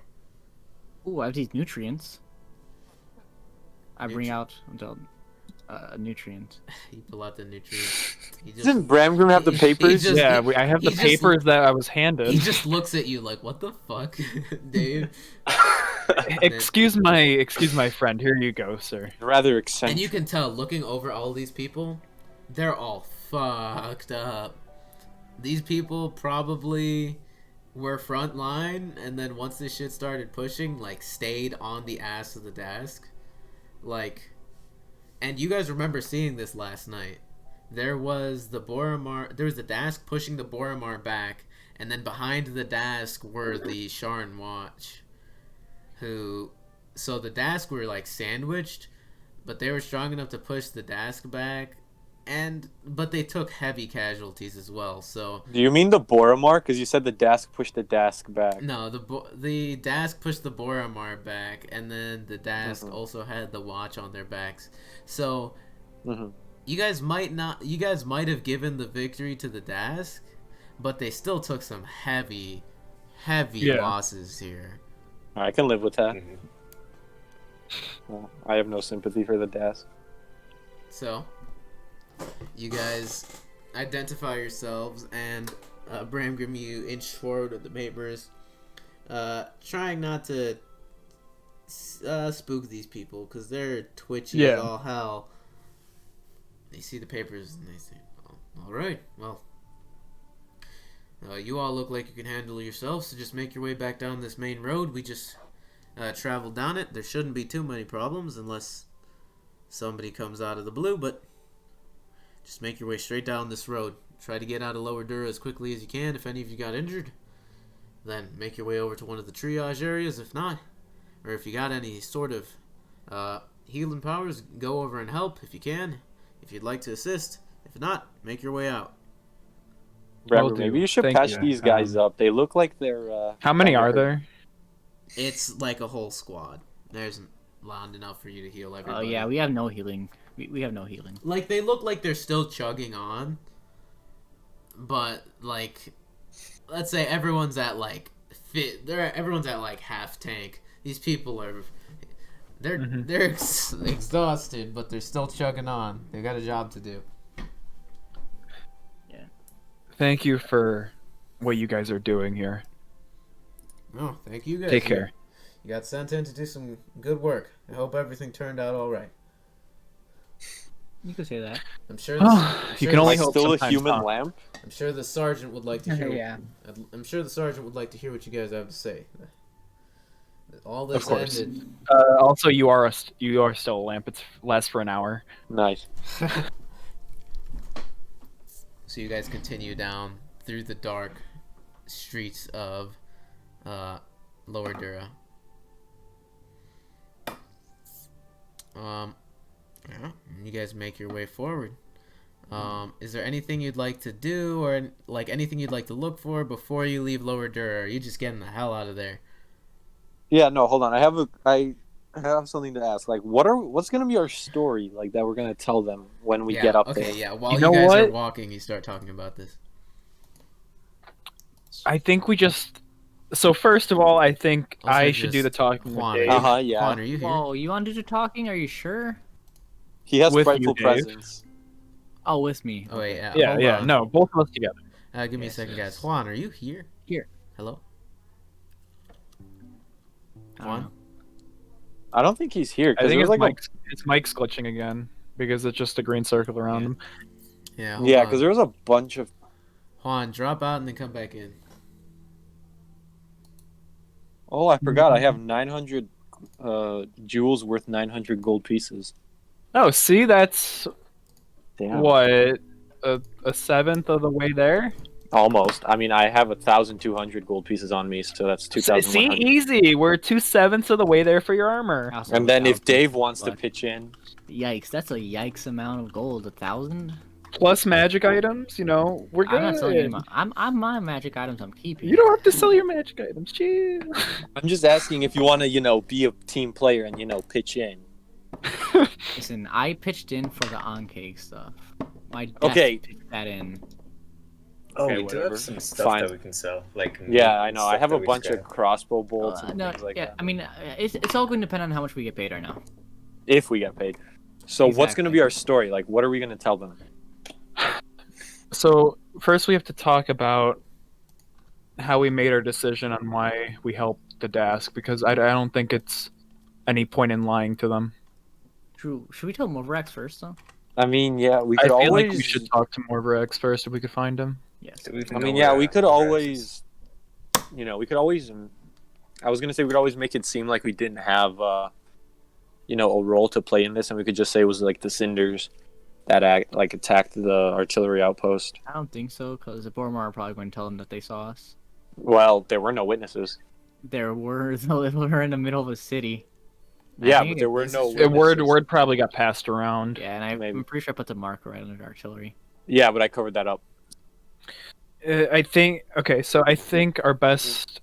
We could always try and incriminate the Boromar, like tell them what they were doing, and then tell them that we based our decision exactly. on that. But we have. Yeah, that's why. That's why we have to do. We have to say why we based our decision to help the Dask. And- Okay, then that's up to you We guys. also figured that if the Boromar were taken out, the Dask would be able to finish them, and the Sharn Watch, while distracted, will also be able to attack the Dask. which is what happened. And then we could also probably tell him all the information that we learned on the Dragon Cult and Courier Wynorn's disappearance. I'll roll one of these.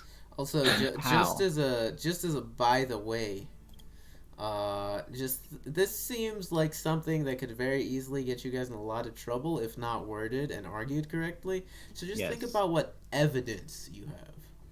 You guys are still small fries. Your word doesn't mean much. We already had a brief prison stint, and I don't know if we're going to be able to get out as easily. Alright, what evidence do we have, guys? We have witnesses. Many witnesses, or Grit and Nerdak. Aren't they part of Cinders?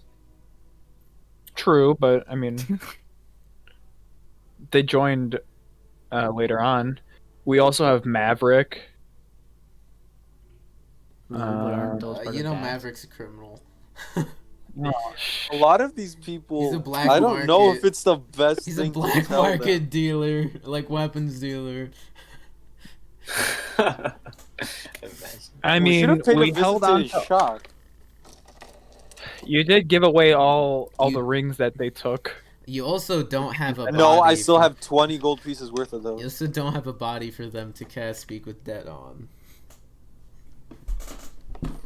And whose fault is that? Why don't we just go pick up a body over there? What? What? Yeah, we could just go pick up a body and let them cast I Speak with Dead. don't know if it's the best idea to tell them. Oh yeah, we kind of went against your orders specifically just because we thought it was right. Well, what were the orders? The orders were to end the war. I'm pretty sure there was some fine print. Semantics. No, but think about it this way, okay? The best possibility for us to end the war and to get the least amount of bloodshed was to take out the Boromar because they were in fact weaker. But in taking out the Boromar, we caused the Dasks to push, which then weakened their numbers as well. So now the Guard has a stronger control. That is, yeah, I guess. If you can argue that correctly. And I think it all comes down to evidence as well, too. Like how we know that the Boromar was probably the weaker group. You might be right. But I think that they would definitely be happy to know that we have information on where the general might be and other goings about. We could potentially also help them with that. Yeah. Could anybody text or call Juan? Because he kind of just disappeared. Check if he's on League. Probably. On League. Why have we just memed the hell out of League? So, what are you guys doing? We're walking back. I think we find more Vrax first. Yes. Yeah. Find more Vrax first. More Brax knows what to do. Where are you Wait, guys? no, we won't be able to find him. Where are you guys going to look for more rags? We won't be able to find him. Remember what he said after 2 days of fighting or whatever? He was going to head off on his own job. We were here for like a week. Uh-oh. Or half a week. Yikers. Yeah, Juan's in a game. This motherfucker.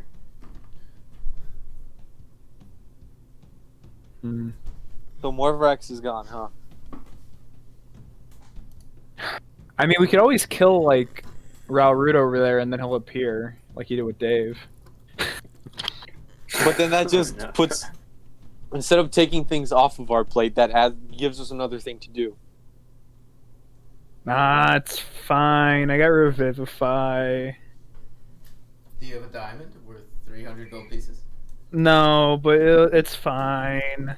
I have an amethyst if he wants it. I think our first goal is to do some shopping we weren't able to do while in Lower Dura. Yeah, but they're probably going to take us straight up to the higher ups. Not necessarily. They probably won't trust us to go of our own goodwill. Hey, yeah. Penis. We can hear you now. Yes, now we can. Wait, were you talking that entire time? No, he got kicked. Why'd I get kicked? I don't know.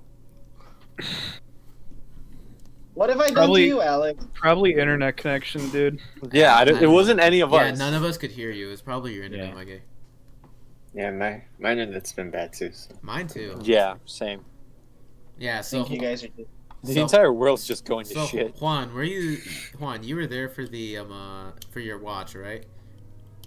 Yeah. You heard all that? Okay. So pretty much you guys are walking out of Lower Dura. You passed by the Sharn Watch, who are taking over the area again. And you guys are just discussing what you're going to tell the Watch once you go talk to them. You're just discussing your plan.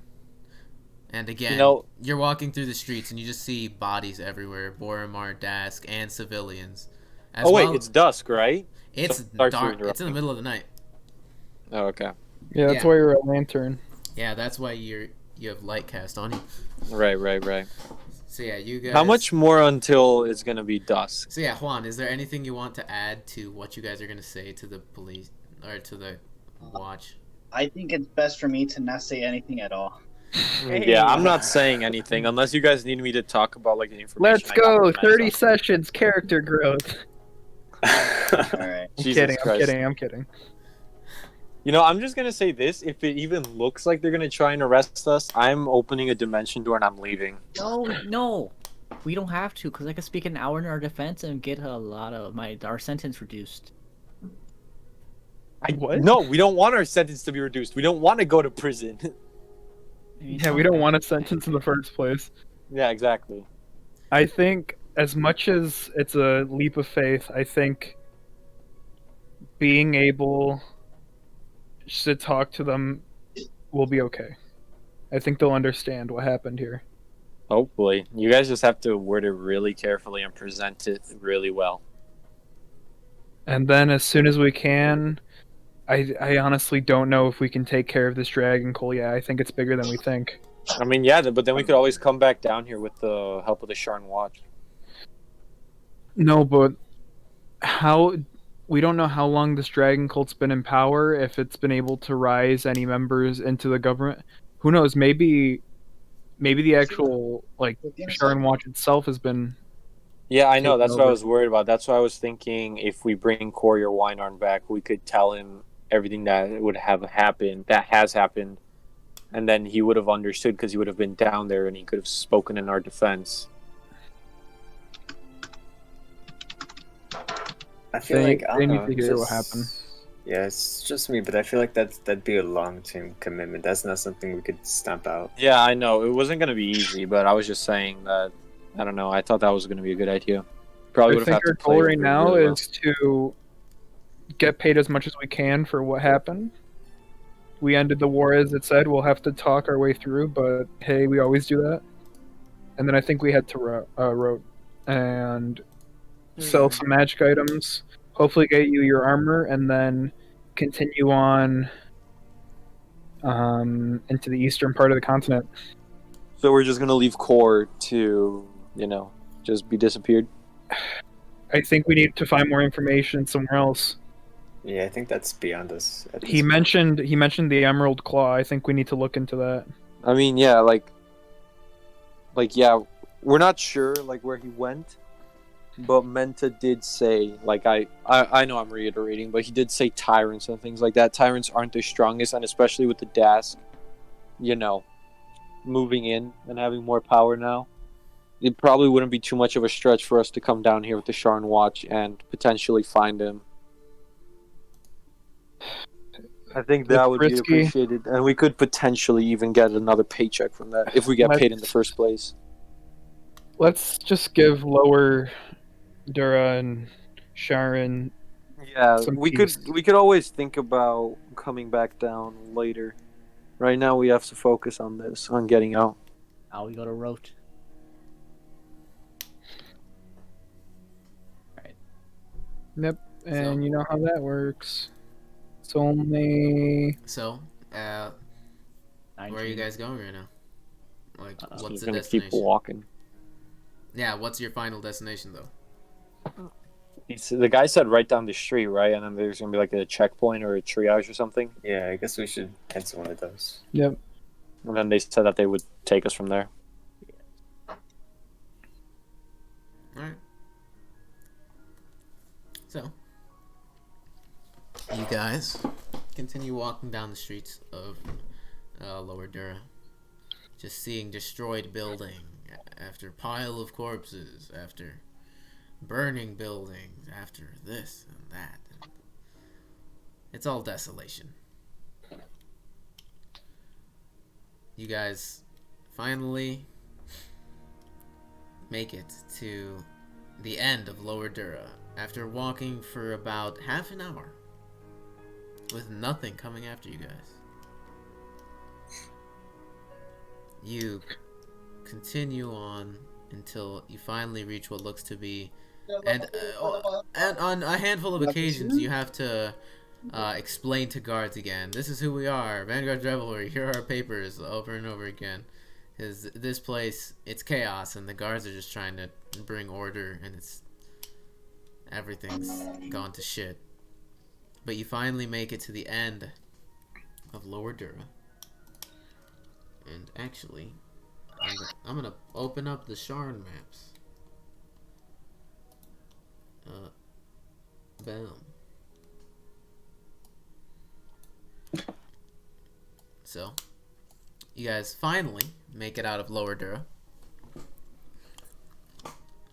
And you make it to what looks to be the wall that was built. That was not the wall, but like what was originally the line where all the gangs were holding back the Sharn Watch. And it's interesting because you guys walk out of Boromar and Dask territory, where you spent most of your time, and into House Tarkanan territory first. And actually, in House Tarkanan territory, like once you get out of Boromar and Dask territory, the artillery hasn't touched this place. In House Tarkanan territory, there are no destroyed buildings, no like civilian corpses, no guard corpses, not even like Tarkanan agent corpses. It's just at the border. It looks like House Tarkanan was just fighting tooth and nail to like hold their section, but like they weren't killing people, they weren't having that many people attack them. It was just mostly the Boromar and the Dask after each other, and then House Tarkanan was kind of just using the opportunity to try to get some territory, and for the most part it seems like it worked. They held a pretty solid line. The Boromar didn't bother them too much because they were mostly worried about the Dask. And the Dask did actually, on the Dask side of things, the Dask did attack the House Tarkanan much more than the Boromar did. And for the most part, House Tarkanan's lower section of Lower Dura does not look like war went through it. It just looks more empty. And finally, you guys get into the Tyrant territory, and there are a lot of, unfortunately, civilian and guard corpses, as well as you see a lot of like corpses you don't recognize, these blue humanoid corpses, which I will send a picture of. Ooh, picture. I had a lot of stuff prepared if you want to go mess with the other gangs, but you didn't. We just went and destroyed one of the most valuable assets that one of the gangs had. Yep. They look Is like it dusk yet? It looks like this. It's the middle of the night. Is it dusk yet? They're like featureless blue lanky humanoids that are fairly tall. No mouths, blank white eyes, bald, flat heads. And you also see a lot of what's it called? Hey guys, I have to hop off because I have to go do my kitchen chores. So it's okay. Good sesh. Okay. There's also a lot of changeling Goodbye, Juan. corpses. This will be later. See you, Juan. There's a lot of changeling corpses, and you see pretty much this place was just a lot of paranoia, and the guards trying to figure out who was a shape changer and who was not. And it was just chaos. And eventually you get to the line where the gangs held off the watch, and so there's massive triage units. And you get there, And the triage like areas, the refugee areas, are very nicely put together. Surprisingly so. And you get there and you get questioned again. Who are you? What are you doing here? Who sent you down here? Oh, okay. Once you show them papers, and then you verify everything, and it takes you a while because you guys keep getting stopped and then explaining yourselves over and over. And once you do get to those like triage areas, you see that a lot of the places are very nice because there's. It seems like you see the Sharn Watch for the most part is like managing the area, but you also see a lot of like military, like Brailish military. Not King Citadel. King Citadel. I was gonna say, did they come anyway? Oh no! Just gonna wipe I it mean, all out. the King Citadel is like the CIA. They Mhm. weren't gonna be the ones coming, but the military was gonna come in and probably level this place. And you see, the military did come. It seems like they were about to start going into the city. In the nick of time, you guys managed to end the war, one way or another. Did you actually have a timer on for when they would come? Yes, sir. Oh lord. Oh man. You want to tell us what the timer was? Like, or how close we were? No, that's DM, so... Just say a number. I'm good. 15 hours or 15 days. 15 years. It was a certain Well, amount. clearly not 15 days It was because they're here. It was a certain amount of days, and I was rolling after each session and each day that passed within the session. I would roll to see. I would do rolls to see which gangs were making ground where and which ones weren't, and then based on based on how much like how bad it was going, like for the watch on the outside, the timer would shift up and down. Oh wow, that's cool. Dang, it's pretty good. It's pretty cool. So yeah. Interesting. So, you guys get to the triage unit. There's a lot of military. They're moving around supplies, helping take care of people. There's, like, you see Brailish military clerics and wizards and people putting up buildings on the spot and just setting stuff up for people to be helped. And Do you think we should try and find a commanding officer and tell them what we know about the general? Or what we assume? I don't think if we were to tell him here, I don't think that that would do much good. I think we have to go to like the higher ups. Well, I assume that they'd be able to point us towards the higher ups if we had information. Yeah, probably. Okay, let's Um, go for it.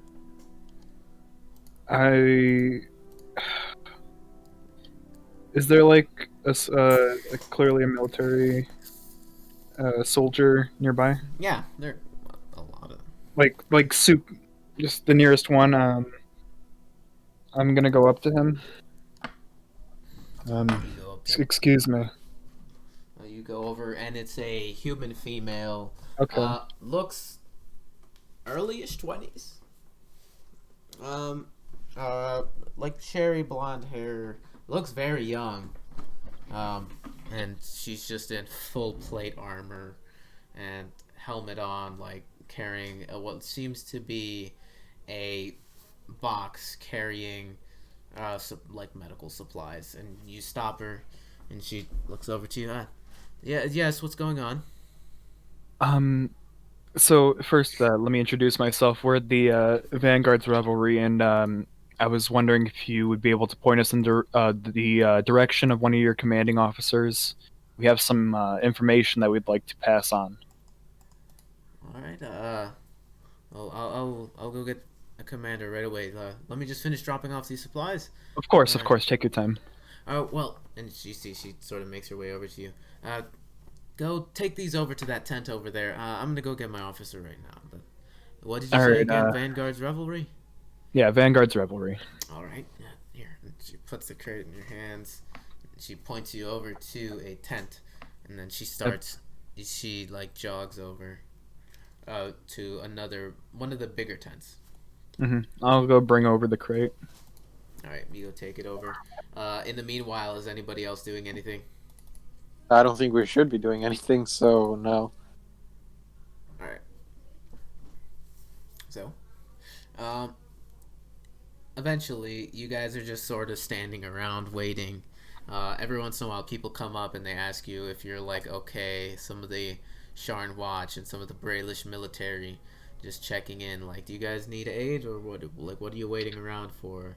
Everything good? Okay. Then they make their way off. Till eventually, coming down over towards you guys, is you see Bramgrim, the same young female Brailish military soldier, and with like next to her, around 3 feet shorter, is a gnome in very nicely adorned armor. Mm-hmm. And you can tell they've got the Brailish crest on it, and they just like make their way over to you on their small stubby gnome legs, and he comes up to all of you, just hello, what seems to be the problem? I was told you are all the Vanguard's Revelry. This is yes, we have some have? information that you might find, or some supposed information that you might want to look into. If you don't mind, if we can go somewhere private. All right, and who exactly are you? Who are you sent by? Is there? We were sent by Sergeant Germain Villeroy of the Watch to help end this war down here. All right, the Sergeant of the Watch. All right, now I'll see your papers. Come with me. He takes the papers from you. He opens them up, looks them over, eventually hands them back while making his way over, and you end up going into what seems to be like a personal tent, a smaller tent. You go in, and there just seems to be a table and 2 knights standing watch. And he tells them, "Headies, we're gonna talk. Make sure nobody else comes in." The 2 knights sort of just nod. You guys all step inside of the small tent, and he sits back behind in like a fold-out chair behind this desk, and you guys are all just standing in this small tent, crammed in, all 6 of you. And he just says, "All right, well, I am Major Salric of the Brailish military, and who exactly do I have the pleasure of speaking with today?" Do you guys just want me to go down the line, or? Yeah, go down the line. Yeah. Well, I am Vanguard. Or sorry, Dave. I am the Vanguard. I am the Vanguard. I am the Vanguard. I am Dave Bushingham of the Bushingham Estate. Alright. We don't really Like listen. how he has a title now. Anyway, I am Bramgrim Daardendrian. I'm going to point over to Thelgun. This is Thelgun. We have El Simpiníto, Abalaba, Ralrut. I want to make sure I'm not forgetting anyone. Dave already introduced himself. Abalaba.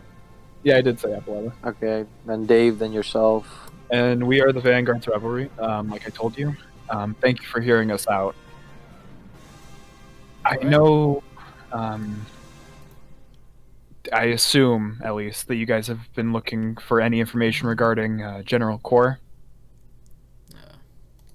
Yeah, there haven't been much records of what's been going on as of late. Everyone's still getting all their paperwork together, surprisingly, but we know where he was before this conflict happened, and then he jumped down into the frying pan, and people are still looking around for him. Could possibly be somewhere in the city. Why? Do you know where he is? Where he's holed up? Not where as in a location, but we definitely have some connections that I think you guys should look into. Have you, in the Brailish military? Yep. Heard about the dragon cults? Yeah, a lot of us have heard of the cults of the dragon below, especially with the new Slayer initiative that's been going on. Everyone definitely has heard about it, at least. We have high reason to believe that not only was the disappearance of the general in relation to them, but also that they were the cause of this war in the first place. And you see he leans back when you say this.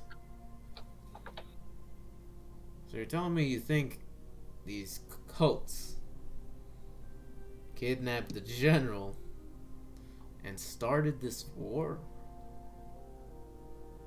That is exactly what I think.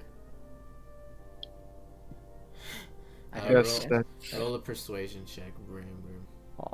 Uh-oh, here we go. Assisted or no? You just said yes. You just introduced Yeah, yourself you agree as with the it. Vanguard's Revelry. So he looks you over, and he looks over all of you. And you guys are beat to shit. Like, even if you're long rested, you guys have been through the ringer. Oh, wait, hold on. Okay, it's 12. I have disadvantage. Oh, yeah, you do. Oh, yeah, you do. So he looks over you. Wait, why do you have disadvantage?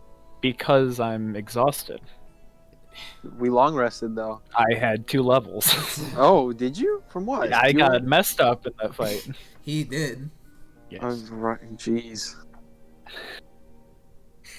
So, Bramgrim just... He looks over all of you, and he sees how, like, exhausted and beat up you are. He says, "Friend, have you gotten much sleep recently?" Listen. Take my words at face value. If you do not believe me, you do not have to. Here, Brammer, let me talk. Let me talk to him. Let me talk to him. Just don't say anything stupid, Dave, please. So you're but I could maybe see on like another plane. Where... Listen, no. Listen.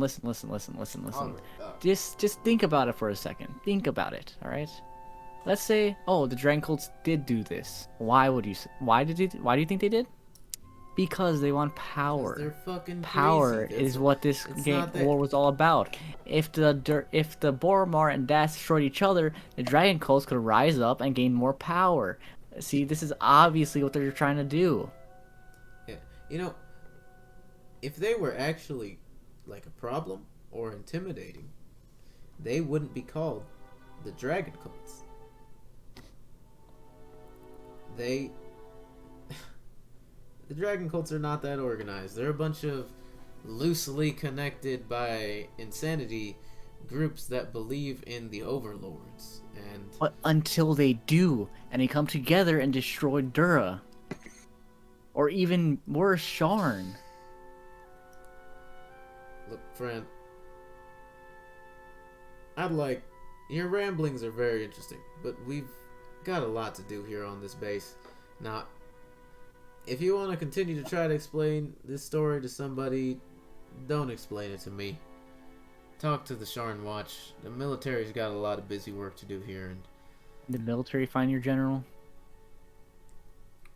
Well, we're looking for him right now, son, so watch my tone. Well, from what you're saying, I think that's the best lead that you have. You should.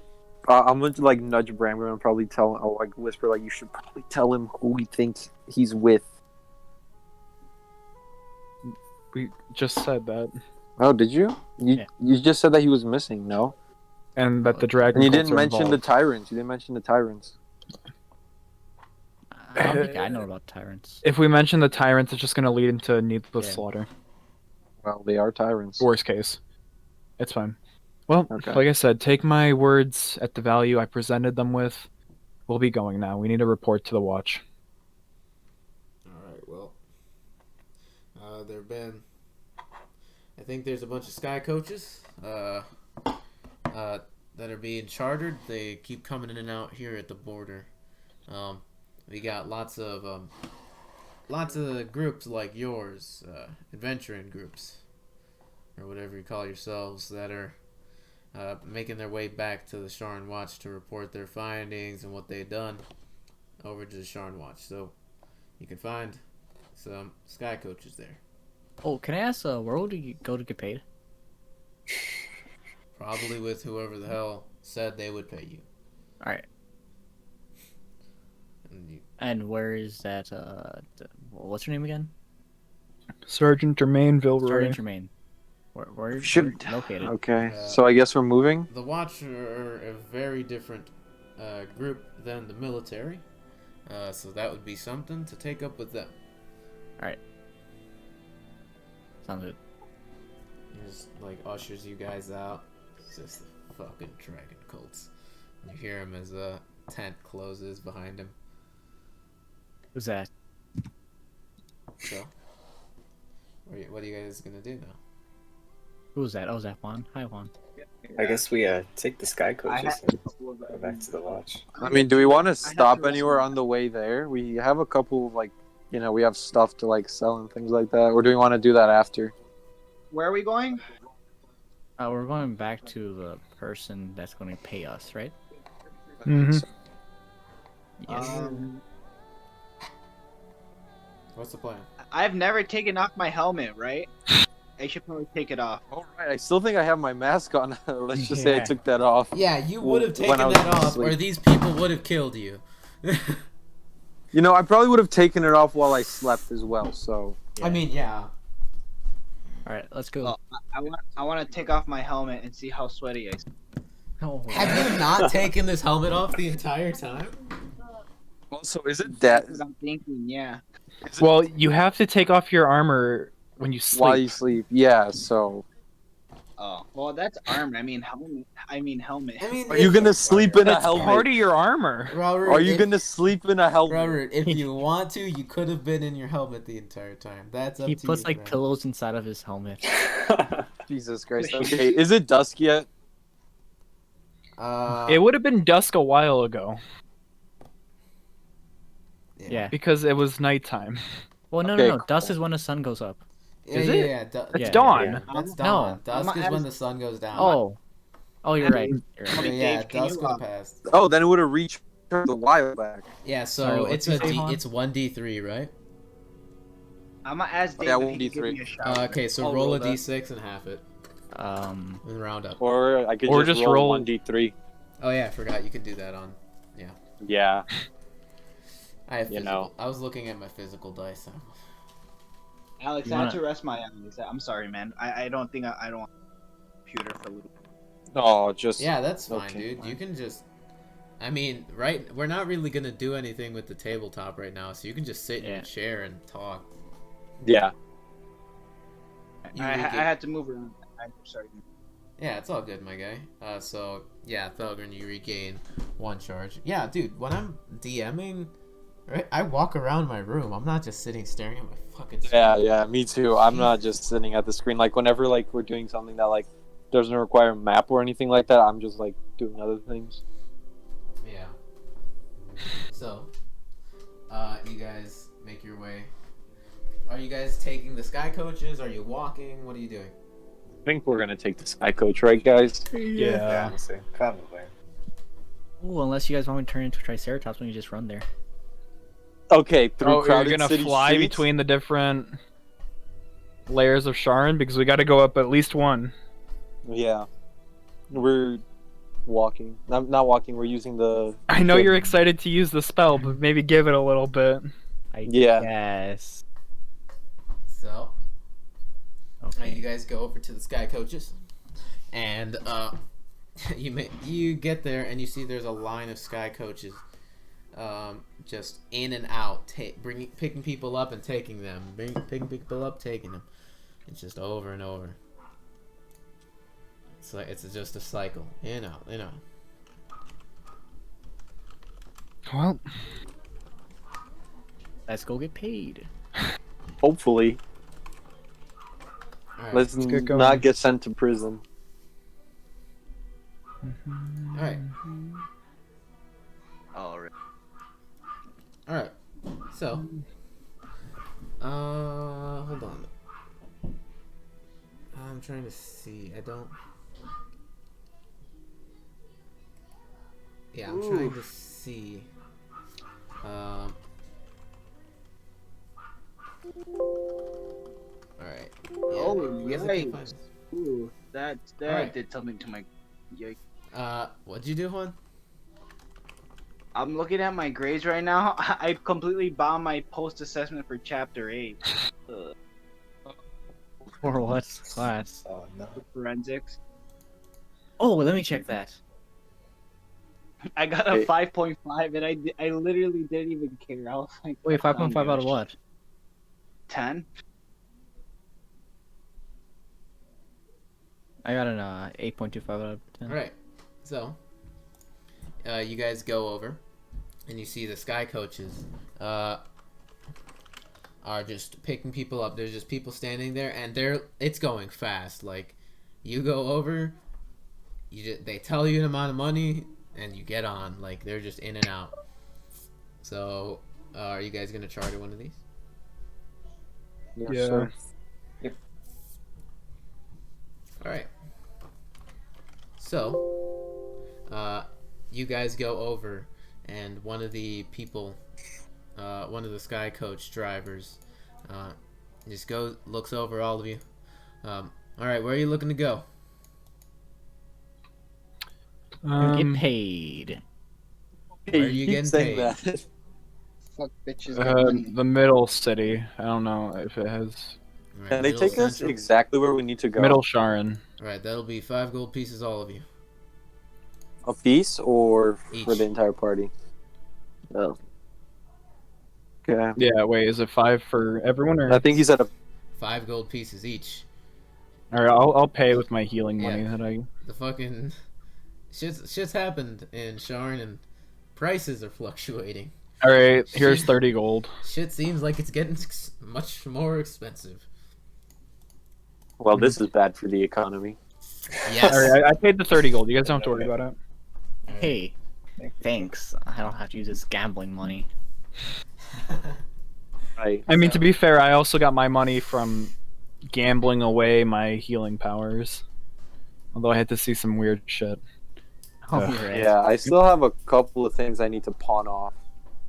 So, you guys get on the sky coach and start to make your way up towards Middle City, passing by Sharn, seeing all the wonders of the city.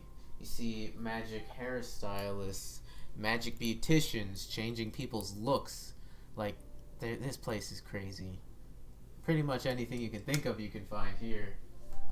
And so, This place is pretty poggers. you guys make your way up to the to Middle City, where you know the main Sharn Watch police station, main Sharn Watch station is, and you guys heading inside? Yeah, because you guys were saying maybe you're going shopping before. Just want to make sure. Oh yeah, we're getting Thelgun his shit. We've I think we spent should get so paid before we. no, go we've shopping. spent so much time not getting it. Let's just get it right now before anything bad happens. But the armor is all the way in rope. We were gonna No, you're fine familiar shit. Oh. Oh, right. What is that?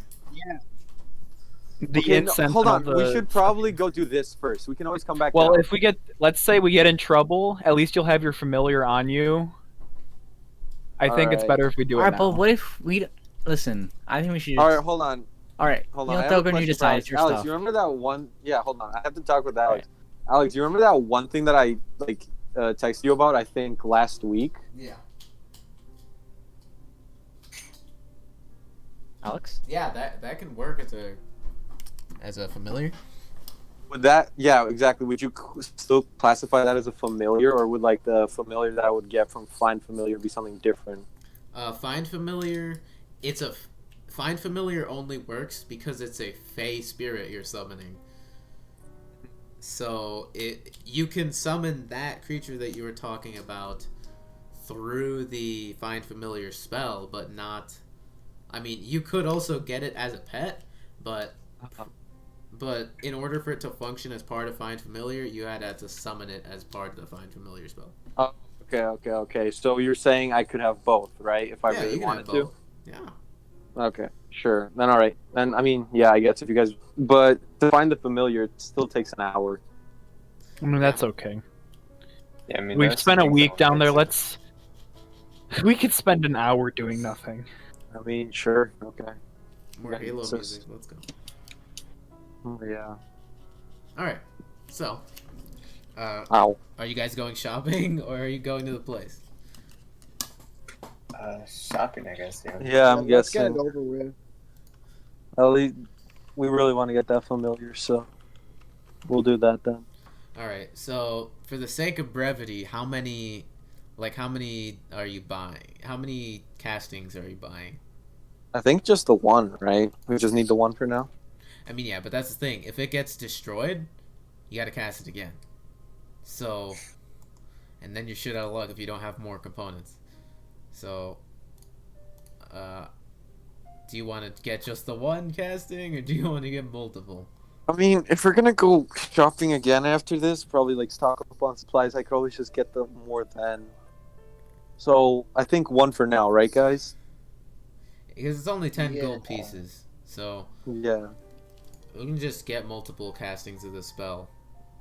I'll just get 2 castings then. One just as a precaution. It could Alright. always just get stuck in the bag of holding. So keep that note. You've got 2 castings worth of Find Familiar, and that's 20. Mark off 20 gold pieces, Thelgun. Yep. All right. Everyone else, is there? Well, yeah. Let's save all of the shopping altogether after you get your money.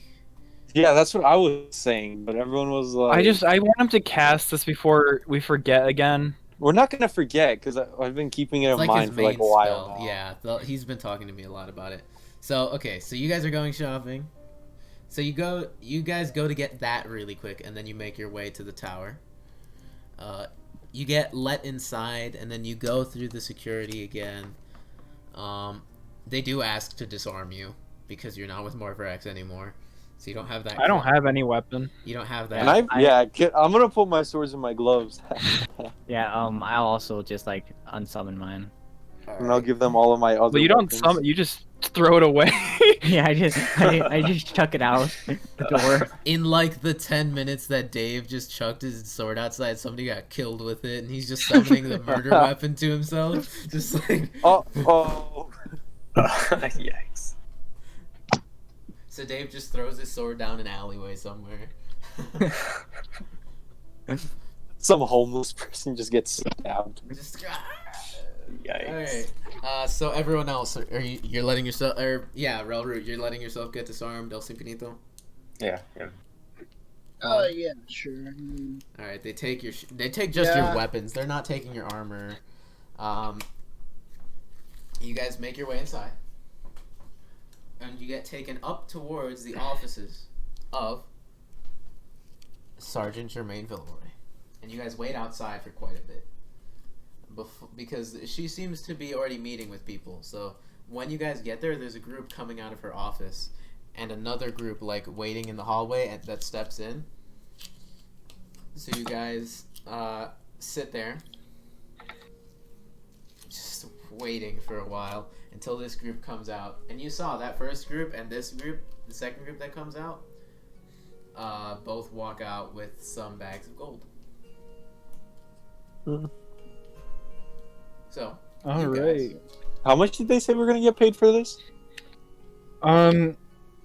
We weren't given a certain amount. They said it Because I depends think on I our- could have sworn like I remember like 7K or something like that. That might depends have on- been completely it different. depends on what you guys did during the... Like, you have to declare what you did, and then after investigations, payment would be given.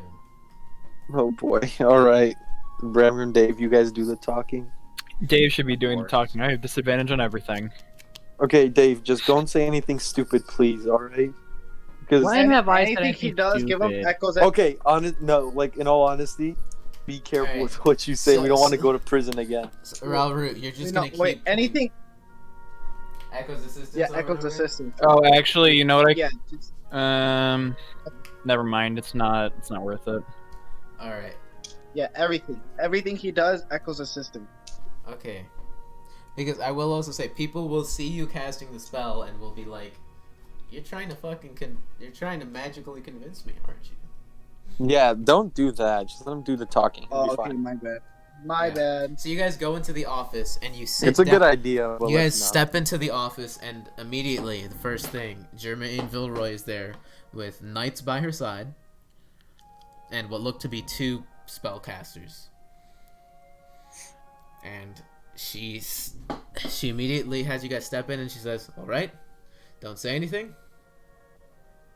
I need you all to sign some papers first. Oh crap! Do all of you agree?" Can I read the papers? She doesn't let you, like, you go to speak, and she goes to cover your mouth. She says, okay. "Don't say a thing. Let me finish. All of you, as part of your contract with the Sharn Watch, must agree here and now to discuss what you had done during the war, during this conflict." And you see she corrects herself, like, they're not supposed to call it that. Like, they know that's what it is, but in order to not freak people out, that's what they're calling it. And she says, "During this conflict, you must agree to discuss everything you did for the city of Sharn for pay. Everything you've seen under Circle of Truth, or under Zone of Truth spell, or be disintegrated and soul caged." And you see the two spellcasters there staring right at you guys, and she points down to, she puts out 6 contracts directly onto the table in front of you. "No funny business. We know your names. We know who you work for. Sign the pieces of paper. Don't say a word." And she just looks at all of you guys.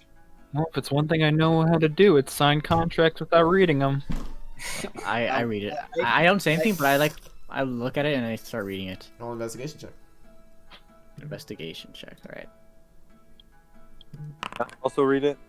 Oh my god. It's a lot of fancy words. Thelgun, you roll it. Contracts are never your shit. Dave, like, it's wordy. True. All right, so I just words that make brain hurt. Come on, page load. You see, if anyone knows how to read a contract, it's me, buddy. Okay. Yes. The Warlock. Yeah. Fuck! Oh no. Don't worry, boys. Papa's got this with the It's plus a lot 9. of words, man. You're exhausted. God damn it, dude. 24. Ralrut just gives her the thumbs up and then just signs it. Jesus Christ. Yeah, I mean, I'm just He's not even gonna bother. He's like, yeah, okay. Alright, No, Thelgun. that's really it. Wow. Thelgun. It pretty much said exactly what she was saying, but in fancier words. They will kill you and then trap your soul if you lie. If thou tell a lie in this... And there's also an addendum. You will be Zone of Truth, and the spellcasters can tell if you succeeded or not, or if you didn't let the spell take effect, in which case they will charge you for not letting the Zone of Truth spell go through. So attempting to resist it and then resisting it, they will know and you will be charged for it. Hey, as in criminally charged, not money charged. They will okay, I was gonna ask. I'm like, charged. What do you mean by that? So yeah, so you can say that to the rest of your group if you'd like. Yeah, I think I'll try. I'll just tell them what you said. Alright. So yeah. Not letting yourself be victim to the Zone of Truth will cause you to be criminally charged for disobeying the City of Sharn. So, Sergeant Germain Villeroy finally says, "Alright, you can all speak now. Are we ready to Howdy. Are we ready to discuss the job?" Yes, sir. Yeah, Sure, let's say boys. that. Cast your spell. Let's get this over with. Alright. I don't want to die. See, she leans over to the cleric. He starts casting a spell. Are any of you going to resist it?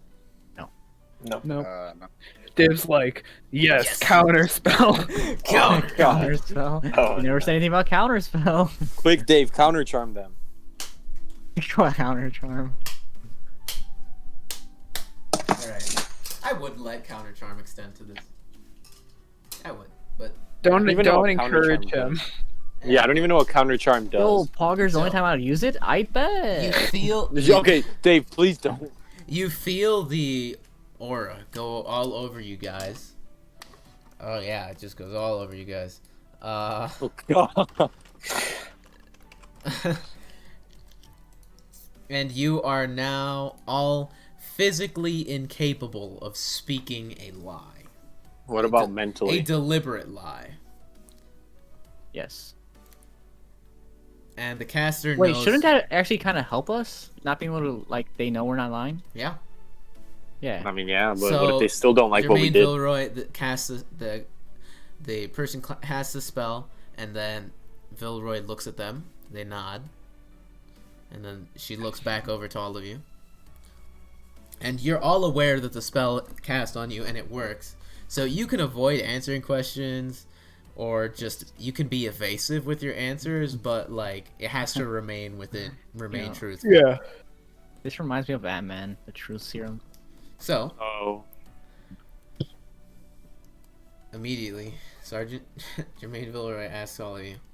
So,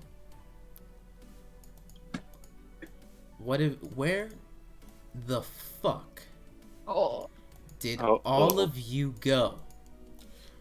We went through the sewers. We went to the we hid inside a what was it? Like a cabin. Storage closet. A storage closet. And we she got, looks got attacked by somebody, angry.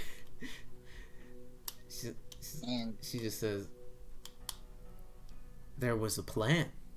Yes, Matt. Yes, Ron we is were trying to moving on. follow the plan, but we were waylaid by sewer creatures. Yes, We barely made it out alive, those- so we had to rest up. Corporations. I saw other worlds. They're all like, She just- they're all, Ralrut, show them the scars. Show them And the that's scars. true. And when you say that, she's like, her expression changes a bit. She says, "Yeah, the sewers were dangerous, but there was a designated path to a designated location where you were scheduled to come out of." Yeah, but then Well, see, you're right. But there's this big minotaur-looking dude who was very scary, and he chased us out of And the she sewers, said- and we. And she like closes her hand, sort of motioning for you to stop talking. And she just says, "Okay, let me be more direct. Did you intentionally not go to the designated exit point?" I think so. Yeah, right. No, I don't think it was intentional. We were gonna go. I No, don't you- actually think it's intentional. You guys intentionally decided not to go No, Lord. to the spot. You chose to go to the artillery. Bramgrim convinced Yeah. all of you guys to switch plans. No, it was my idea. Yeah, if we go Take to out prison artillery, because right? of him, It was take out the artillery to get money. I'm willing to testify against Bramgrim. It was more so to end the war as quick as we could. Oh which would be yeah, to take out because the instead artillery. of taking out those people, we wanted to go to the. Right. So she looks over to you, Bramgrim, and she says, "And why did you do that?" Because Sergeant, it was the most plan. Sorry, you cut out. I said because Sergeant, it was the most logical plan. How so? How was 6 people attacking an artillery outpost the most logical plan? Numbers at the end didn't matter. It was the end goal of destroying the artillery, which we did, which ended your war, which was our goal. Oh, so you destroyed the artillery, and that wasn't a lie. And Yes. her eyes narrow. We destroyed the artillery, ma'am. I'm willing to testify against my squad mates in exchange for immunity. And he says that it's. No, I'm just kidding. I'm just kidding. Oh, Man. God. Confirmed just by kidding. confirmed by magic. Thelgun is a snake. Hey, I'm just saying. I'm looking out for number 1. I'll bust the actually- guys out later. No, we didn't destroy the artillery. We did not. Actually, we did not. Oh yeah, we didn't destroy it. You didn't destroy. No, we did not destroy the artillery. And she looks I over. say no. Because I say it comes out so someone did it for us because we wanted more money. Wait, what? Wait, hold up. What you said? What were you And gonna she say? just looks. Someone destroyed it for us so we get more money. Because you said What? if we get more money if we destroy artilleries, right? But You see, Dave wants to talk, and then he talks and like she, this. she looks. Yeah, at you, right? Yeah, Listen, right. Dave is Dave is nervous. all about the money, and he can't lie right now. Okay, but you do You realize don't have that. to speak. It's not Yeah, forcing you you don't to have- speak. Yeah, It's, you I'm do doing what realize my that by character saying would these do. things, you Yeah, could potentially he's doing. send us to Hey, prison. don't give him shit for what he's doing. Roleplay, motherfuckers. Also, she looks at you, and because that did come out, you said we destroyed the artillery. It was non-specific. Yeah. So she knows you guys destroyed an artillery. She looks over all of you. Which artillery did you destroy? The one in Callestan. And she like stands out. She almost stands out of her desk. Like she's leaning forward, like right with her hand on one arm of the chair, another hand on the desk, like about to stand up. And even the knights are like, "Oh shit!" And they're all looking right at you, Dave. Dave, stop. Oh, I'm sorry. There's one in the Boromar territory. The Lower Dura, right? That's what it's called. I'm You gonna just- scoot away It from was the this. Boromar I'm artillery. just gonna scoot. Yes. And she sits back up, I'm slowly scooting away. and she looks. I'll look right at her. She looks directly at you, Ralrut, like, "Don't you fucking move." And one of the mages reaches for a wand sheath and stares right at you, Ralrut. I put my heads up. Nie strzelaj, nie strzelaj, nie jestem. Juan, that's Juan. Juan, we're recording. D&D session if we didn't have to bleep something. I didn't say anything. I actually did not say anything bad. Just You could ask Matt. Just because it's You in know that- another language. Oh my god, whatever. Matt, First part say wasn't. anything inappropriate. I don't think. Did you finish it? Did you finish it with the last Yes, word? he did. Yes, he said the He last did. word. The M word? Yes. Oh, then yeah, if he did say that, then yeah, that's a bad word. God, I hate you, Juan. Every session, it's gotta be something. It's gotta be something. We're gonna Alright, die. We're anyway. gonna get sent to prison. No. Yes, we did destroy the Boromar artillery, and in doing so, we weakened both parties. And you have control of the area. That was our goal. Yes, so he's speaking straight Cap'n. He's not Cap'n. The He's shooting Boromar. contracts. He's capping. Get We him. were working with the Boromar. You were They're- working with the Boromar.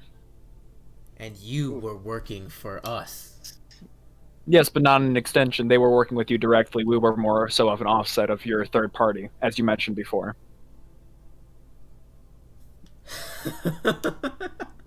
Guys, this is And she starts- she she starts laughing in anything your to- face. And she just looks right at you. Do you actually think you're gonna word your way out of this shit? No, No, we don't. No, we don't. And that Christ. but you know what? The citizens of Lower Dura are safe. That's all that matters to me. Oh, you fucking idiot. Oh My god. understanding is that they were all gangs, and our goal was just to end the war, right? Yeah, we have well, proof. you had a goal to come out of a Yes. specific exit point in the sewers to assist the Sharn Watch. And you That didn't wasn't our do set that. goal. It, Do the ends set not goal was justify to the end the means? war. it was. It was a set point. It was a set point that we agreed upon, and we decided that our plan would be better. In fact, and it worked. I think we were The able ends to save justify the Sharn means. before the City Watch came in, and I think the people of Lower Dura will prosper better than ever now that the Boromar are gone. And I will stand by that. I regret nothing of what happened. So, Let me just say for the count, I'm just here. I'm just a soldier. I'm just following orders. Why do you talk God. so much shit, and then whenever you're under zone of truth, you just turn into a bitch?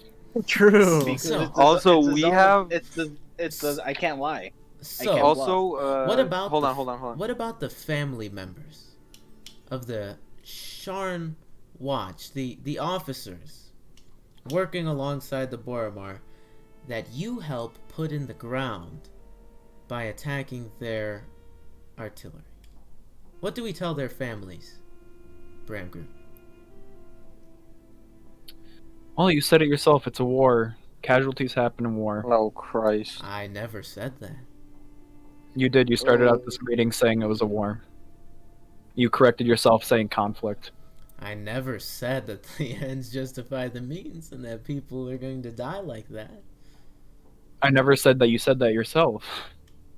Now you're putting words in my Ma'am, mouth. if I may interject, didn't you say that we were to end this war before in any means possible before the City Watch intervened, or else everybody would have died?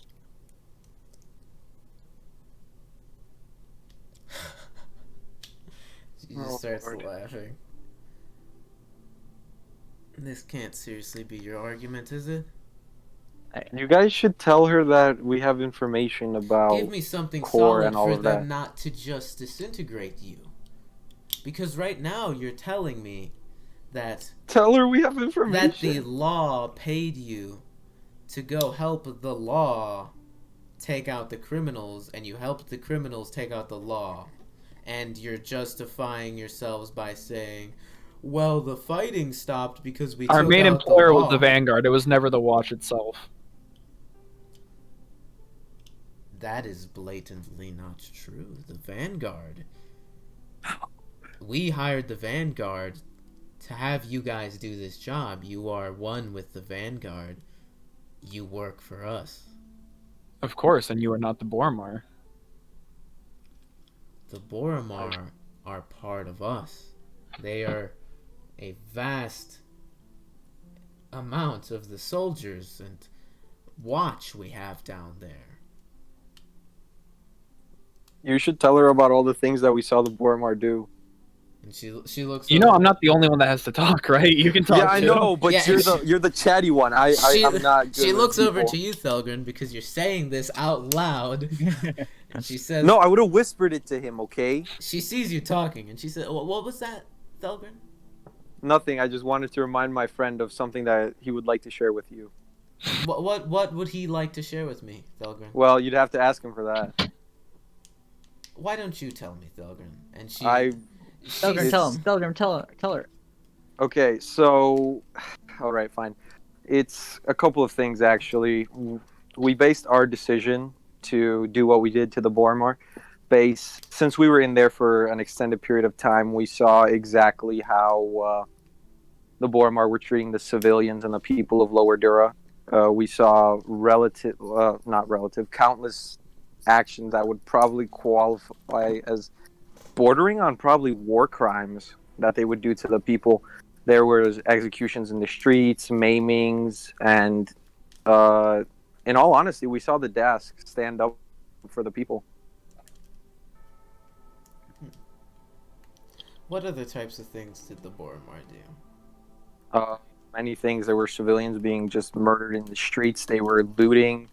There were countless, I'm going to be straight up, there were countless bodies that we found of Boromar that had items that clearly did not belong to them. Engagement rings, other items of value they were raiding. They weren't protecting the city. Instead, they were pillaging. And it was clear. They were pillaging and terrorizing the citizens. She looks back at that. So, do you have any evidence or anything else that would get you out of the shit your golden friend here has dug you in?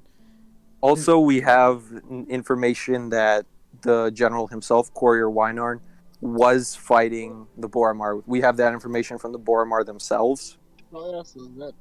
And also we have information on a dragon cult and who may have taken Courier Wynarn. Well, what is this information? We've already got you into the zone of truth spell. Might as well just tell us now. We know that Courier Wynarn, after jumping down into Lower Dura from the party, he has since gone missing, correct? We have it under good information that, good information that he was either taken by the tyrants who may aim to take his identity and impersonate him and therefore take control of the government, or he may be in the hands of a dragon cult, which has since been growing more powerful during the War of Callestan. Since we also believe that both the Dask and the Boromar, the Dask were saying that the Boromar were the aggressors, and the Boromar were saying that the Dask were the aggressors. We believe that the gangs were manipulated into fighting each other in order to cause some sort of diversion for the dragon cult. Well, that's something that actually might help you. I don't know. No sé cómo hacerlo, pa. Is there anything else? Pero no son tus No, that's it. That's why we made our decision, and like my friend said, we're gonna stand by it. Well, someone run me through from the very beginning, the thought process of going into Lower Dura, this war zone, defying the plan that you were hired to follow, and then what exactly did all of you do during all of this time?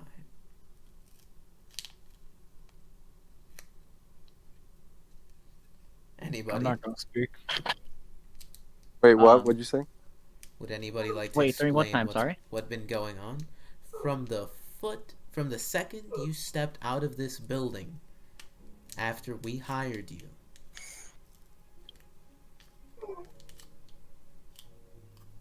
We went through the sewers, right?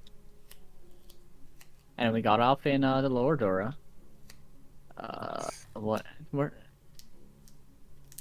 Yeah, I wasn't there for the next sessions. What happened after that? Okay, so we went into the sewers, all according to plan.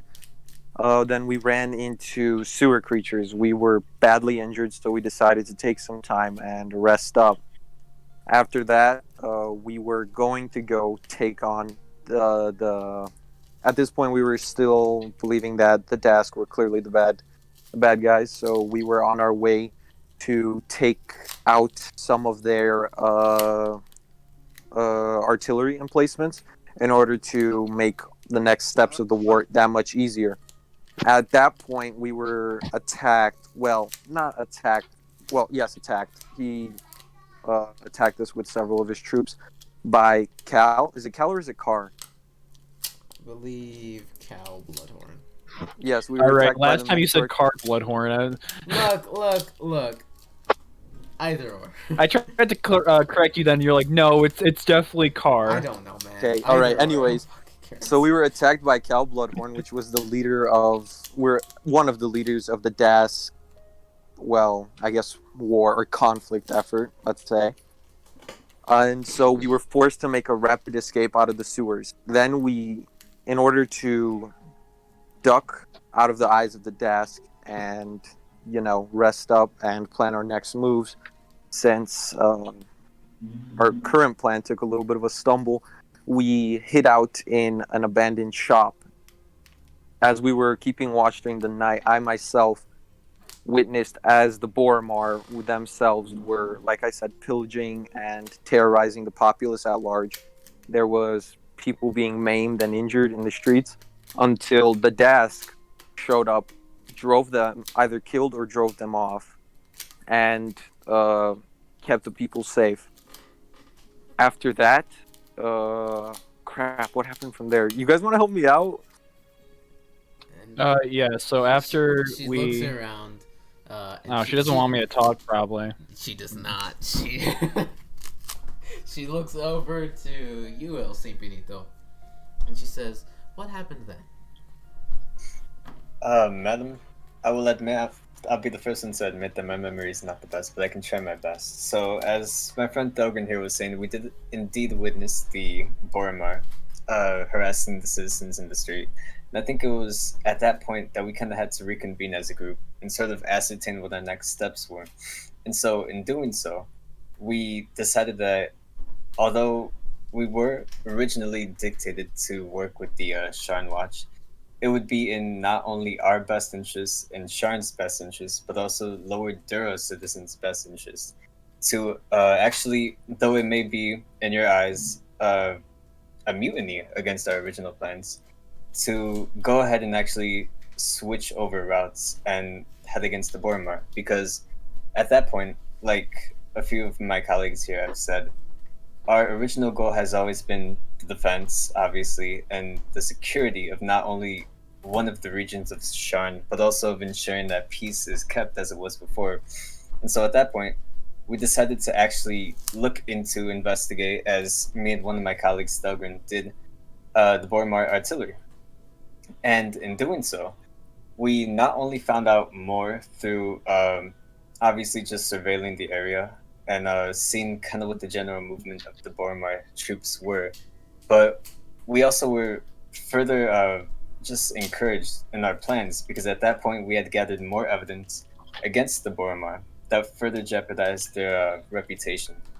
And we just reconvened once more, and we decided that it was in our best interest to go after one of the artillery, because, as has been stated, the general plan was to stop the war.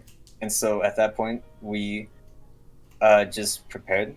We made sure that we targeted an artillery that would stay clear of many civilian areas. And at that point, we just made the decision to do our best to try to end the war efforts and bring back peace to that area.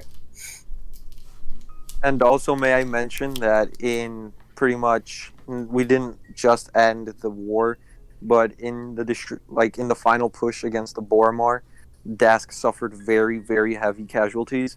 So they themselves are going to be in a weakened state, allowing you and the Sharn Watch to retain stronger control over the location known as Lower Dura.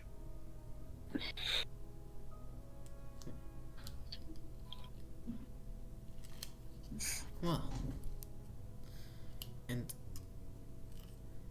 what did you see at the artillery, the Boromar artillery? Yes, so actually what we saw was many, many things, and I'm sure if we were to go over all of them, it would take us quite a while. But generally, we saw a large congregation of not only smaller, just dinosaurs and creatures, but also a large supply of ammunition that would continue to power the artillery, obviously, as this was, in their opinion, to be a long-drawn effort. But we also saw just evidence that the Boromar were set to continue harassing the citizens. We saw, obviously, creatures, Triceratops, for example, that, as was evidenced by the final push against the Boromar, if let loose in Lower Dura, would have caused large destruction. And in our fighting, we obviously found more evidence as we went up against Ilsa Boromar as well, which is a completely different topic and would take us a while. But there was just many, many points of references that led us to that conclusion. Well, I will say, the Boromar and their alleged criminal activities has been a thing that the Sharn Watch has tried keeping an eye on for quite some time. They're difficult to pin down, but they still have a lot of above-the-board dealings. So, you are in a bit of a precarious situation here. Explain your contact with Ilsa Boromar. And she looks over to you, Ralrut. Excuse me? She looks over to you, Ralrut, and she says, "Explain to me your contact with Ilsa Boromar." Your group said you came across her. What happened? Well, Remember, let okay, the this court, is let the court show that I am not the brightest of the bunch, and Okay. I'll do my best to give you insight. So the extent of my relationship with Ilsa Boromar is that I met her on the battlefield, and she almost killed me like 3 times, and so she was about lay waste to my friends, so I had no choice but to subdue her, and I punched her, really, really hard. And This is the truth. This is the truth. The Magic Also, don't says- forget about the plan that they Magic had to says flood the so. sewers and kill the people that were squatting inside of them. That would probably be good Um, evidence. Yeah, you should probably mention that. That would probably be a good idea. I mean, I probably would have said that out loud. Yeah. post. I'm that saying, I'm encounter, considering right now anything you guys say to be in character. Okay. So truth. Post in that encounter,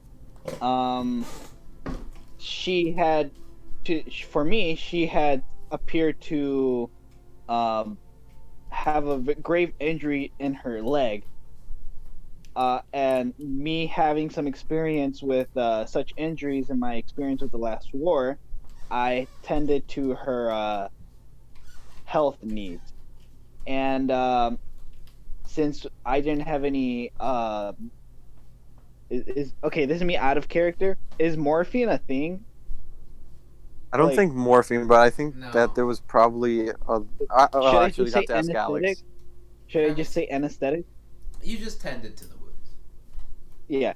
Yeah, I tended to her wounds, and seeing how I could not dull her pain, I gave her some alcohol for at least for her to feel nothing. So hold on. And, I feel like I'm missing something here. You were fighting, and then you were giving her alcohol. Yes. There's. We took her because we felt that she Yes. might have helpful information on Shut our. up, I'm speaking. Shut up. Okay, I'm So just trying you- to help you out. So you captured Ilsa Boromar. Where's she now? She was killed by the desk. Shut up. That's the point I was getting at, man. So, me and her were drinking together, seeing who God. could outdrink each other, Just chumming, and homies. then I wasn't too sure, but she was killed. I don't know who followed us. I'm not aware, but she was murdered, ma'am, or sir, whatever you are. Man. It's a man. It's a lady. It's a man. And that is my extent. That is the relationship to which I have with Ilsa Boromar. He's I mean, really probably thinking could- this out. You could tell because he's speaking very, very slow. I mean, you could have probably cleaned that up a little bit, but that was good. Could someone give me more details? Because you said you saw her at the artillery. Then she had a leg injury. Then you were drinking buddies or something. Someone fill in the details. We I took think she her got from shot the. at the end. I don't. We took her from the artillery because we felt that she might have more information on the Boromar and what their plans were, which we could have potentially used to our advantage and help end the war faster. Then, as the tavern that we went into an abandoned tavern to question her and escape from the fighting. And yeah, she was propped up near to a window, which is probably an oversight on our part, but she was indeed offed by the desk. I could even give you the name of the person that did the job. And who was it? It was a bugbear named Menta. We ran into him before in the sewers. He was pretending to be one of the city sewer worker. And if I'm being honest, we all fell for them. He tricked us. Well, it's quite a tale. All true. It's all true. Was I lying, miss? I was not lying. And she looks over all of you and to the wizards, to the casters, I'll say, and she just says, "I think I know what we'll do with you." Uh-oh. Uh-oh. And she, motions over for one of the wizards to, one of the casters, to lean over, and she says something into their ear, and Should they have something. cast your spell before we go to prison. Say something to one of the knights, and the knight starts walking out of the room, and both of the casters pull their wands out and just point Oh, them Christ. at you guys. Wait, hold on. No, I'll be not ma'am? like we're about to firing squad you, but more like one guy stepped out. We're upping security while we're down a guy. So scared. So they both Ma'am, before pull their anything wands on you, happens- and the knight. And I say knight because you can tell this guy is very much not a guard or a watch guy who's much more armored with a much greater weapon, and you can tell just by looking at him. He's seen more shit. Does he make Ralrut look like a pansy? I mean, After this God. zone of truth, he nothing reminds makes him look he more reminds like a you of the veterans. Oh, okay, then I'm scared. Hold on. I'm gonna be like, ma'am, before you do anything, I would like you to tell me if you know the whereabouts on Morvarax. I don't know his last name. Daardendrian. That. He has the same last name as Bramgrim. Because they're I don't related. know. It's hard for me to say. Morvarax made his way out of Lower Dura around 3 days after charging into battle. Is he healthy? Or was he healthy last you saw him? Billy Joel, God. That happens every session. It does. Bit scared. There's a reason why it happens every session. It's always 9 o'clock on a Saturday every session. Yes. So, he says, last I saw Morvarax, he had stayed in one of the triage areas for about a day and a half. He was quite injured. And Okay. just looks over all of you. That's all you know. I don't know much more. He was back. You all know him. He was your teacher. He was injured and bedridden for an entire day and a half. I feel that is enough to speak volumes of how badly he was injured. Do we know what did that to him? Or was it just a conflict in general? I just got reports on it. He'll be okay. I've seen him go through worse. Yeah. Okay. Alright. That Anyways, does to not what come you were out of gonna do. Bramgrim's mouth. You have not. You have not seen him be that fucked up before. Well, I don't know. I don't know the extent of. I actually haven't seen him, so it's not a deliberate lie. Oh, yeah, We've it's seen not- him run into a burning building before.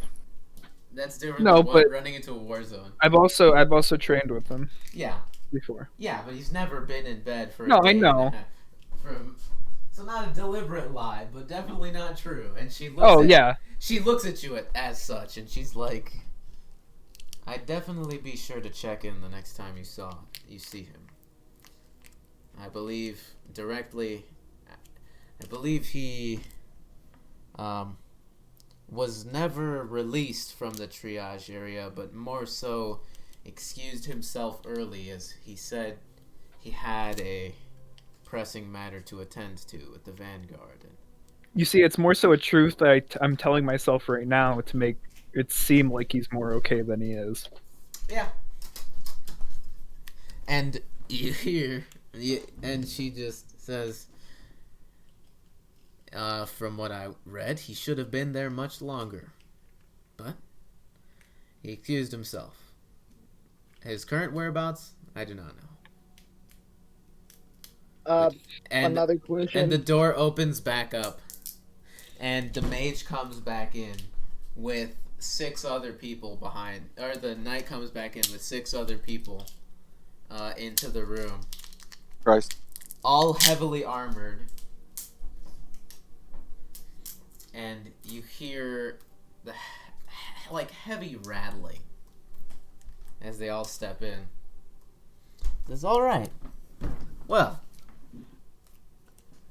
here's my proposition, and it's less of a proposition and more so you say yes, or more likely Yes. than not you die. Oh. They're Yes. great. And you see she motions over for one of the guards to close the door, and they close the door. And these guys don't look like guards. Passing through the triage area, you recognize the armor. This is more military than guard. Oh boy.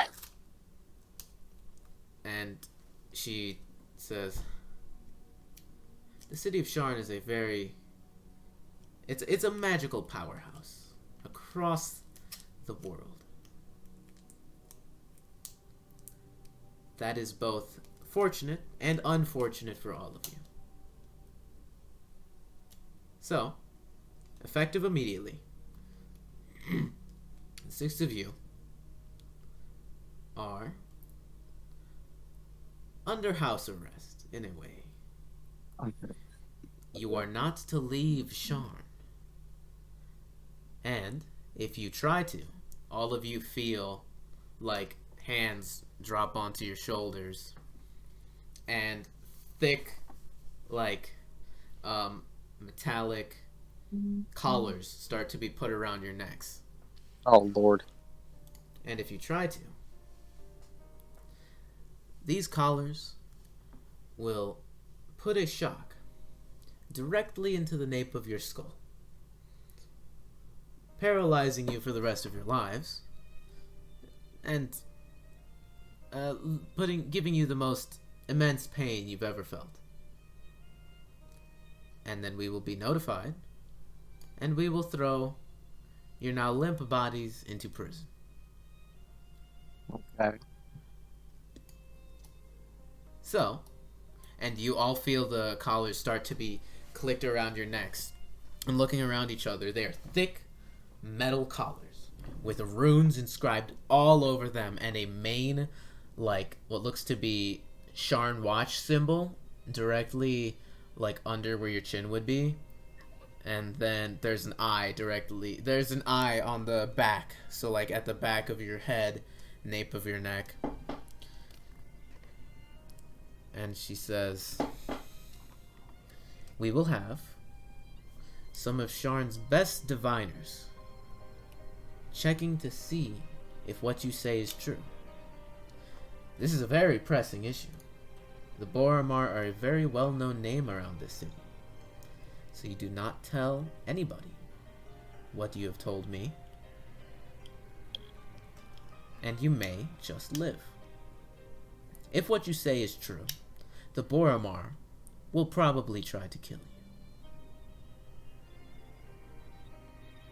But the law must run its course. And our diviners will be trying to find out to see if what you say is true, and to fill in any holes of your rather vague answers. So, until that investigation is through, you will stay in Sharn. Of course, you don't have to. You can try to leave. It just wouldn't go very well for you. Did someone just leave this Discord call? Yeah. Not El Simpiníto, Diego. Diego. Oh, rip. Well, he just did, you know. He left. Well, El Simpiníto's paralyzed forever. Okay. Hey, Diego. Aw. You're paralyzed forever. Yeah, nobody's allowed to leave the Discord call.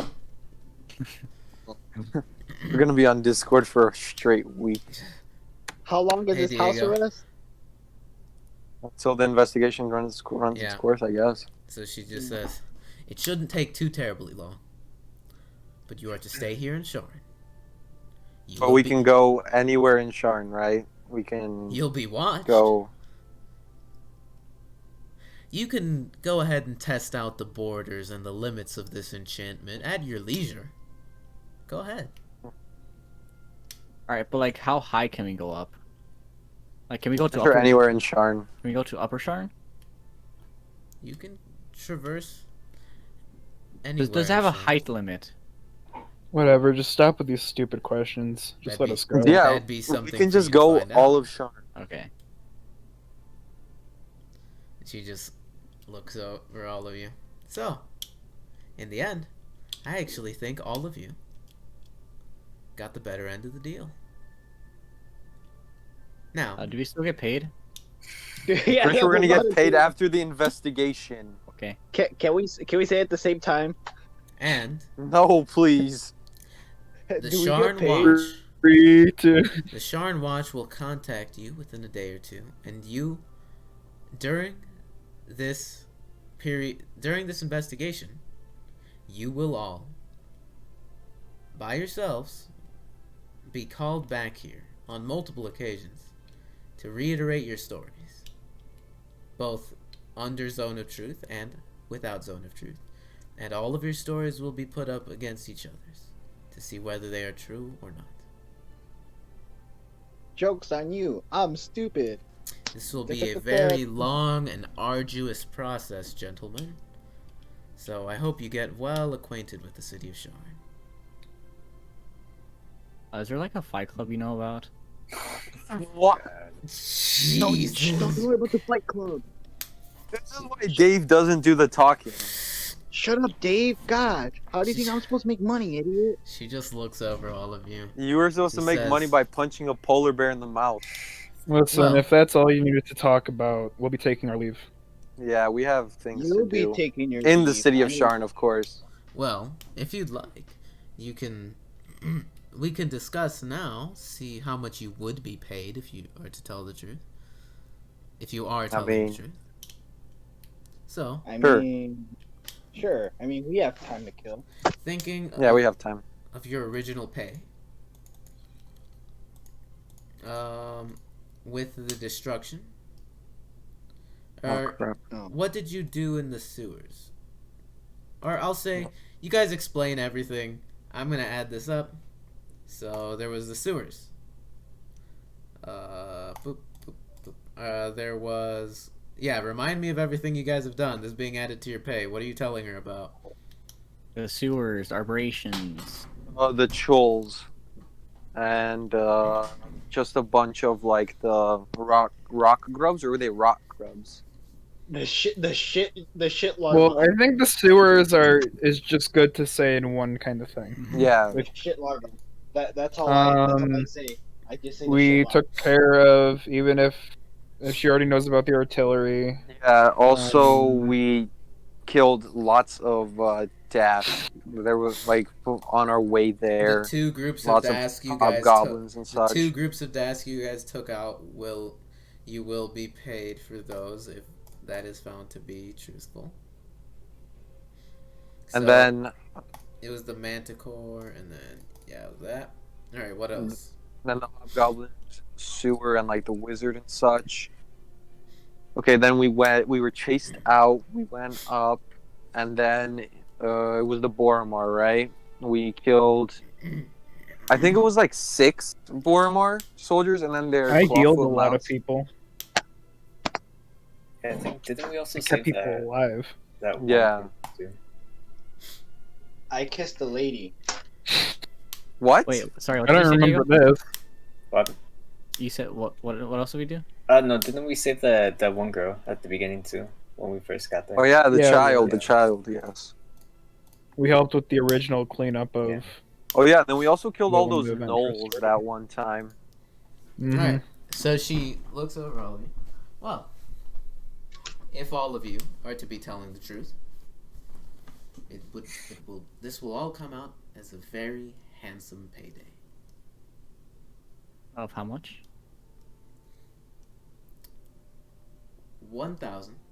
1,600 gold pieces. Okay. Oh, each. Oh, I mean, we were all telling the truth, so you know, you guys Indeed can we run your were. investigation. I mean, we were under zone of truth, right? Yeah, due process and all of that. You guys can run your investigation, but we can assure you that that was the truth. That will be left to be discovered by time. Okay, so now we're free to go inside the city of Sharn as we please. Sure. You'll be watched, Alright. of course. So, watch where. That's fine. Be wary of where you go. That's fine. Also, you know what that means. All of Ralrut's money gets added to the party fund. Wait, why? Because we paid for your armor. Didn't your armor cost exactly 1,600 gold pieces? It was around No. like 700. It was like a 900, something like that. Okay. Then it doesn't have to be all of his money, but Most of it. So he would only get 700 if it did. Yeah, if you guys end up getting paid. okay, then yeah, I guess we're gonna head out, right, guys? So Yeah, let's sell some of this. Yeah, we got a shit. shopping spree to go now- on. how I intend to run this is you guys are going to. It's like forced downtime. You're gonna have a certain amount of days, and you guys can tell me if there's anything specific you want to do during those days. But you guys are gonna be stuck in Sharn for around a week's time before it's finally decided whether you guys were telling the truth or not. So Okay. I mean, what are you guys planning on doing within that week's time? I mean, I think the to- plan right now is we're gonna go sell all of our stuff, right? Like all of the gems and such that we have. Well, I want mean, to while go to the they're library. doing that, I'm just gonna train. I'm just gonna train. You don't have things that you want to go buy or sell? No, Both of No, you guys? not really. I don't. I Okay, mean, fine. I'm pretty much maxed out right now, so. Yeah, I bought stuff while you guys were in the library. Yeah, right. I'm gonna go go around and help heal any people in need if like I see anyone like coming up, like the soldiers if they're tired and hurt, you know. Maybe charge less than the healers around because I'm not But stingy. actually, you know what I'm gonna do? I'm gonna make up with Margaret. That's what. He's not He's here. not even He's here. not here. You guys can try messaging him through Civis messaging services. Oh yeah, right. Oh, you know what I want to do? I actually want to message Cardinal Augustus and Lavola. Oh, not Lavola. Oh, Why would you want to Why bring do her you guys back? hate her so Sim. much? Why would you want to bring her back? She was like the biggest buzzkill. Well, here's the thing. Alright, She was the I'm biggest buzzkill. Alright, good- guys, chill with it. I played her. I'm gonna go down the line, and each of you describe your week's worth of downtime. You have a lot of time, and so I'd say if you're getting 8 hours of sleep a day, so you have 8 hours of sleep a day, then, alright, yeah, so 24 hours in a day, 8 hours off from sleep, then 4 hours a day each of you of questioning. You've got, I can't do math. 12 hours a day then? Because 8 hours for sleep, 4 You've hours got for 12 questioning hours each of day. downtime a day. And then a week, so is that like 7 days? So 7 times 12, 72. Yeah, you guys. You have no clue I'm even doing it, so shut up. You guys have 84 hours Then- of downtime. Simp. Sim. Can confirm Bramgrim is a simp. Is Christian the only person who's not here? I think so. Yeah. Diego's back, yeah, so it's just him. You know what, Ralrut? You want to find out who's stronger? Ooh, Do yeah, let me you? fight Ralrut. Okay, guys, we're Whoa. supposed to be on our best behavior. I want to fight him. Alright. No, let me fight him. You guys have Listen, a week, I so don't you use my can fight him on polymorph. different days. All right, I'm so down to fight Ralrut. Oh, bro. I mean, Oh, gosh. Come on, you said you wanted to find out who's stronger. Let's go. Also, you guys will have to wanna pay for go? living expenses and during this time. Yeah, we should probably, like, stick together for, like, now and, like, probably, like, find, like, a hotel or something. That's Or, fine. like, We'll not a just, hotel, we'll just find tavern. like a. wait, actually, Cheap fine. Let's do it right here, right now. Come on. I mean, not No, right here, what? right now, technically, but No, hold. I'm gonna ask her. I'm like, hey, ma'am, would you mind if me and my friend were to have we're not talking about this in here. We're Yeah, already in our yeah, downtime we week. left. We're gone. We Oh. left. We already left. We'll just do Alright, that fine, last. let's do Everyone else gets to go, and then we'll just do that battle. Yo, does last. anyone want to have a rap battle? Wait, actually, I know what I want to do. Now that Bramgrim has mentioned Lavola, I'm gonna contact Lavola and say, "You still smell. Go kill yourself." Actually, not the last Jesus part. Christ. Not the last part. Wait. No, we should Not the take, like, one day and, like, take Dave to the zoo or something. Okay, so for polymorph, can I read about the beast, or do I need to actually see it? Yeah, I'm pretty sure you can read about it, It right? would I'm take pretty a sure Alex lot of research, but that would work. Yeah, can I do that during this downtime? Yeah. You have 84 hours. Okay, I want to research about a great ape. What do you want to? Do you want to be I King think this Kong just or something shows like the that? craziness of our party. Yes. Dave just wants to be King Kong. Abalaba requests 750 gold pieces from the party fund. Oh, Abalaba, I mean, 700. yikes. 750 for copying down Get rid of this. spells. I'll give him Yeah. 100. I'll give him 100. 750. From the from the party funds to Oh, from the copy party spells. fund? Yeah, to copy spells. I don't think they have a party fund anymore. I think Yeah. I just put it all in my inventory to make it easier. Yeah, it's fine. I'll give him 100 10 platinum. Okay, so 650. 750. Well, Dave's giving 100. Oh yeah, I gave him 100. Oh right, okay, yeah. I thought you said 750. Okay, so now we still need 750. Alright, so you are giving him the money? Yes. I think so. can give him 500 more. So let me know once you guys have scrounged up 500. Okay, so Dave gave 100, need I gave 150? 500, 600. We need 250 more. Yeah, 250. I'm broke. I only have. I like, could 50. probably give it all to him, but it would just be an all in like small coins, and I don't I'll want to give do him. that. I'll give him He's 100 more. gonna I'll give him need 100 more. 750 more. gold and 30 I hours. have to copy 5,000 spells. silver pieces. I have 5,000 silver I gave him 100 pieces. more, so we need 50 more, right? He's using 5,000 he's using divided 30 by 10. he's using 30 Oh. hours of downtime to copy spells. Okay, if I give him all of my gold pieces, that's 5,000. That's 500. Then I'll give him 200 more. Wait, 200 more? What? I gave him 200. Oh, okay, then yeah, I'll just give him. I have You 55. gave him I can give 200? 50. Okay, then yeah, I'll just give him the 500 then. It's all in silver pieces though. All right. Yay! I'm So back yeah, to being a Abalaba's broke got boy. his money. All Are we all good, Alex?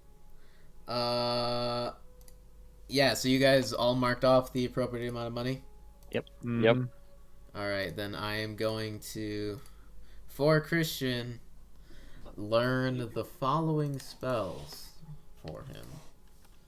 So, thanks to your donations, he learns Oh wait, no, he already knows Misty Step, so you guys get back 100 gold. You I just would like add it to your 50 of inventory, that Thelgun. gold. I would 100 like gold. 50 back. He gonna learns take 50 back. he learns suggestion. All right, then Bramgrim will do it. He learns fly. Oh wait, so hold on. How much do we add? Add 50 to you. Okay. He learns greater invisibility. He learns ice storm. Okie. Yeah, so you get that 100 back, and he takes 4 less hours of time doing all this shit.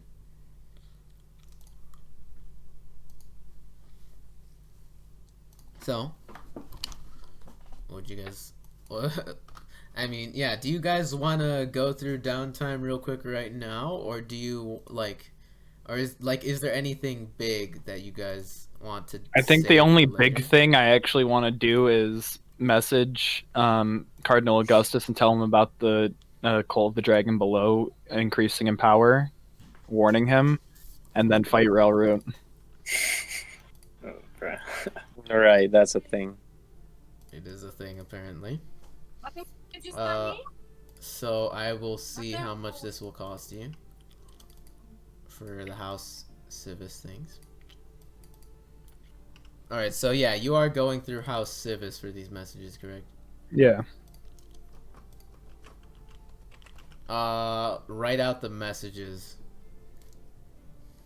It is 250 gold pieces per sending spell. All right. Well, I can't afford it, so never mind. No message. Or you can do 5 gold pieces per page and a letter can be sent. I'm stingy for that too. It's okay. They don't need to find out. I'll tell them later. They don't need to know. Alright.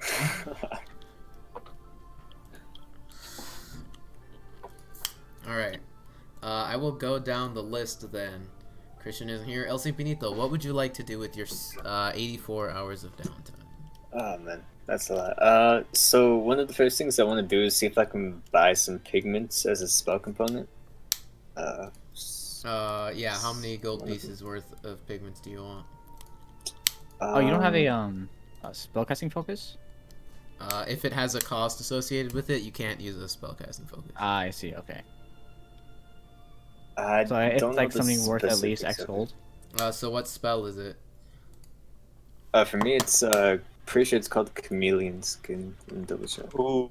Yeah. Ah, oh, I like that spell. Yeah. Yeah. It's a homebrew one. I like it a lot. Chameleon Skin. Hope I spelled chameleon correctly. Yeah, so those components do not have a cost associated with them, so easy enough. 3 silver pieces, you get all the pigments you need for the spell. They're not consumed, they don't have a cost associated with them, so Nice. it's not, you do not lose money for that. And I guess like for the majority of the time, what I'll try doing is like just going around Sharn, seeing if I can find any like maybe like shifter communities, and kind of just try to talk to people about possibly how I can improve like my shifting and my control with my wings, and then just like take time to like try using them and improving those skills. All right, yeah, roll investigation. Right. Yeah, so these are gonna be a lot of quick checks, guys. We're gonna burn through this, and then I guess if you guys want, we're just gonna do a boxing match. Damn. Yeah. Natural 19. Are we doing weapons or no weapons? We'll decide get there. rules after. That's the last thing we'll get to. Any fights or anything like that, we'll get to late at the end. So El Simpiníto, the first person you go to talk to is Grit. And you find him right back at his home with a Nerdog. And they're just outside. And you see that, like, now, they always seem to be wearing a bright orange, slightly, like, slightly singed by, like, it looks like singed by flames. Orange, bright orange scarf. They always seem to have it with them now. And it's always on them, or at least on their person. And yes, indeed. over time, I'll say roll a d4. Alright.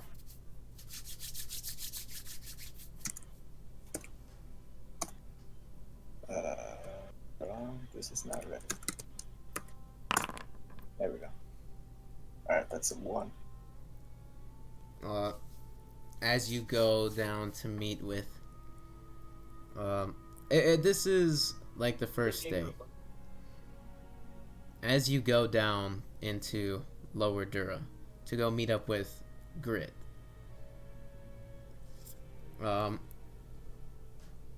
you pass by, and this is, with your passive perception, you see this cloaked individual, similar looking to the Dask that you've seen.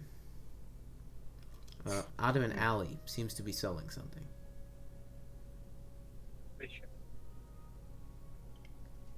And you see people are like going over there, handing some money, and then walking away with stuff. Hit him with the fish? And you look around, and you notice, as you walk through the streets of Lower Dura, at every street corner, there's at least one cloaked figure. Seems to be minding their business, or at least trying to blend in. But at every single street corner in Lower Dura, you see what looks to be a Dask operative just trying to blend in. They've gotten more territory, and they're holding on to it. They're watching. They're keeping their eyes out. You make your way to Grit, and you talk to him. And you talk to him about your abilities, and because you've seen him, he seems to have taken his abilities, his shifter abilities and heritage beyond anything that you've ever seen. So he offers to help you out, along with introducing you to a lot of his shifter, like he calls them his brothers, his family. Sounds good to me, yeah. And you meet up with a lot of them. And over this time, he starts like training you, helping you like work your wings. He introduces you to another shifter he knows, also has wings. Tells you that he is a Stormwing shifter, and that he can teach you how to fly because that guy can fly, and it's like he's like a boxer. He's like a boxing coach in Lower Dura. So he trains you. Half in using your shifting abilities, but also half he's like, you've got the build, you can totally box. And like he has you box with him every once in a while, and it's just like sure. Alright. You're helping me out, so I'm not gonna complain. So and over time, you start to get better control of your wings. At some points, like he gets like weights or small objects, ties them to a string, and ties them to your wings, and has you flex. This entire week is grueling. He has you with him. I mean, unless there's other things you want to do, he spends a lot of time with you, and it's a grueling week of just training. Is there anything else you want to do with your downtime, or are you solely focusing on this?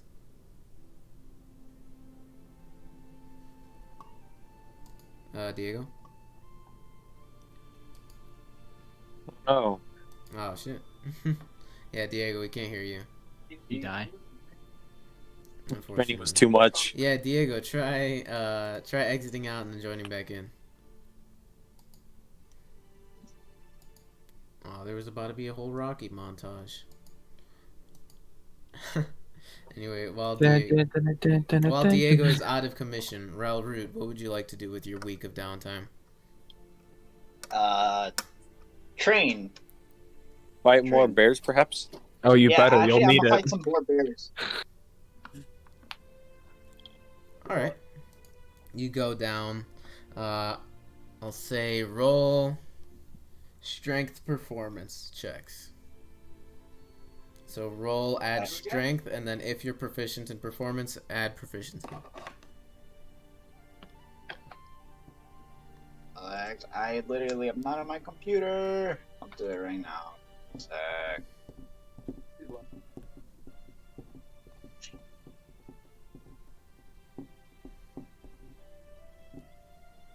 Yeah, Diego died. Sag. Is he coming back?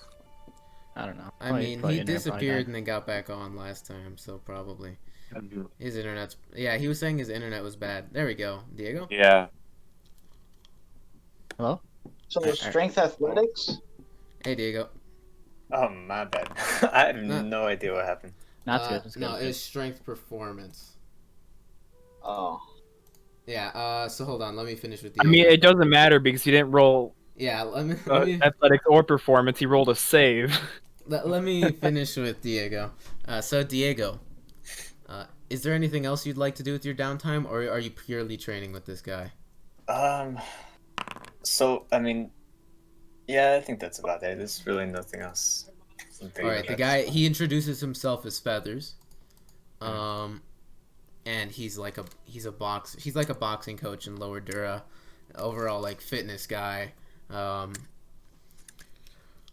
he trains you to use your wings. He has you like repeatedly shifting, then resting, then shifting, resting, shifting, resting, like flexing those wings nonstop in the meanwhile, like just working them down. Did you play Eye of the Tiger while you describe this? By the third day, I don't want to get another copyright strike, man.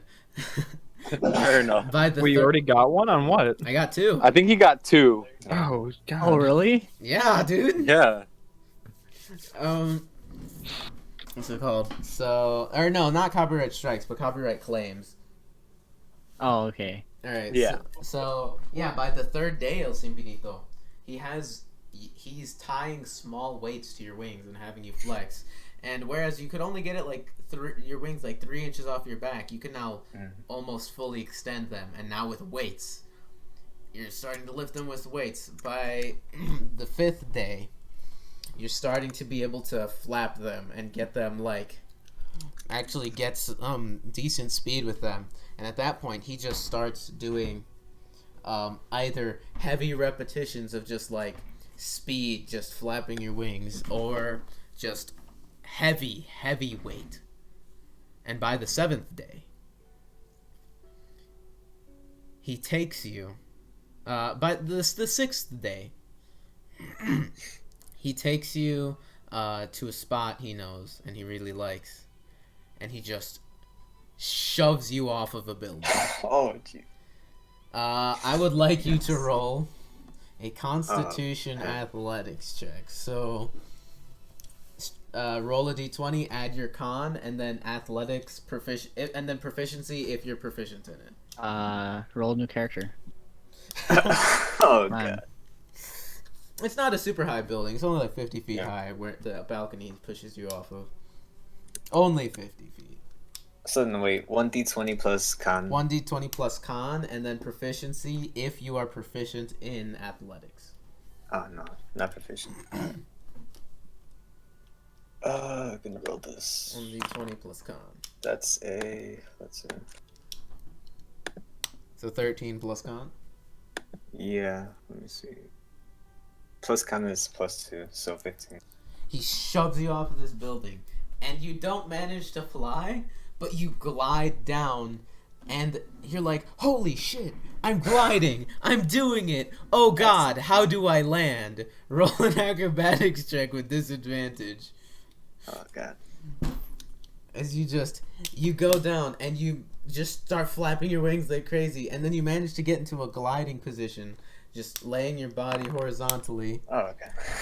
And then you start gliding, and then you fly into the middle of a like roadway and directly into a sky coach, and you just bust your ass. You get pretty injured, and he's like, my bad, Holmes, like here, let me help you out, and you like heal yourself, and you're like, yeah, it's all good.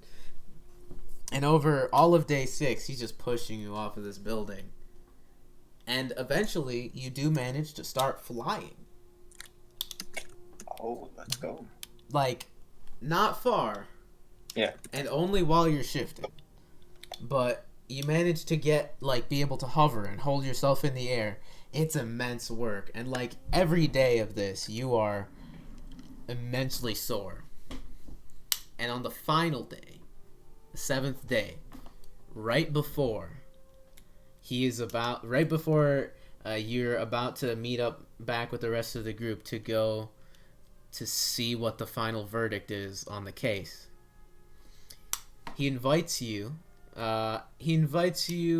for one final test, and he just says, hey Holmes, I think I've got one more test for you that I think can help you out, friend. Do you trust me? Of course. Let me at it. Well, I think I'd like you to be bereft of your vision for a little bit, if you wouldn't mind. And he pulls out a blindfold. If I'll just take it and say, You put it I on. trust you in this. Let's go. He says, "All right," and he walks with you, he's like pushing you by your shoulders, telling you where to walk, and eventually you get onto a sky coach. Mm. You feel yourself going up into the air for a few minutes until you finally land, and he's like pushing you off the sky coach. He says, "All right, we're right where we're supposed to be for this final test. All right, you've done some crazy things. I believe you. You can do this. All right." Yes, sir. He says, "Okay, no worries, friend. You've got this." And he takes you somewhere, and you feel, wherever you are, the wind is, like, strong. Mm. And you feel it blowing, and it's nice. It's a little cool. It's a warm day out. It's been a little rainy earlier on, so you couldn't get out much. And then, just, he takes the blindfold off of you. And you look out in front of you, and all you see is, like, the horizon. And you look down, and Feathers chartered a sky coach all the way up to Skyway.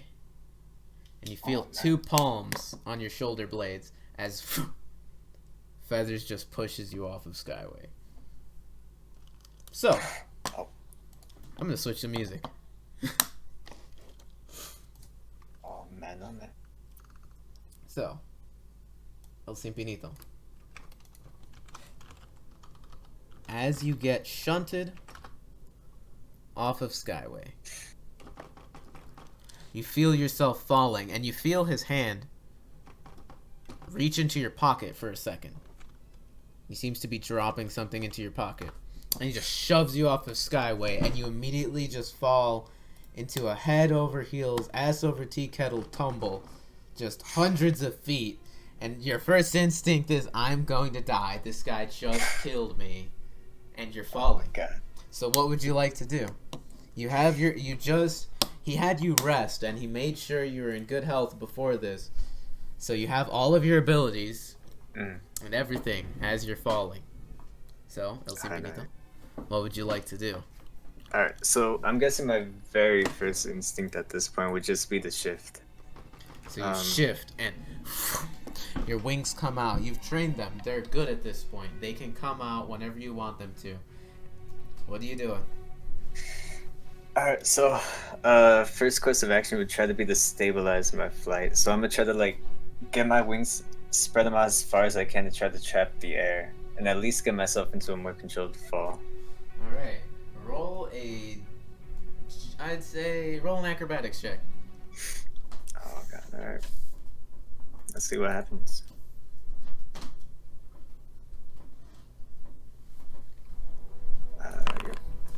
Oh man, that's a 6.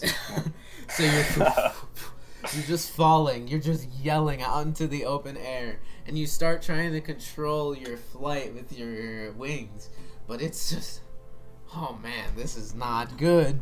You can't, man. You're finding it difficult to get into a just straight, streamlined position. Make another acrobatics check as you're falling. I know.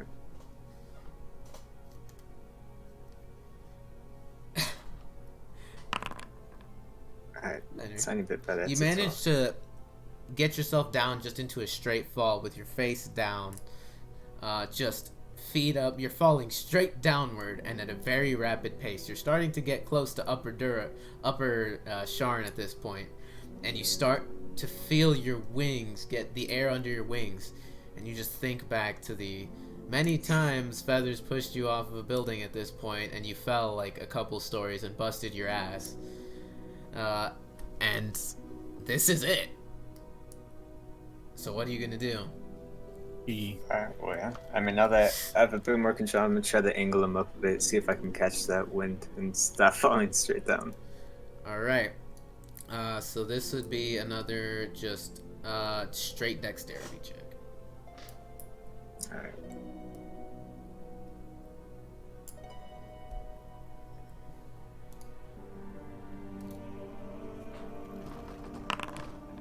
Oh god. Oh god. My god. So you try to straighten out your wings Let's see. and just get into a straight streamline, trying to catch the wind underneath your wings. And it starts to work. Right up until you go face first into a pigeon that's just flying by. And it knocks you out of your straight fall for a second, and you straighten yourself back out, and you just, like cartoon, spit out a handful of feathers, and you're going straight down, El Simpiníto. One last time, dexterity check.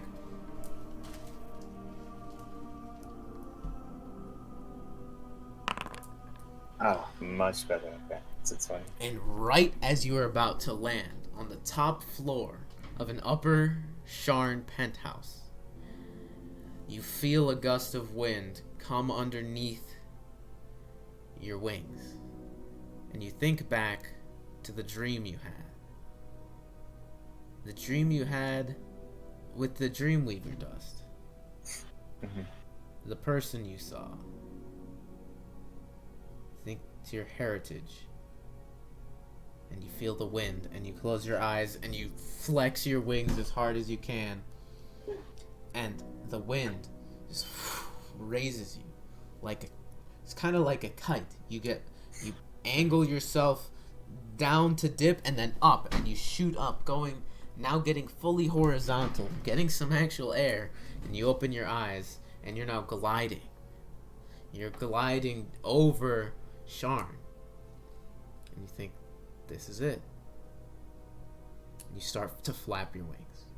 And you're flexing your shoulder blades and your wings just as hard as you can. And you start going up. And you're flying. Gliding and pushing yourself with your wings, but this is it. Oh yeah. And you finally decide to go for it. Just straight up, standing like vertically, try to hold yourself up in the air, to actually fly with these wings like you've seen Feathers do. Like the entire time you've trained with him. Roll a Constitution check with advantage. God damn it.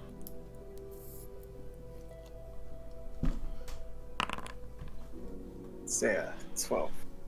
You do another dip while gliding, and then go up, straight up with your head straight up into the air, and you start flexing your wings and flapping them as hard as you can.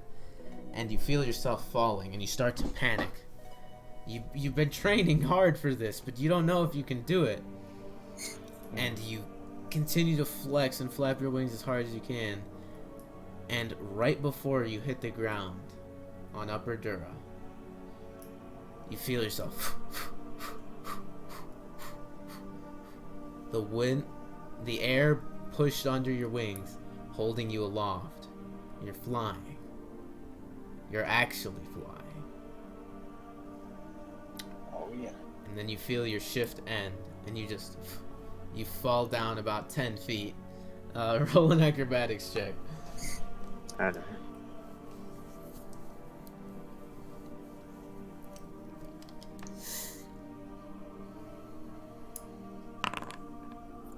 13. You fall down into a roll, and you land like 3-point landing style, and a lot of people are looking at you because you just started flying. And you land into a 3-point landing.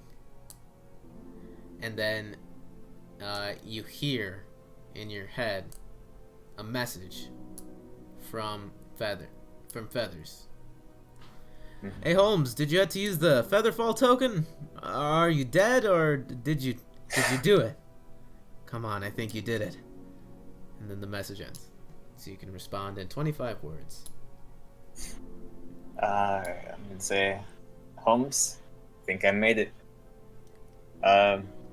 Wasn't too sure at first. Didn't start out well, but I'm living, so we made it. That's about it. All right. Houston, we have a solution. The message ends. And before you go back to meet with your friends, Feathers and Grit meet back up with you and congratulate you. Like they're like, let's go get drinks, but you're like, I have to go to the Sharn Watch and maybe be charged as a criminal for a very long time now. And they're like, oh shit, go do that. So of course the music starts getting intense after the fucking thing's over. But El Simpiníto, you can now I'll do it for you, but you are no longer a wild hunt shifter. You are now, after having discovered your true heritage, a Stormwing.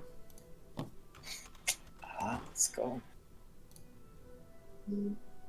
Wait, what is he? Sorry. He's a Stormwing shifter. What's his flying speed? Not a whole lot, I presume, but it's there.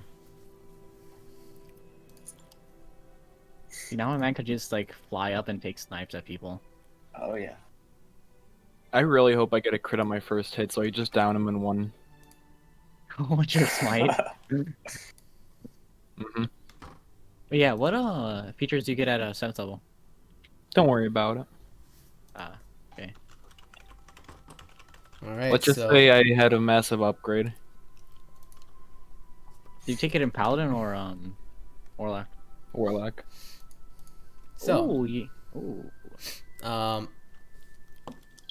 next up on the list is Bramgrim. Well, first I'm gonna just wait a day, sleep off that exhaustion, Yeah. and then I'm going to start training like Ralrut likes to do sometimes. Except just, is there like any kind of place with like dummies set up or anything like that? Oh yeah. Also, El Simpiníto. Where are you guys keeping lodging? Logic? Lodging. Oh. Like We would probably find middle not a central super is where you guys expensive. said. Yeah, so middle central is where you guys said. Yeah. Yeah, and prices have super gone up because of the recent conflict. So El Simpiníto, if you would kindly mark off 24 gold pieces. There. Or actually 25, sorry. Yeah, mark off 25 gold pieces. And everybody will have to do this, so you can do it now if you'd like. So Bramgrim, you're just gonna be training? Nothing else? Yeah, and getting ready for my fight against Ralrut. Alright. Which we're gonna do it so we still have a day to recover. Alright. Yeah, Ralrut, is there anything you would like to do during your downtime? Train more. He's just constantly training. I'm gonna kick his You ass. know, you're gonna get tired of that eventually, right? Alright. So you're training more. Thelgun, Hey, what's up? is there anything you'd like to do during your downtime? I mean, well, the first day, I guess I'm just gonna go and sell like a bunch of things that I have. Oh yeah, we're gonna get to all of the shopping all at once after you guys get paid. Hey, Oh, after we get paid, you said? if we get paid, that is, Yeah, we but- could always just get thrown in prison. Oh, you're right. So, Then, I don't really know. What is there for me to I do? mean, because you guys think there are a lot of like with powerful diviners, if the government isn't too fucked, you should be in the clear. Question mark. That's what I'm hoping for. Alright. All right. Well, I guess. Roll for corruption. Roll. First day, can I just like spend like, I don't know, maybe like walking around like Casting the your markets and things like that? Casting my spell. What? You're fine. Like, Like just- clear. Oh yeah. Oh yeah, right. I could also do that. Huh. I was gonna do that later. Okay. All right, that's fair. Yeah, but can I just like walk around like probably like middle or like upper Dura, just like the markets and things like that, marketplaces, see if I can like find anything. Yeah, of what interest. kind of things are you looking for? Sharn has just about anything you could look for. Oh well, I was probably gonna try and find like an alchemist of sorts, someplace that would sell like a poisoner's kit. Easy. Have enough. proficiency in that, and I haven't been able to acquire one. Alright, alchemist kit. Alchemist supplies cost you 50 gold pieces. I think it's poisoners specifically. Alchemists and poisoners are two different things. Yeah, which one do you want to go for? Poisoners, because I'm proficient in that one. Let's see. Poisoner's kit, 50 gold pieces. Fine. It hurts, but I'll do it. Yeah, it includes vials, chemicals, and other equipment necessary for the creation of potions. And the guy seeing the... I'll say you need to make a persuasion check, because you're wearing a house arrest collar, and you're like, sell me a poison-making kit. Okay. I mean, I guess that's fair. What if I tell him it's for a good cause? Roll a persuasion check, friend. Wait, hold on. I'll get right to you. It's just that the page is being funky. Alright, It's gonna be like 2 nat 1. All right, everyone else can think about. I mean, you're the last. Or yeah, Dave, think about what you want to do. Yeah, I know what I'm doing. Yeah. Just gonna be researching for 84 hours.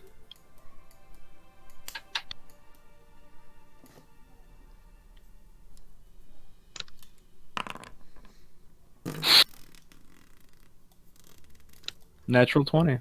He does sell it to you, but he marks up the price. It's a natural 20, but you're still. You're very clearly a suspect of some kind of crime. He does mark the price up to 65. What a little scam artist. And he says, "Look, I won't tell anybody. Here you go, but it's 65." And you buy it for 65. Is there anything else you'd like to get? Any other tools? Yeah, okay, you said 65? Yeah. Okay, I'll mark off the extra 15. Yeah, and while you walk Okay. through the streets, you find lots of people. More than before, strangely enough. You see a lot more druggies. Oh. And, like, just people on, like, out of their minds with other substances. Did we start an opioid crisis in Eberron? Wouldn't be surprised. And you, over your time in the streets, repeatedly hear about Dragon's Blood and Daylily. And on multiple occasions, you have people on the side of the street going up to you and, like, asking for money. And you can tell they're clearly on something. And the lower... They're on. Oh, they made a time on George fucking Floyd. Really? What? Let's not get into this. Yeah, During our what? D&D game, During let's a not recording? get into this. Yeah, let's not get into this right now. Oh, I'm sorry.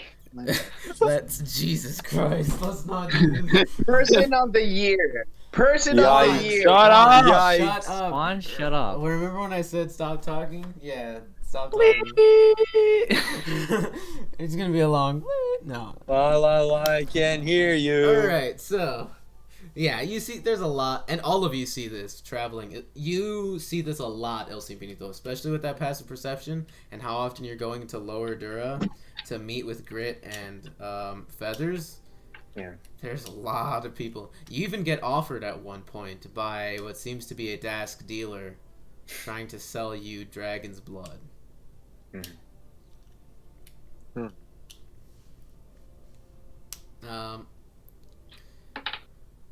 I will... Yeah, and also traveling through there, you see the guard in Lower Dura is also... It seems to be less, like, monochromatically halfling. Like, you start to see more humans and more gnomes and, like, other people walking around as guards in Lower Dura. Well, that's a good thing. I will also say Thelgun. With your passive perception and with your knowledge, when you walk into... And this is something from your time before your memory went away. Going into that alchemist shop, you see their shop is marked. As in... Oh. As in... Dragon marked? No, I mean... marked as in...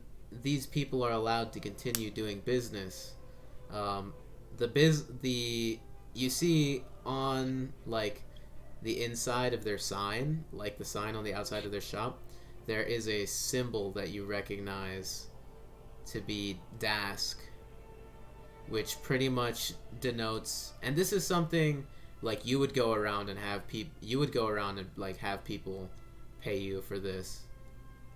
Like, you didn't do it often because you were less of a bruiser. Like, you only had to do it once or twice, but you see it more you go around Sharn, especially because you were going around shopping.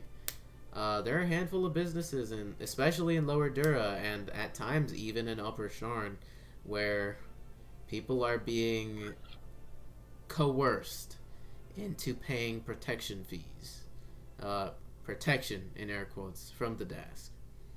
and those who pay their fees are marked as are paying them, and some shops just outright are like, you see some shops get closed down. A shop in Lower Dura even gets burned down under under mysterious circumstances. And in general, like, the higher up you go, it even gets mentioned. You walk in like a shadier looking individual, and the guy mistakes you for a Dask, and just yells at you, saying that he pulls out a wand, and he yells like that he's not paying your fees, and you have to convince him that you're not a Dask. Where would he get that idea from? I wonder where. Yeah. The outcome of the war for Callestan definitely seems to be having its effects.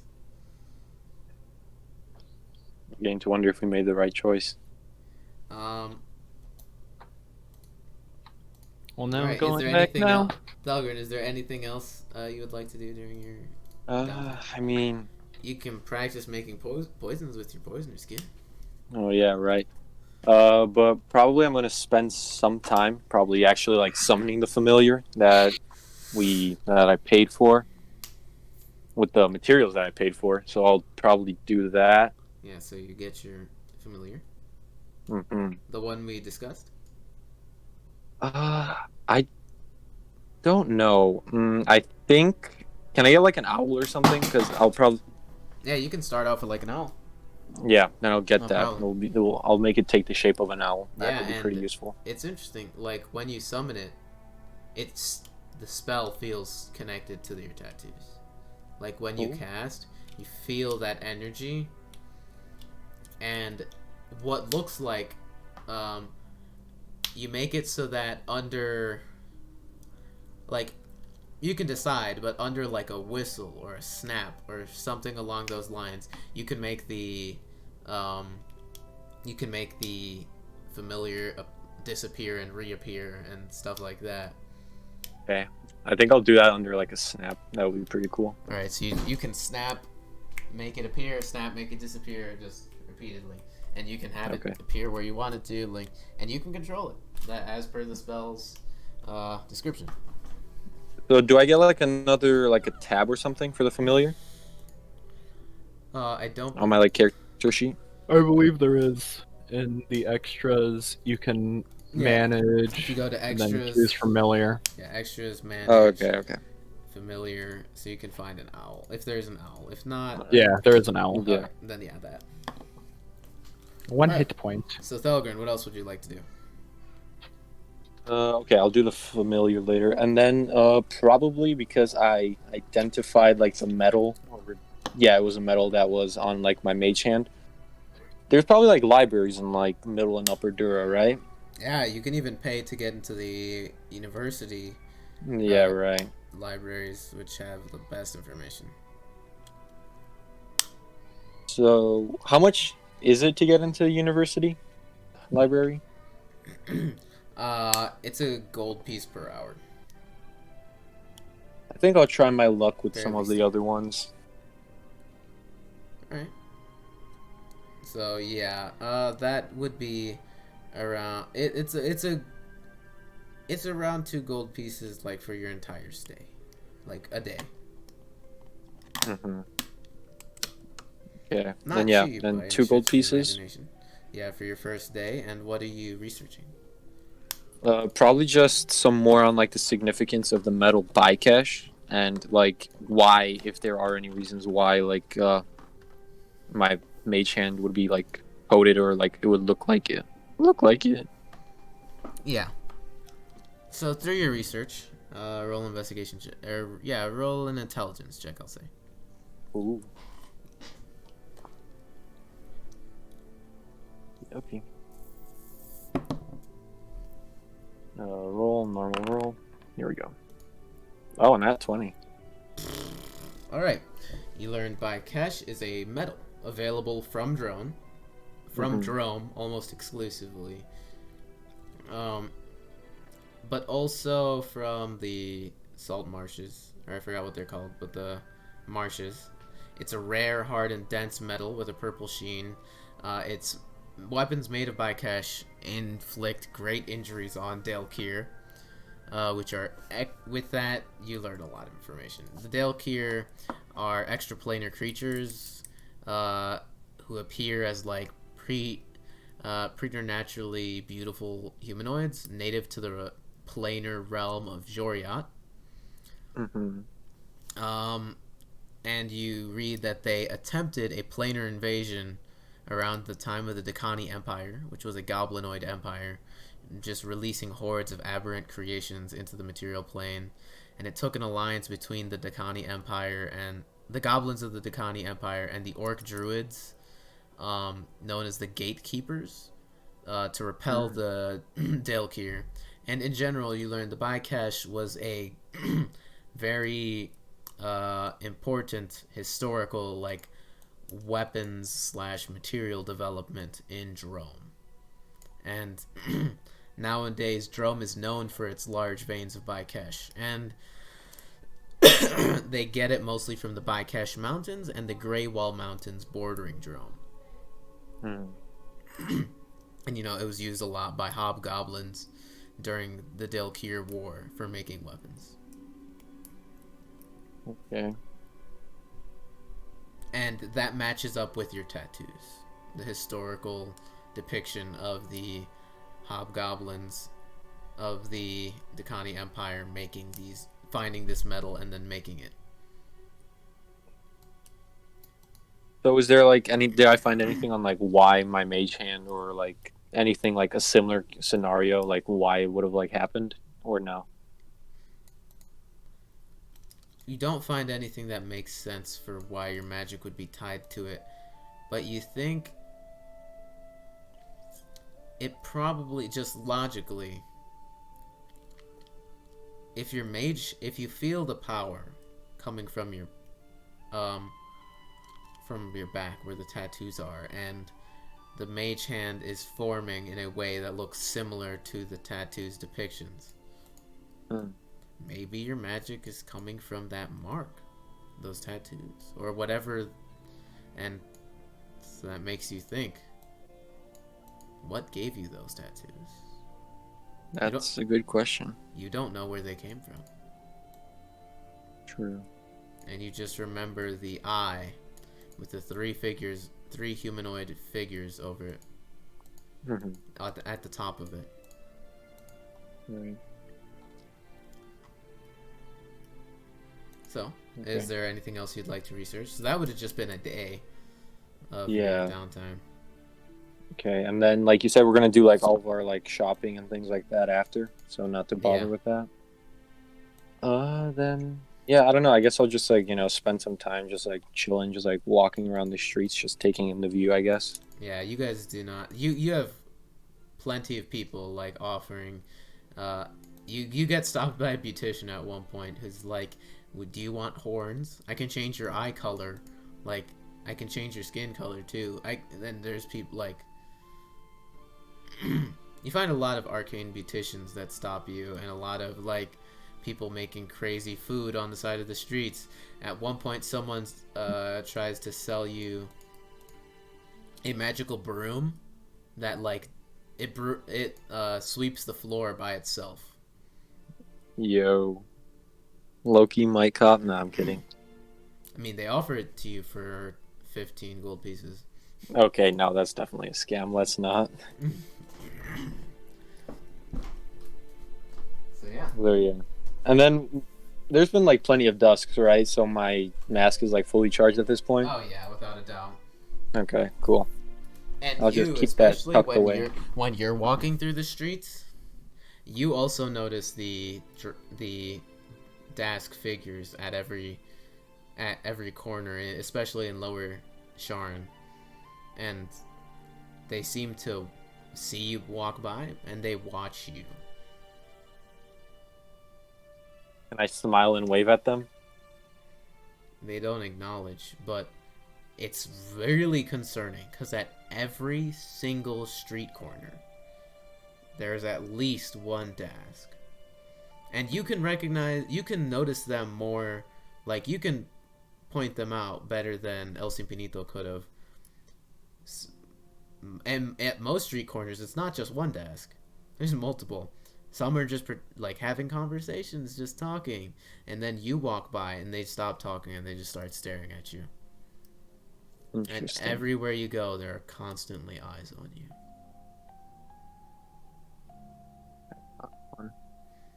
And towards the end of your week, while just sightseeing, you make your way to Lower Dura. And eventually, while you're walking through the road, you bump into a bugbear. And it's a very familiar, like, you get sort of deja vu. And you look at them, and it's Menta. Very clearly having walked into you. And this gives you deja vu, and you remember the first time you came to Sharn, you also bumped into Menta. That happened. This can't be coincidence. And he bumps into you, and he just says, "Oh, fancy seeing you here." And he just looks, and he's like, he's got like a half-cocked grin. He says, Okay, never mind. Yeah, what you were saying? He bumps into you, and you hear this in your head. So he bumps into you, and he starts walking away from you, and you're like, "What the hell was that, Menta?" And you hear in your head, "You want to talk?" I feel like we've got a lot to learn from each other. Alright, let's talk then. So, and he just tells you, "Follow me around a block back. This is something between the two of us. I'd prefer to keep the Dask out of it." Okay. You see, he's completely robed down, like he's just in commoner's clothes. And so, you follow him down about 2 blocks, eventually walking into an empty alley. And you eventually see him walk into an empty alley. Are you gonna follow him? Can I send my familiar in first? Yeah, you can. Okay, I'll send it in first. Looking through the eyes of your familiar. Roll a perception check for your familiar. So familiar owl. I added it to your extras tab. So if you so just roll a perception check on advantage. Plus yeah, 1. and then it has a +3. Advantage, I think. Yeah, advantage +3. Yep.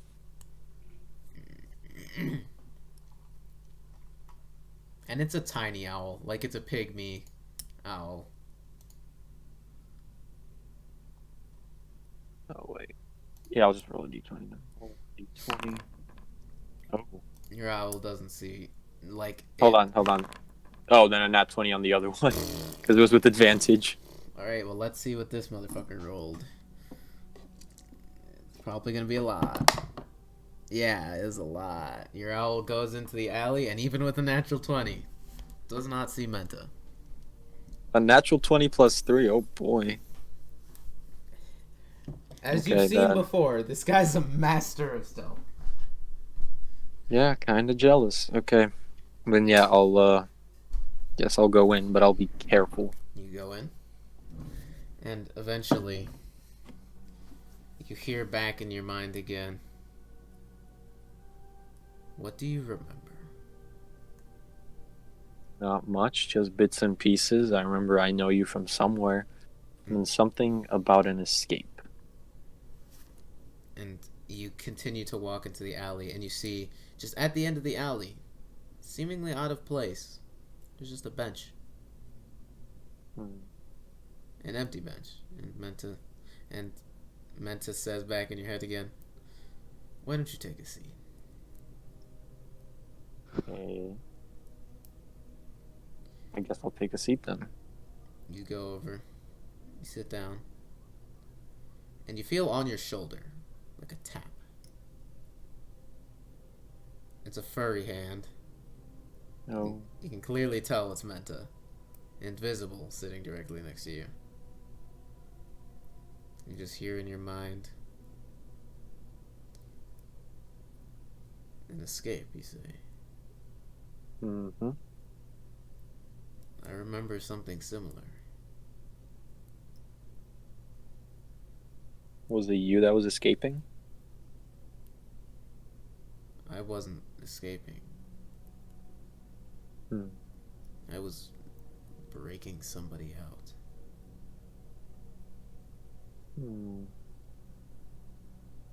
Okay. Do you remember where, or at least what the prison looked like? I remember an island. I remember being given a special set of armor. No. I remember opening a solitary confinement room and seeing somebody there on the ground in a full set of manacles. And then I remember swimming miles, somehow, miles away from guards to a shore, and then leaving that person on the shore during a storm, and just swimming away. My job was done.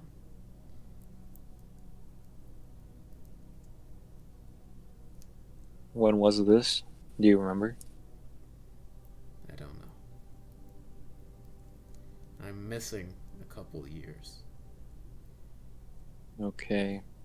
So am I. That's interesting.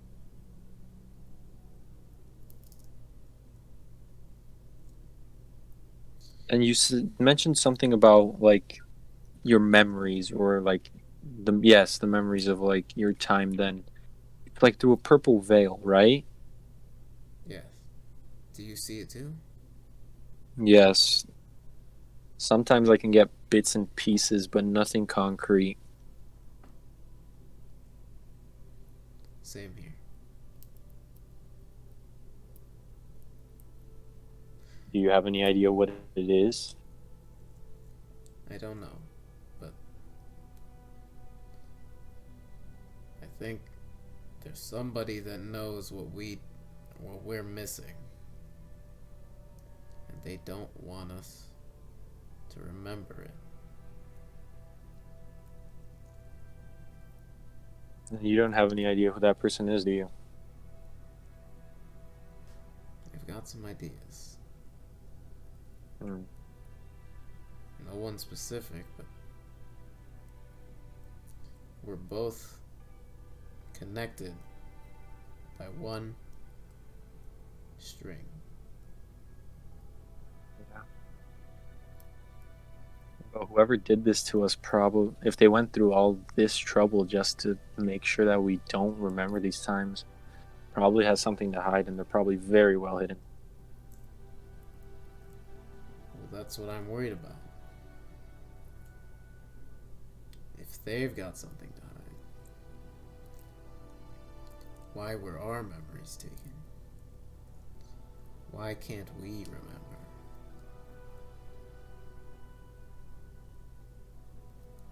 So we don't Why not just ruin kill their us? plans. Maybe they have some grander schemes in mind. Maybe we still have a part to play. Well, I'm worried about the part we already played.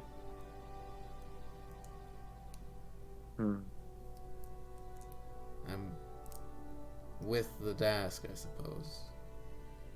From what I've been told.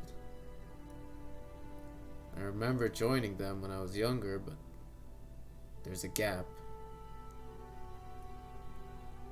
They said I was injured during a mission. But I'm much more on my own side than the Dasks. And I feel like we're both in the same boat, Thelgun. Yeah, I have a similar story. I remember joining up a little bit of my childhood. Then it goes blank, and then I woke up or started remembering. They kicked me for being AFK. Oh, nice. And I started remembering, like, when I was picked up by my mentor, Morvarax. When we were traveling through the Roar Holds. But that's about it. And then, well, I remember everything from there.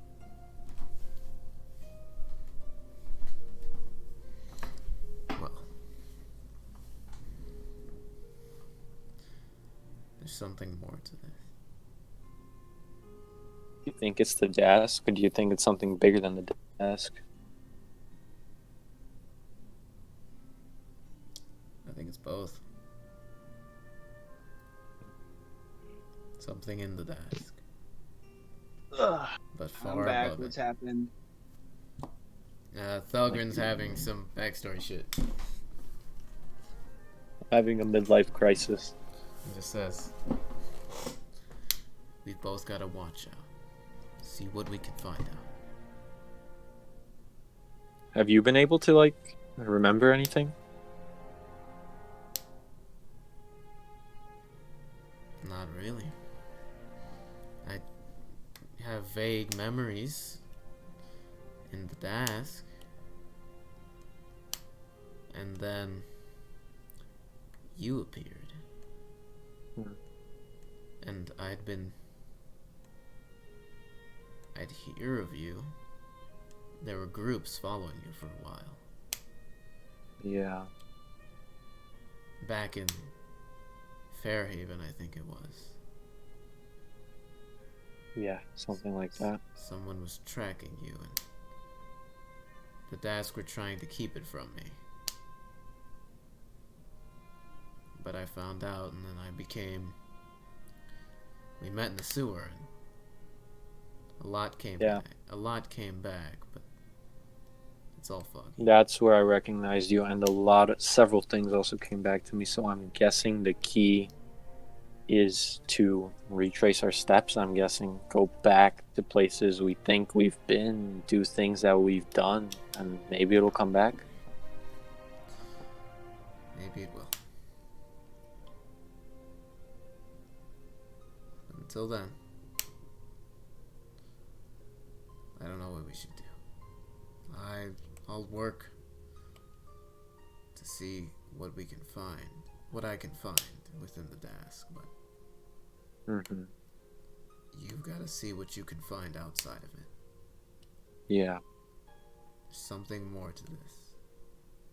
No. Hopefully once we're done with our little trial me and my friends are being put on, maybe I can look a little bit deeper into this, but right now I can't step foot outside of Sharn. Yeah. You know, I could probably take that collar off of you. Wouldn't do very much for you and the rest of your friends, but you'd end up being a criminal. Yeah. I don't think I want to go back to that, and besides, I think it's better for me and for my friends if I don't abandon them here. So, I appreciate the offer, but I think I gotta stick with them on this one.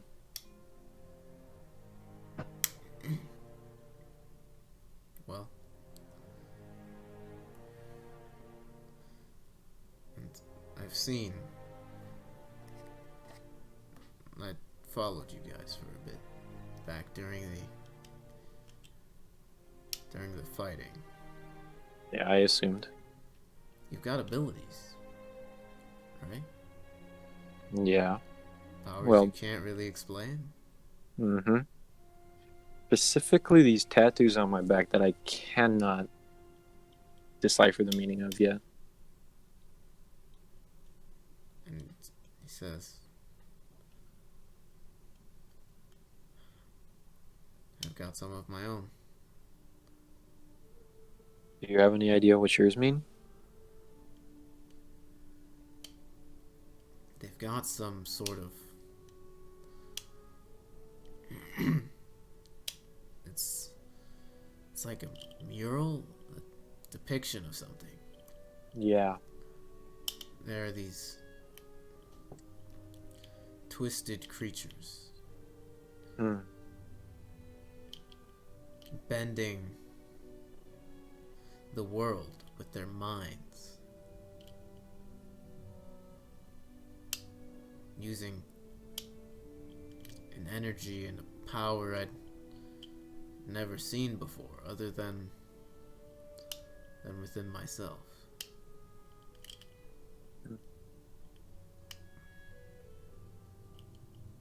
Tell me, does the name Dalekir ring any bells? It does. Have you ever considered that that's what may be on your back? I assumed. I'm also assuming you've come to the conclusions that your powers come from your tattoos. Oh, Yep. God. Jesus. Well, I think something's holding our memories back, Thelgun. Mm-hmm. We're gonna have to find out what it is. And I think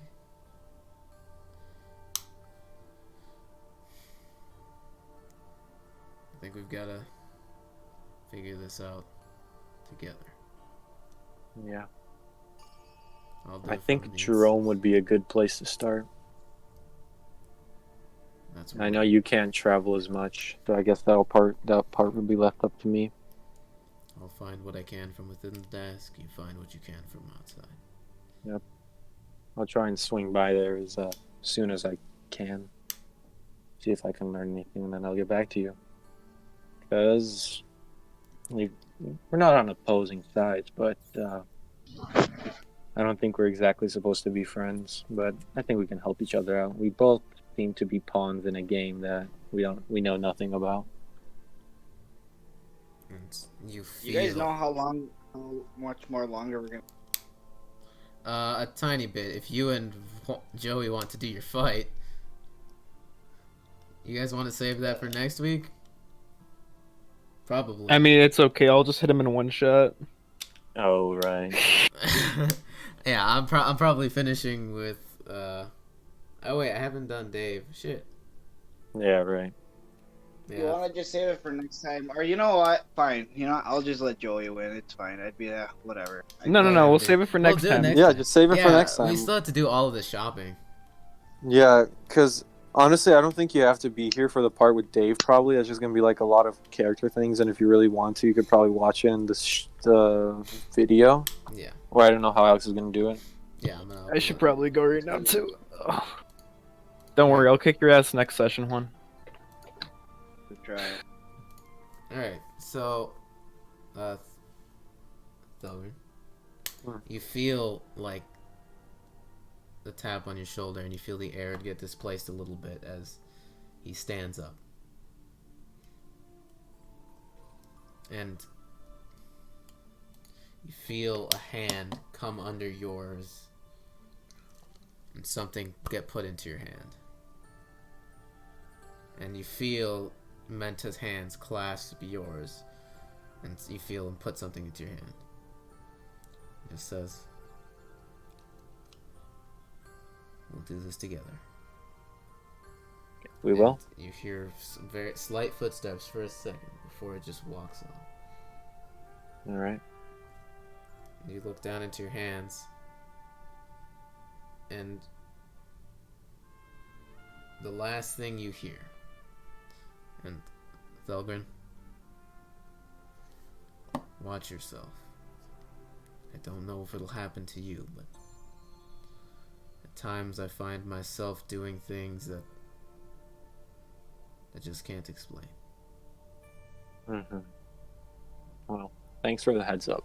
I'll be sure to keep a lookout. I'll be careful. And you look down into your hands, and you see looks to be a key. Mm-hmm. But it doesn't look like a key. How do you recognize it as a key? It's just a flat stone tablet with runes all over it. And you see the purple veil again. for a second, but it clears up a bit as you see a furry, beige skin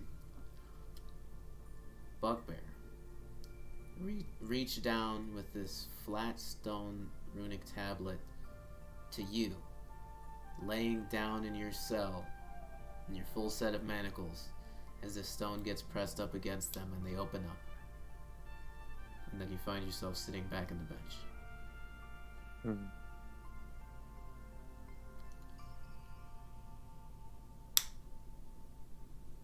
So, Thelgun, if there's anything else you would like to do with your downtime? Probably not. I'll just call my familiar to my arm, and then we'll just head out with the owl just chilling on my shoulder, because that sounds cool. Alright. Now, Dave, the last thing we'll do for this session. Yes. It's a long one, but... Yeah. So, Alright. So, I want to go into the university to research. What would you like to read? So yeah, it's 5 gold pieces. It's a gold piece an hour. Yes, that's fine. So I how many want hours are you to planning to research about until I have enough to polymorph into one. Alright, so what are you researching first? A giant ape, a T-Rex, and a giant shark.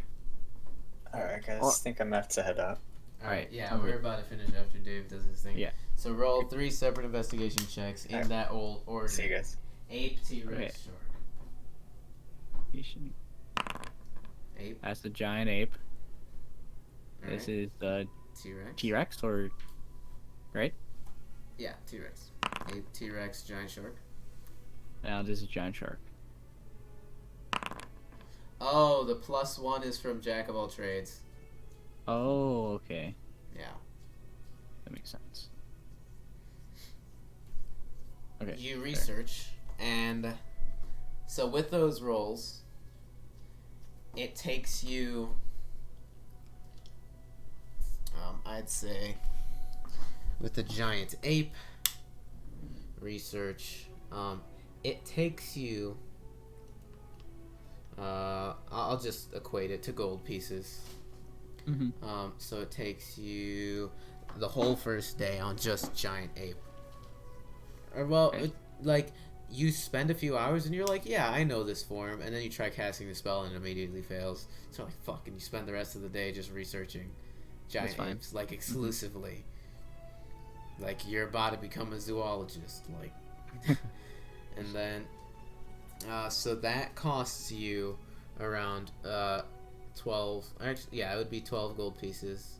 Well, no, 15, because 12 from the first day, and then you spend a bit more the next day, like getting back into it before you try again, and then not trying to fuck up the T-Rex because you're not risking that. You want that transformation, although it's still a little bit out of your scope. Yeah, I still get it. Like I still need a little bit to get it. Yeah, but I want it ready. That takes you another like 15 gold, as well as the giant shark takes you 12 because you just spend the whole day doing that. Just that. Yeah. Sounds good. And yeah, you learn those forms. Nice. And is there anything else you would like to do with your downtime? I do not. I was going to spend my downtime to fight Ralrut. All right. Well, we will get to all of that at the beginning of next session. All right. Yeah. All right. And that will be the end of session 30, guys. That was fun. Yeah, slow burn. That was a long one. Oh yeah, it was. This marks the end of chapter 3. This chapter was long. How long was it? A good bit. 8 sessions ish. Wow. Yeah. Right. Yeah. I will see y'all next week. Yeah. Yeah. Next week, boys. It got a little slow, but it's done. It hit a lot of we hit a lot of important shit. Yeah. I don't know. I kind of like these like slower sessions where it's like information gathering and like backstory and lore. Yeah, a lot of this session was a lot about backstory too. It was like mixed in. Yeah. Yeah. I don't know. It was a lot of stuff. I enjoyed it. All right. Yeah. Well, I'm gonna head out. Yeah. See you guys. See you guys. Yeah. Later, guys. And that's the end of session 30.